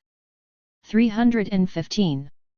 Who have come, you know, up from the underground above ground, and their proto-fascist is not full-blown. They're just waiting for an opportunity, right? And they've got all the weapons. I'm not even saying you should get a weapon. I've said it over and over again, I grew up on a military base. I lived with an officer who is likely destabilizing liberation movements around the globe. I kind of watch troops do their thing. The level of violence that we're not prepared for is absolutely real. But we're not prepared. Police will randomly pick a card. Horrible, choke someone out. It is horrific, but you don't randomly inflict violence unless you're sloppy. There are strategic plans to get violence to produce. Police forces don't deploy violence haphazardly, unless they are lazy and unstructured. If they're efficient, they figure out what's the greatest return they can get on this amount of violence. What about the performative violence? Using people as scapegoats or as martyrs. The state's capacity to intimidate you is based on its capacity to kill what you love. Freedom, family, honor, dignity, intellectualism. They're like, we can wipe it all out, and then have you watch Netflix all day. You would have to undo that capacity for violence. Those other loves that I defined are insufficient without the political will. I've never, from raising kids to seeing parents transition, loved anybody without suffering. There's no way you love without suffering. Oh, you want no damage? Then don't love that much. We know people who gave their whole hearts that opened and burst. Somehow all that molecular matter ended up absorbed by us. My kids refuse to watch the documentary Who Killed Malcolm X with me because they find it too scary and they want to go listen to some rapper. Before they leave, I say, you know Malcolm loved us, right? They respond, yeah, I know. That's all they need to know. 10 to 20 years later, when they need to know that we loved each other, hopefully, that knowledge will be useful. 316. RW, I could stay here all day because you're working through my dissertation project for me. The captive maternal. A statement that you made earlier regarding the gender wars. Your work has been positioned as not only a critical intervention to Black feminist thought but also a kind of pseudo-alliance by Black male authors in what is burgeoning now Black male studies discourse. Recently there was a social media debate between Black male studies and Black feminists around the Black Panther Party. Black male studies was trying to insinuate that the critique of the Black Panther Party as being sexist is rooted in white feminism and white supremacy. I want to return to the captive maternal because the captive maternal makes a critical intervention to discourses such as Black feminism and gender studies when thinking about the nature of anti-Blackness and predation. You define the captive maternal as an ungendered phenomenon whose generative powers, which would be what we just discussed, love and care, have been stolen by the state. Can you expound on the nature of anti-Black violence and the issue of gender as it relates to Black feminist critiques of this? Had a real patriarchy within our socio-political movements? Which is a say that Black feminism makes an urgent critique of says hetero-patriarchy that we need to listen to right as it relates to our socio-political community movements, but then you also make this turn in your research to political prisoners, or radical actors such as Erica Garner and Amilcar Cabral. George Jackson to discuss the function of captive maternal as gender phenomena throughout history, and then, can you discuss why it's important to think of the capital maternal and the capacity for loving care and stabilizing as engendered or genderqueer rather than gender? 317. JJ, okay, thanks for that. The captive maternal recognition came from my being attentive and watching how people of all genders, non-binary, male, female, trans, provide services for the most vulnerable, which would be the child, or for elder who's transitioning or is frail. Fragility freaks us out most, at least me. I understand how much we suffer. I didn't quite understand how much we feel that suffering. Sometimes knowing what that feels like makes you very protective. Of the children and/or the elders. I am in the middle. It's the fulcrum on the seesaw.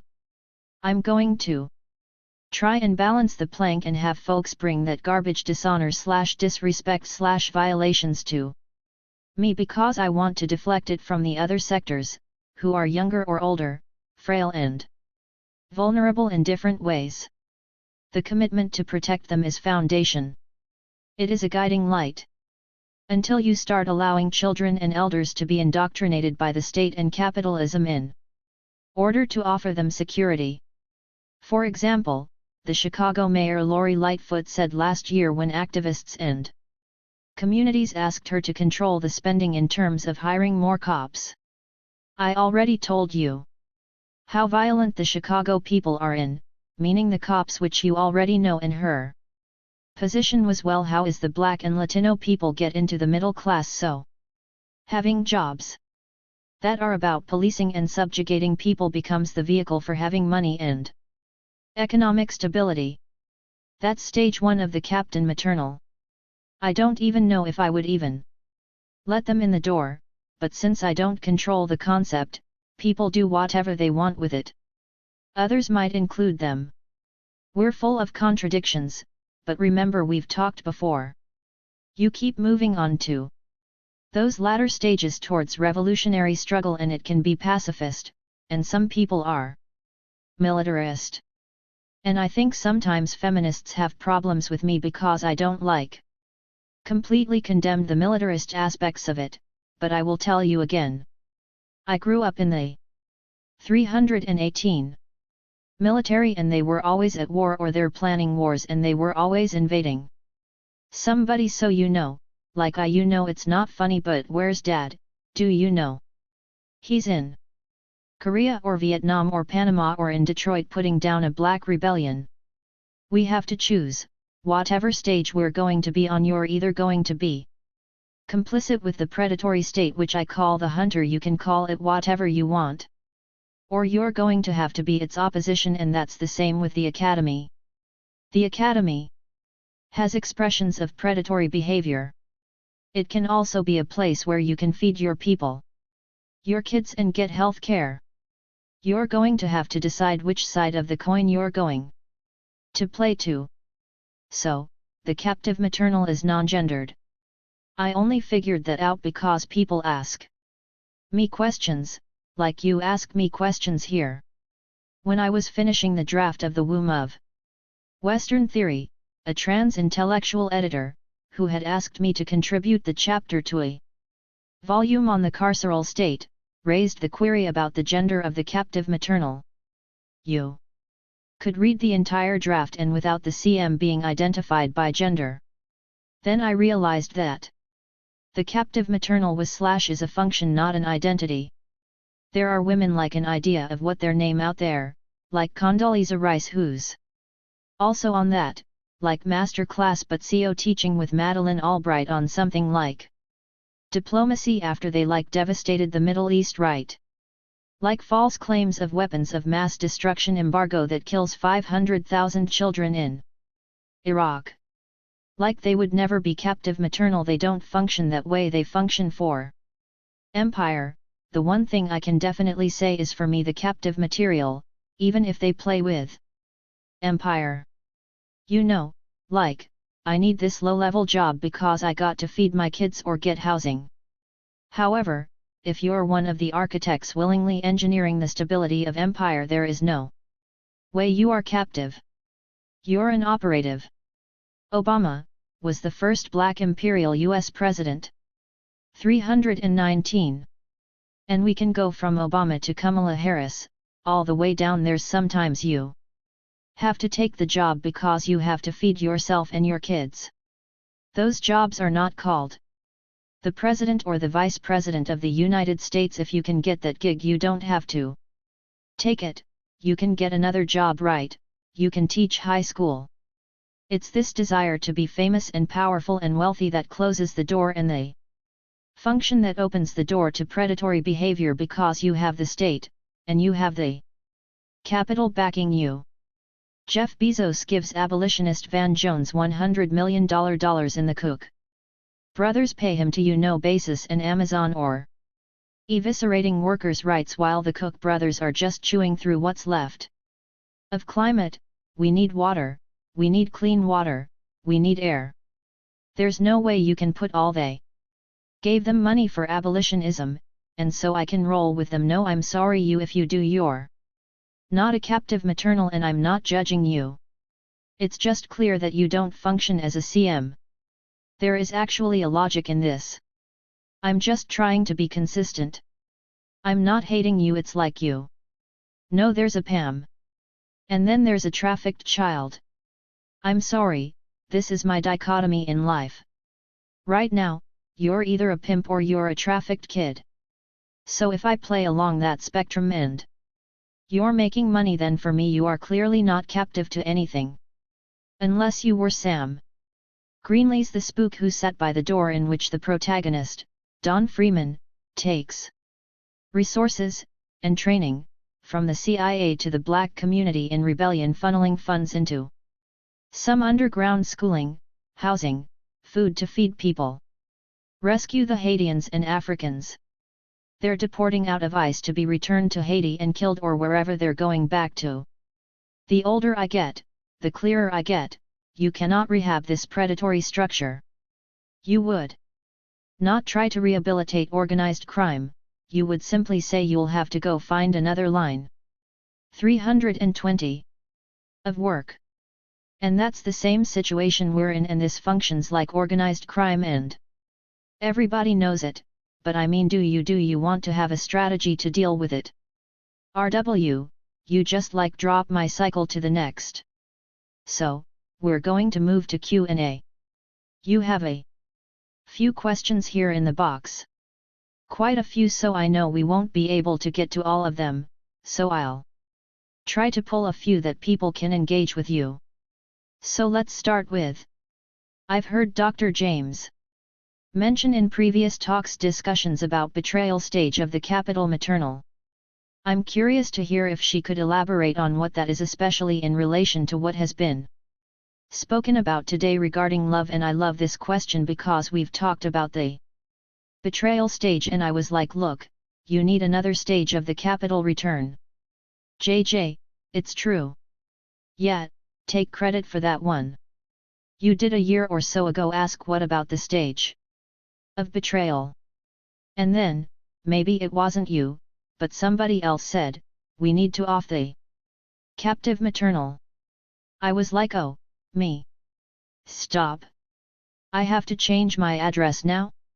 No, it's not funny, but it's kind of funny. Because the truth of the matter is, I've said it before, the younger generation was betrayed by the older generation. We lied by omission to the youth. I was in Canada, giving a talk a couple years ago. And it was mostly sisters, and they were different words, me like different fields, like the academy. Dominatrix, is that a word? Like a real dominatrix, right? I was just learning because like I grew up in an era where you cannot use the master's tools to undo the master's house, right? And then, when I quoted that I'm the oldest person in the room, I get their acronyms confused with BDS, boycott, divest, sanctions for Palestinians. The sisters roll back and they say that we can use He master's tool, and I was like, wait. Audre Lorde said you cannot.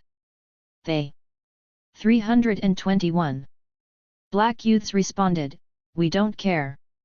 I then started thinking, okay, people are improvising here. They plan to survive.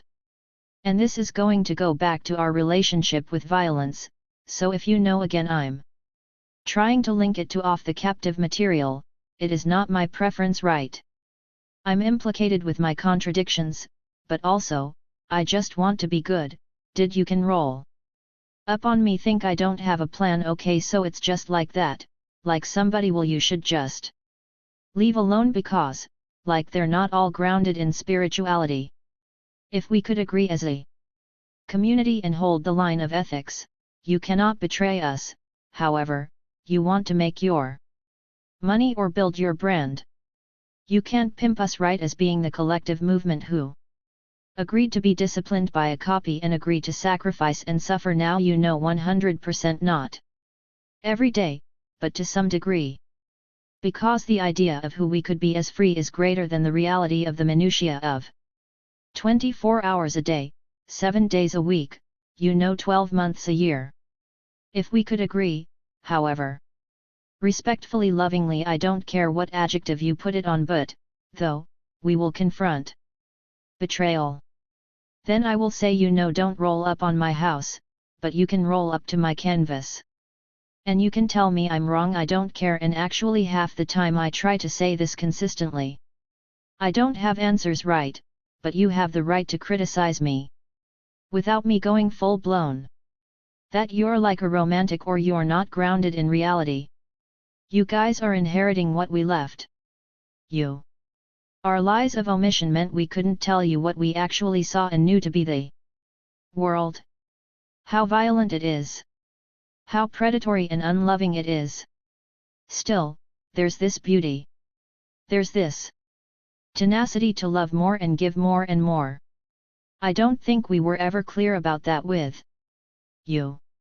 Definitely the Academy is not clear. It has to make money and build its brand. 322. We lied to you by omission. People can say, oh, no, you're lying now. Whatever. I'll just claim my part in it. There are things I wouldn't probably say in a classroom or in a conference based on how violent I see the world to be. But I keep trying to gesture towards you. That if I tell you that I grew up on a military base, I'm not stupid about this. I'm only talking about my father in the last year. It took me decades to talk.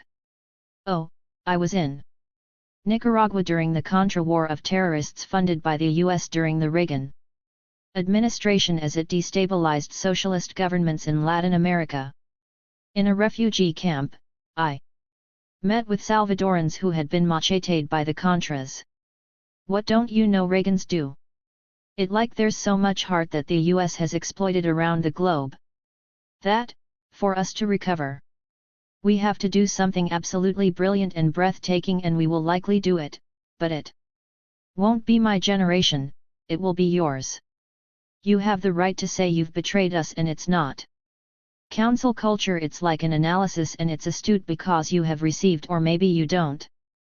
But you understand how capitalism and imperialism work. If you can take black suffering and cash in on it, that is betrayal in terms of the gender stuff, like really do really want to fight. This I mean. You have a right not to be turned into prey by anybody.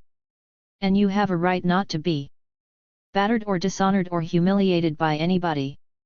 At the same time, you have to contextualize the personal abuse or the group abuse with the larger terror. Which is that we're moving towards proto-fascism and we came out of enslavement. Whatever we do to each other, will never rival those zones of terror. We do need to stop. Throwing broken glass and garbage at each other and women, trans, LGBTQ children. Neural atypical, all of those rights have to be respected, but let's be clear. Everybody died for us. Joy James, including cisgender men who were like probably a pain in the neck and patriarchal.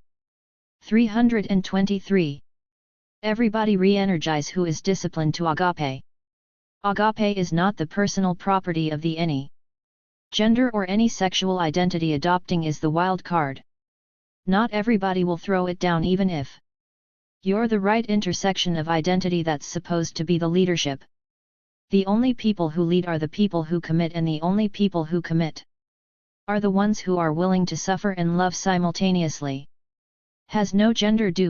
How do I organize? I only want to organize with women because it's easier, but that doesn't mean all the women that I know are nice people or honest. There's no virtue in your identity construct. The virtue is in the capacity to love and to keep loving when people become a pain in the neck. Everything we do for the last 400 years has been turned into a commodity. The gender wars is a commodity now. People are trading in it like it's a brand. We're smart enough to know when we're being played, aren't we? But if we get too emotionally involved in this stuff, then It's like a crusade for what? Feed the kids, stop the devastation of the environment, and deal with the empire, as well as our relationships around gender, sexuality, the murder of trans women, the dishonor, but you can't isolate those and think that the empire is not playing you. The state/corporation is cashing in on our conflicts. I'm not saying hi to conflicts, go for I go full blown open. I'll write about anybody I don't care from Barack on down. But you know, if we can find the capacity, the political will now, I understand better what the pastor would say. We don't have to like each other. Agape as political will means that we have to love each other. We have to be disciplined. We don't have very much discipline right now. Everybody's doing their free-range chicken stuff. I would discipline myself to a strategy if someone threw one out that I thought had integrity, and then I would want to tinker with it.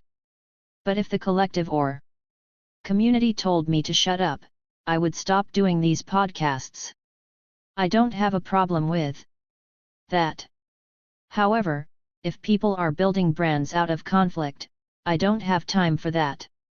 324. RW, I think that's real because there on the one hand there is like the brand of it all. And then, on the other hand, it's a real antagonism that people suffer through, right? Like anti-black gender violence is something that people actually die from, and I think to your point, there is a misalignment, referring back to the point that you made earlier around Orlando Patterson's notions of social death. When we talk about the function of natal alienation, it's not like we're actually getting at the critique of not only the family that kinship. This idea of love, that what I think the critique is situated us in is that these formations, this discipline that you're calling for becomes the impossibility, because of the antagonisms. Right? So really, JJ, okay, I think I understand, and I'm sorry that I wasn't clear. You have the right to self-defense. That is not violence. Self-defense is not a synonym for violence. I've talked about this with people I was in seminary with, those who went on to become directors of Harlem programs, about intimate violence, family violence. A number of us are survivors. We are survivors of rape, or survivors of beatdowns. We're like, no, you have the right to self-defense. Rebecca, I could have led with that, and then we could have shortened the conversation. But that narrative is prohibited, to be public about that. But I don't care. Like you, I don't care. Do what it takes. Do what you need to do. But do it with your crew, and verbal back and forth. I don't consider that self-defense. You might see it as some kind of armor, and you'll go ahead and write and speak more. But know that the nitty-gritty is material reality. It is a confrontation with violence. If we won't confront a violent state, then we're going to physically confront domestic. 325. Battery? We're going to go to the house of the rapists down the block and confront them? This is about strategy. I left seminary early, maybe not just because it was a business, maybe because I may not be a complete pacifist. There's a strong possibility that I'm not. I wasn't trained for pacifism. I said I was in ROTC for years. I'm not trained to be a pacifist. But I want to be a pacifist. This reminds me of the millennials are killing capitalism. We remember the attempts to be free podcast when they asked how could I refer to the hypermasculinist George Jackson as a captive maternal. How? Because he loved people. But when he threw down, nobody could deal with that. He threw down. You have the right to survive without being battered, humiliated, sex trafficked. Disproportionately, it's women and children, trans women, who are subjected to this abuse. In the absence of having a public strategy and making it clear that there will be a community response for harming us, we go to words? I mean, come on. If you want to throw down, I'm totally behind you. But then you throw down on every metric. Not just so like stop at level 3 or therapy. What's the material plan? Without having to rely on the cops or therapy only to have a plan. It will likely look a bit militaristic. So, if you don't want to do that, I can only say after decades of writing about feminism and the need to stop rape, joining a lesbian dojo to offer protections to people, I don't have anything else to say. RW, next question, there's a few in the chat. Here's one that says, can you speak to the role of celebrity in contemporary Black movements? I'm thinking about both the celebrity and fetishization of academics, who formerly were a part of radical movements, and members of the entertainment class. What does it mean, for example, for Angela Davis and Cardi B to write a foreword together? 326. JJ, my assumption is that people want to be remembered. The best way to be remembered is to be a celebrity. Being a celebrity is not the same thing as agape. I mean, it's a different function, like it's not a Captain Maternal, it's a different function. But you know, if you can your claim to celebrity, and I talking about any individuals like or collective. So you put the people up on your fridge with a magnet, just deal with it, you know, like who you're talking about is sometimes the same folks I'm talking about, sometimes not. This society is driven by entertainment because it's a deflection, say, oh look over there, it's bleeding, right? When we really want to do is address our sorrow till, we have to fight this hard. I mean, it's freaking me out. Oh my god, when does it stop? It doesn't stop, right? So we distract with entertainment. Oh look at that. We were so cute. And we get to be president, and we get to be rich, or they're going to do a biopic. Success like that might make us feel like we have power. That's not power over economies, militarism, proto-fascism, voter disenfranchisement, neo-slavery. It's distraction. The brilliant people I know, you don't know their names, and I'm sure you know brilliant people I don't know their names, right? Because they're always behind the scenes. But here's the flip side of that: the most predatory people I know, we're not supposed to use the word evil. But the most violent people who structure military invasions and drone strikes, we don't know their names either. Like, so the people you need to know, you don't know who they are. Because they're behind the curtain. And so, if you want to be entertained, maybe just say that 60 minutes a day I'm just going to do fluff. Listen to the celebrities that would tell us how to organize a revolutionary struggle. They look out from the mountain top of their mansion. They're embedded in white power. I literally said that. I realized that the places I teach are white power bastions. Where do you think I'd be teaching? 327. If academia needs a black unicorn, they'll get one. I don't want to talk about celebrities too much, other than to see if there's a line where I can study them to track where we came from in terms of struggles, and where we're going in terms of the mutation of the struggle into commodification. I only want to watch them to kind of figure out the trajectories, and look, whatever amount of money they have, they didn't write the script. Everybody works for white power. I mean, where do you think we are? Like, who do you think the funders are? How do you think certain people get out of jail or don't go to prison, right? I don't want it to be a distraction, but they can be these moments of study to figure out where we are on the graph. Like we were like full-blown rebellion like half a century ago, and then like people got shut up and murdered and put in prison, and then the people survive. Like they have the right language, but then somehow now they're embedded in the Democratic Party, and then you know, people are jet-setting around the globe, etc. etc. And now I'm gonna say something really controversial, because that wasn't We can't do it alone, and other revolutionaries knew that. There are the indigenous doing resistance around Standing Rock. What are the white rebels doing, having had Kyle Rittenhouse shoot them up and then walk for 2 murders? There's no way we pull this off solo as black people. It will be revolutionary-minded lovers to revolutionary-minded lovers joining forces. It will not be an all-black formation. That's why I led with the current mayor of New York City and the current police commissioner, both of whom are black. That makes the struggle even more painful because I just want to throw down with my people. But my people, black people, have already told me that I'm a pain in the neck. 328.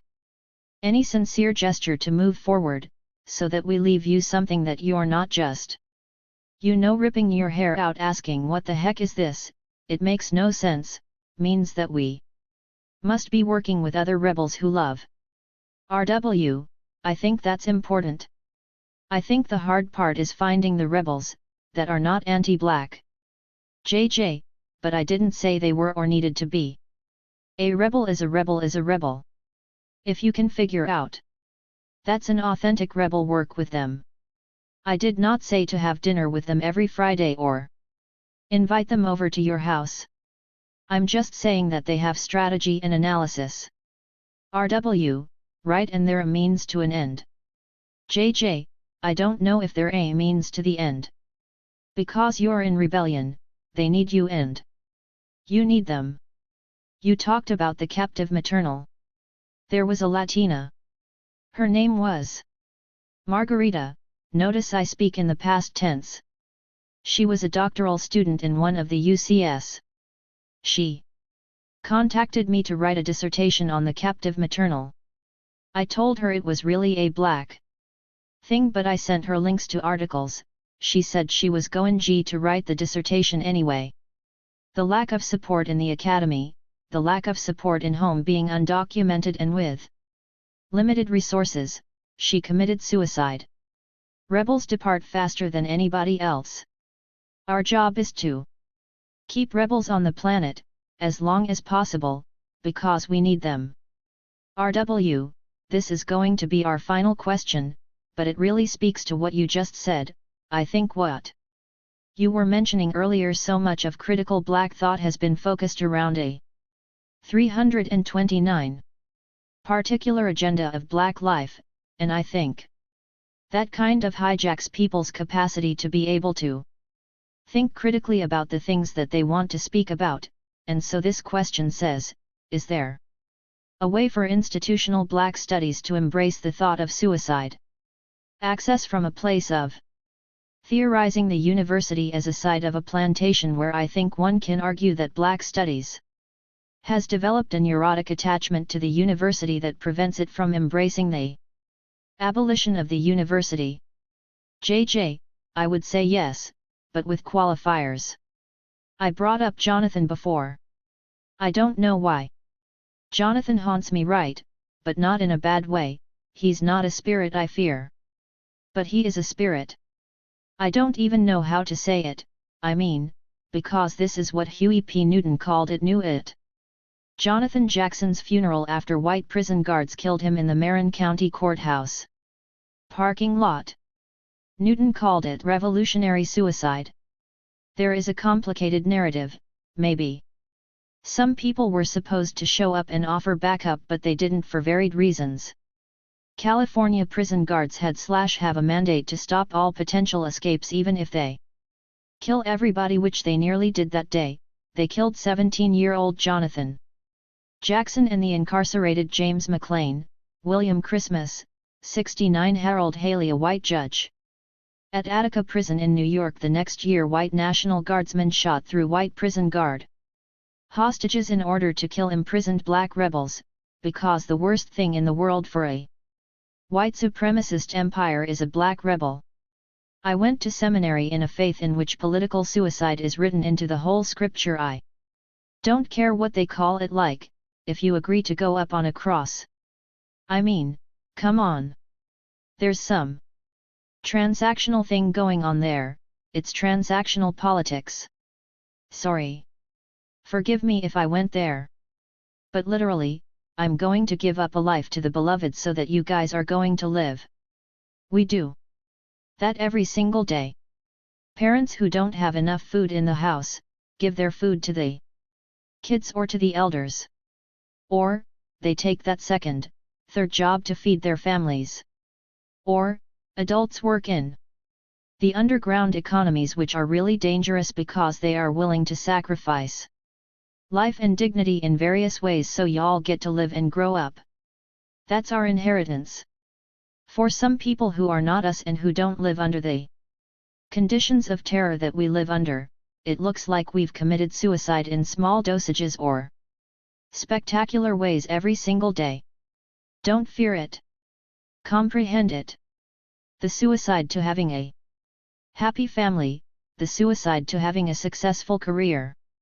I can't explain to you how I got to these elite spaces, because I just followed the best I could, the love of the mass in rebellion. For whatever reason, the Academy said, yeah, we can use something like that, but we're going to put it in a petri dish, stick it in the freezer, hide it in a cubicle.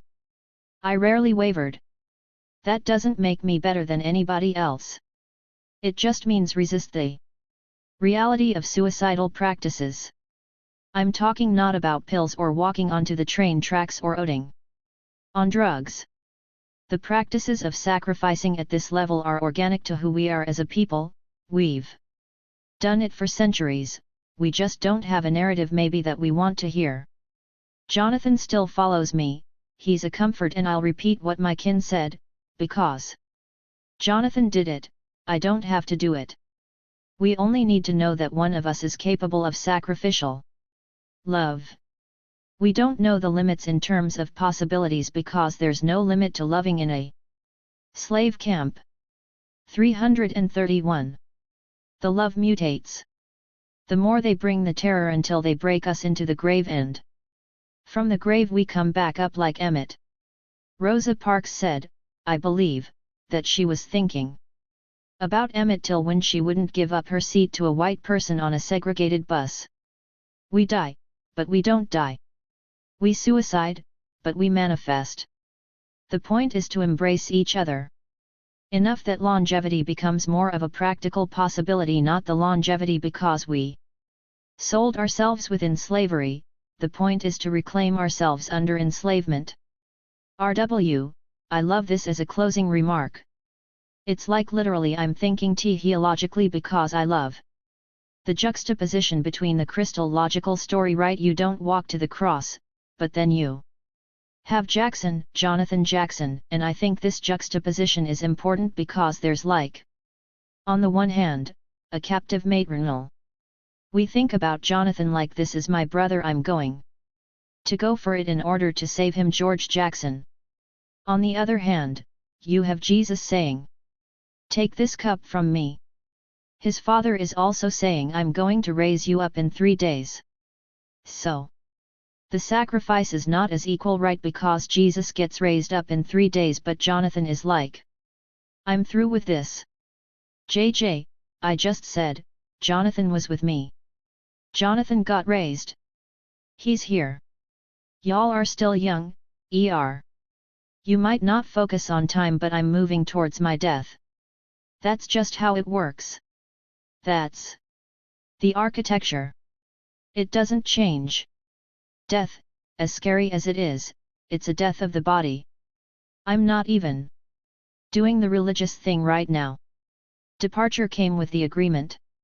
You can show up, but then you're going to go out and you won't determine the time or place. Have you ever watched an elder die? A mother? You came out of her body and then you're just trying to give her a shred of dignity in these half-assed nursing homes because you're 332. Br other is in charge of everything now, and people are saving money with the refrain they're going to die anyway, why spend real money? To me that is maddening. But when they transition, you calm down in your grief because you realize that they didn't leave you. Nobody who loves you, even if they hated you while they loved you, leaves you. That's why you transcend. That's why you know you love. That's why you know you are better than whatever garbage people try to shove down your throat. That is why they will keep trying to kill us but will never succeed. The soul, I don't even know what it is, but Jonathan keeps popping up. So, it's real. And that's good enough for me. RW, I am honored to have been in conversation with you and to figure out these very real moments of struggle. Your discernment and stream of consciousness are unmatched as one of the most incredible political theorists of our time. I am grateful for this opportunity to talk to you. JJ, I want to say one last thing, and not because you said nice things about me. I love you. Rebecca. I don't know you. But I love you and that works. So, thank you. RW, thank you. Thank you, everyone, for coming out. 333. Chapter 19. In the spirit of 70. There has been so much that has been said at this gathering in preparation for the October 2021 We Still Charge Genocide and the In the Spirit of Nelson Mandela Tribunal on the 70th anniversary of the Civil Rights Congress delivering their book-length petition We Charge Genocide to the UN in 1951. This panel has been very rich and generative. My thanks to Olga, Drs. Patterson, Quaim, Heinze, and for everyone that has helped to organize this venue, which is incredibly important. 3 things that come to mind are legacy, political strategy, and revolutionary love. We have over half a millennium, 500 years, of resistance in the Americas against enslavement through the Black legacy of struggle. A number of those strategies, legal, political, communal, have been discussed here. All of our struggles are motivated by our desires to love ourselves, our communities, and to love our deities. So, to every guiding ancestor, every spiritual being, every sacrificed warrior, every tortured child or family, who has brought us to this current moment of enlightenment, my gratitude, my appreciation for the education but also the inspiration to continue struggling. I want to summarize what has been said, but also to problematize. If we, and we do, have legacy, if we, and we do, have strategies, if we, and we do, have revolutionary love, what does that mean in an asymmetrical war against an imperial state that enforces genocidal politics? As Drive Lennox Hines has pointed out, the US is a rogue state given its systemic human rights violations. This is why we appeal to the international community. The international order is obviously in a state of disorder. We know that the US is in arrears in terms of its payments to the UN. We know that it cuts deals behind the scenes. It also pursues AFRICOM, which has come up in the chat. The US allows Eric Prince, a former Navy SEAL, to run a $1 billion mercenary club that rampages on behalf of capital across the world. The US is complicit in numerous crimes against humanity. All of the speakers have well documented its desires to maintain neocolonial possessions, and its ability to engineer assassinations, e.g., in 1961 with Patrice Lumumba's assassination, which led to Malcolm saying, "Chickens coming home to roost" when JFK was assassinated. Internal deaths include Medgar Evers in 1963, Malcolm's in 1965, King in 1968, Fred Hampton in 1969, Dulcie September in the 1980s, Chris Hani in 1993. We have trauma milestones in our memory banks. We also have strategies. We have legacies. We have love. Trauma impacts our struggle. Warriors are still incarcerated. Some suffer from cancer. Their names appear in the chat: Leonard Peltier, Sundiata Akalai, Muchalu, Shakur, Russell Maroon Shotes, Mumia Abu Jamal. I want to problematize After thanking all of you for what you have put on the table, with the question, where do we go from here? As King said, or what is to be done, as Lenin said. Lenin's not my favorite person, so I'm going to ride with King. The accumulations of 500 years of struggle are a death march and a life march. We give birth. We see our struggles. Casualties. Rebels get locked away and we still continue to struggle. The question I have on the table, and I ask humbly. How do we create connectors that amply our struggle to the next level? I remember what Saifi Yabukari said at Brown University years ago when she was on a panel. She talked about being caught between a rock 335 and a hard place. Death squads from Huey Newton and from the FBI/police forces. It is not just predatory violence coming from the state. There is also predatory violence that happens in communities. Even more deadly, I would argue, is the fascist predatory violence from the white supremacist underground that is no longer underground. The January 6 performative wannabe coup at the Washington, D.C. Capitol was signaling to all of us collectively as children of deities, people who should be able to raise their own children and get old as they feed them. The lack of serious prosecution of white supremacist terrorists who have reinvented Christianity so that their rapture where Jesus returns means that there won't be Muslim, LGBTQ, feminists or womanists, black or indigenous or people of color. US, Britain and NATO backing Portugal likely facilitated Cabral's assassination in 1973.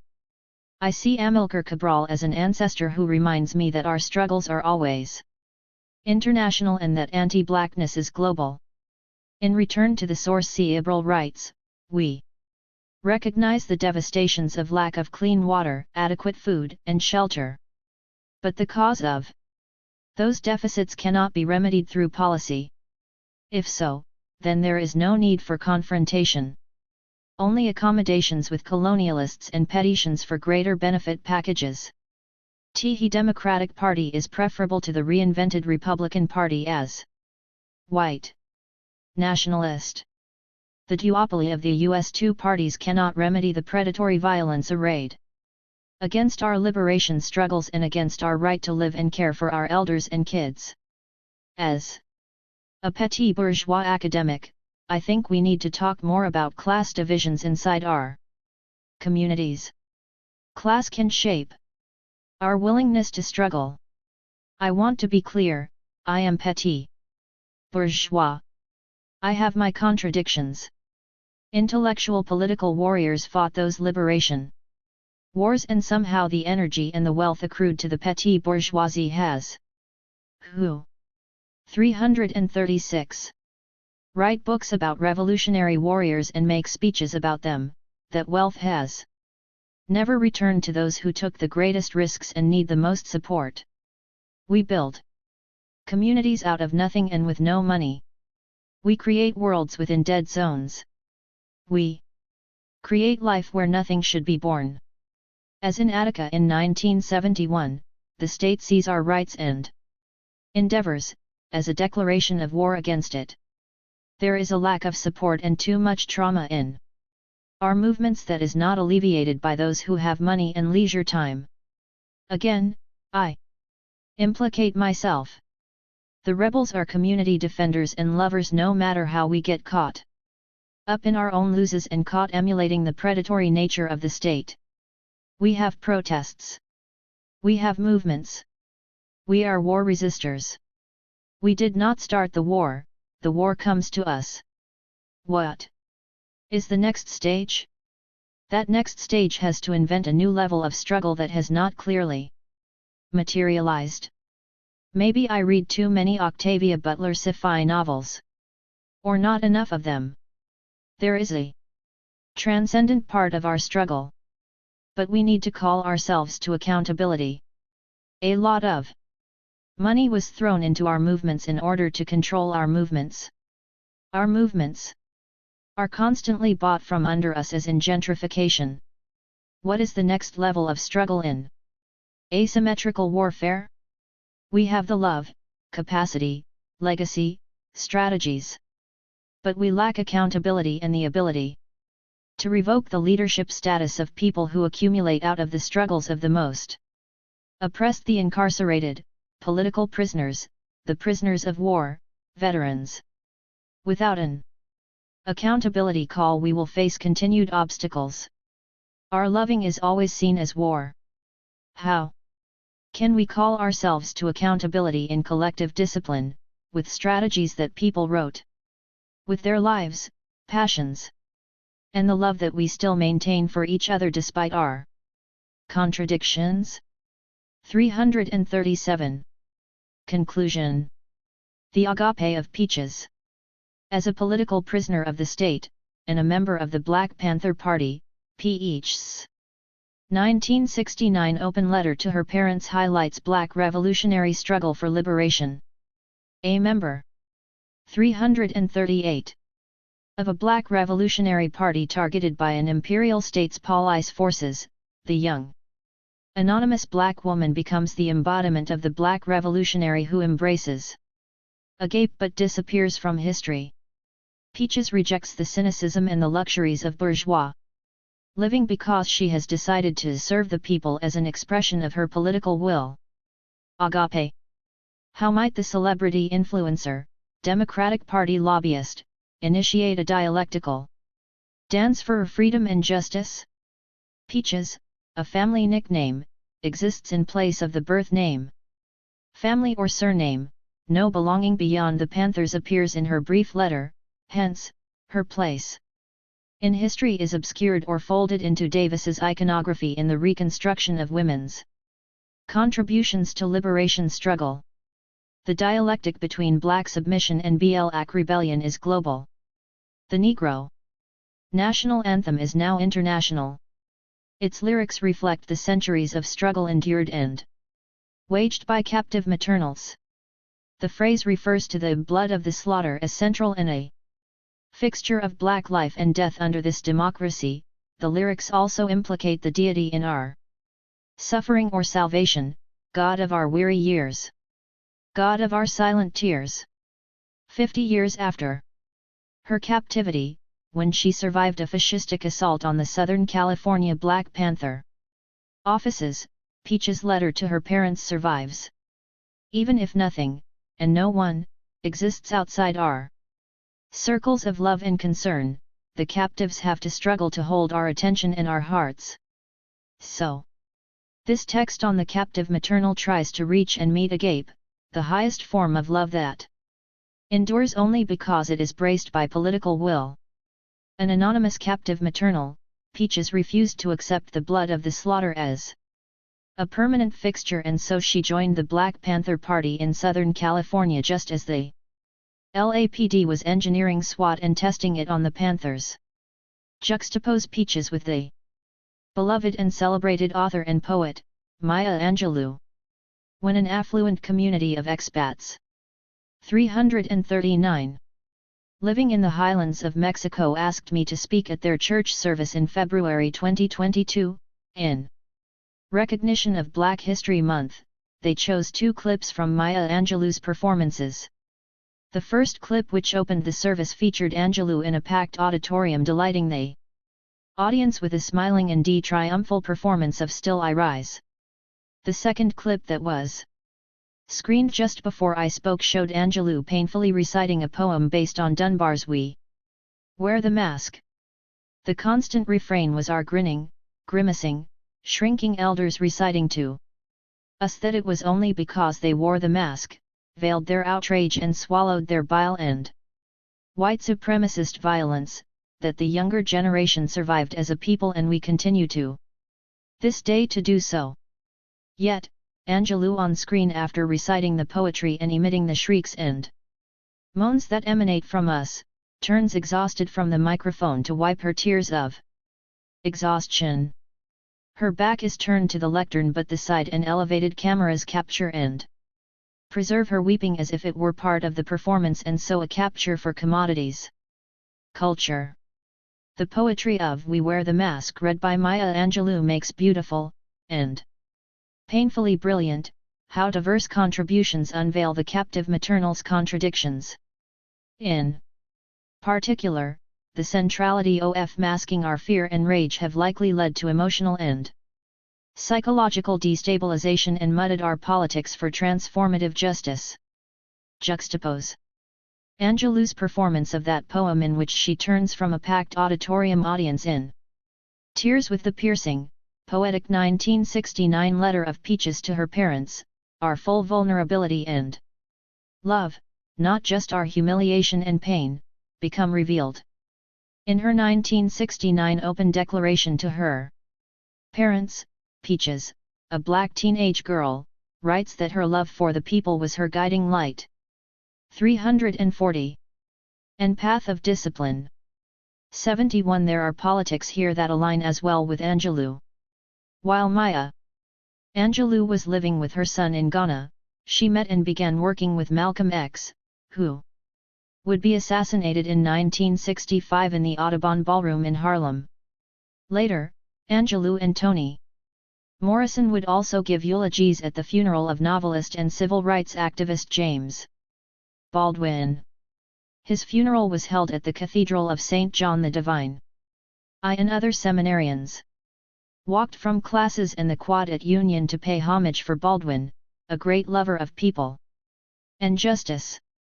Angelou was an artist who embodied black love with an embrace that compressed it at times into revolutionary love or agape.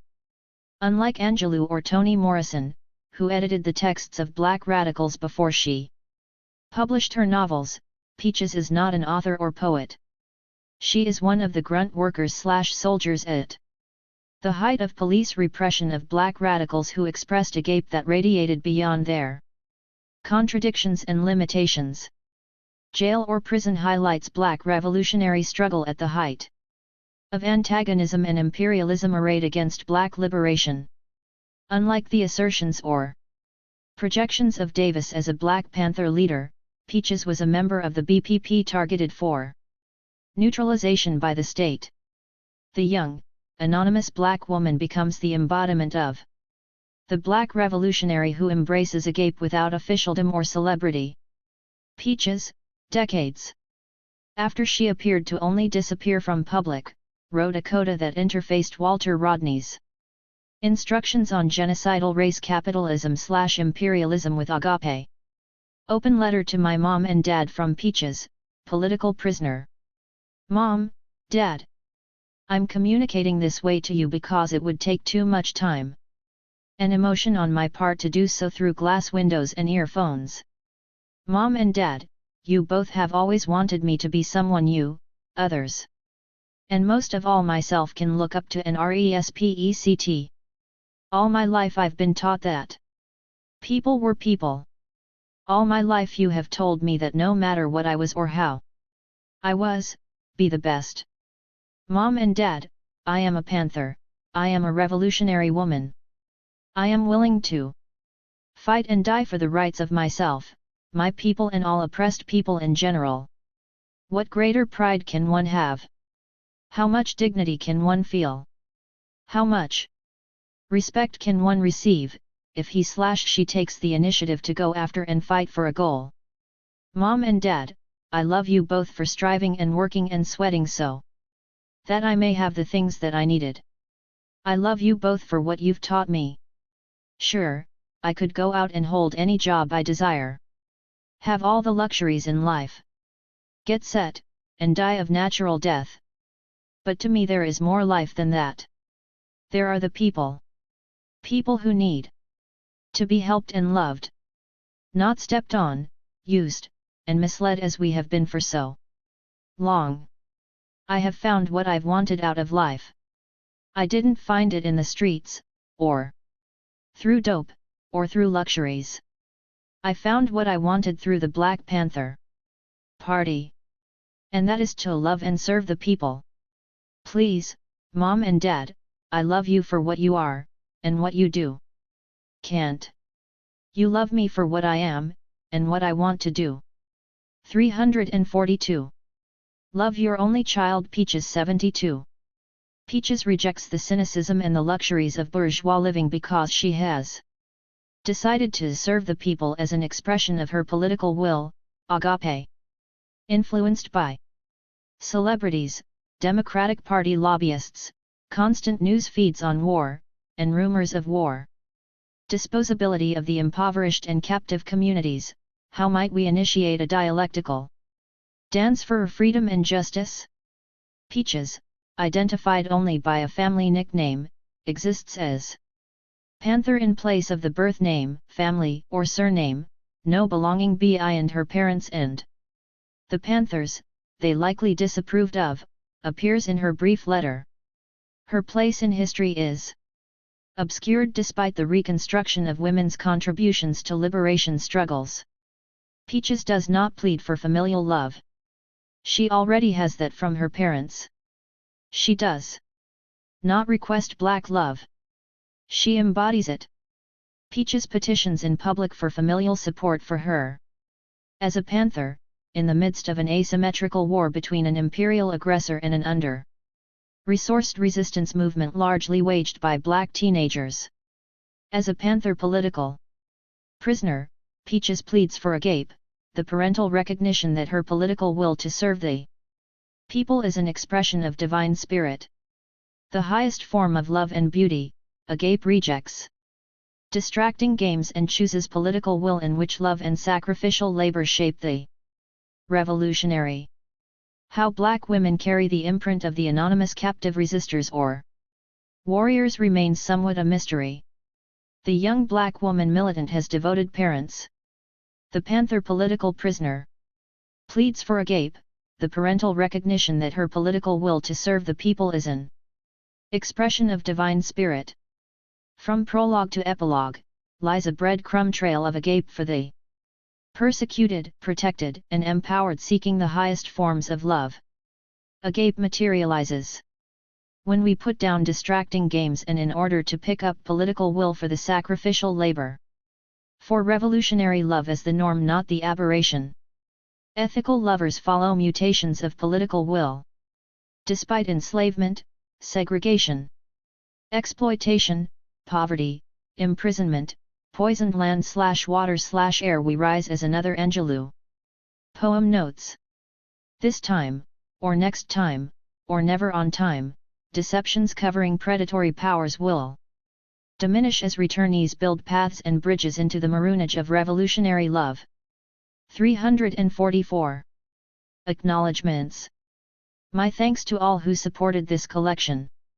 Collective thinking and dialogue with communities, organizers, spiritual leaders, and intellectuals allowed this book to appear in print.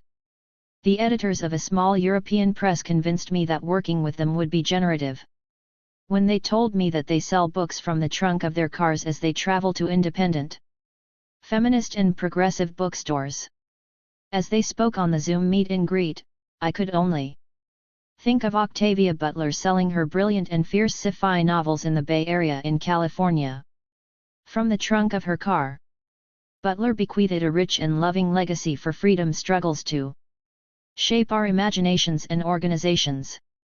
In the beautiful spirit of a dread doula, shared their art with this book. Intellectual communities/communal thinkers created the dialogues within this book that helped me to evolve as a thinker and an organizer. Appreciation for the intellectualism and transformative politics of 2Black/Ryan of the Black Myths podcast and its host platform. Black Power Media, Paris Hatcher of Canon and the Black Feminist Futures, Momo Datal. And Kadia Diskin of the Malcolm Effect, Felicia Denoud and Devon Springer of Groundings. Podcast, George Yancey of Truthout, Jason Miles and Pascal Robert of This Is Revolution/The Real News Network, Jared Ware and Josh Bryant of Millennials Are Killing Capitalism, Rebecca Ann Wilcox and Roberto Servant of the Political Theology Network. Servant also works with the Black Agenda Report. I am grateful to all who have taught me. I acknowledge that I still have much to learn.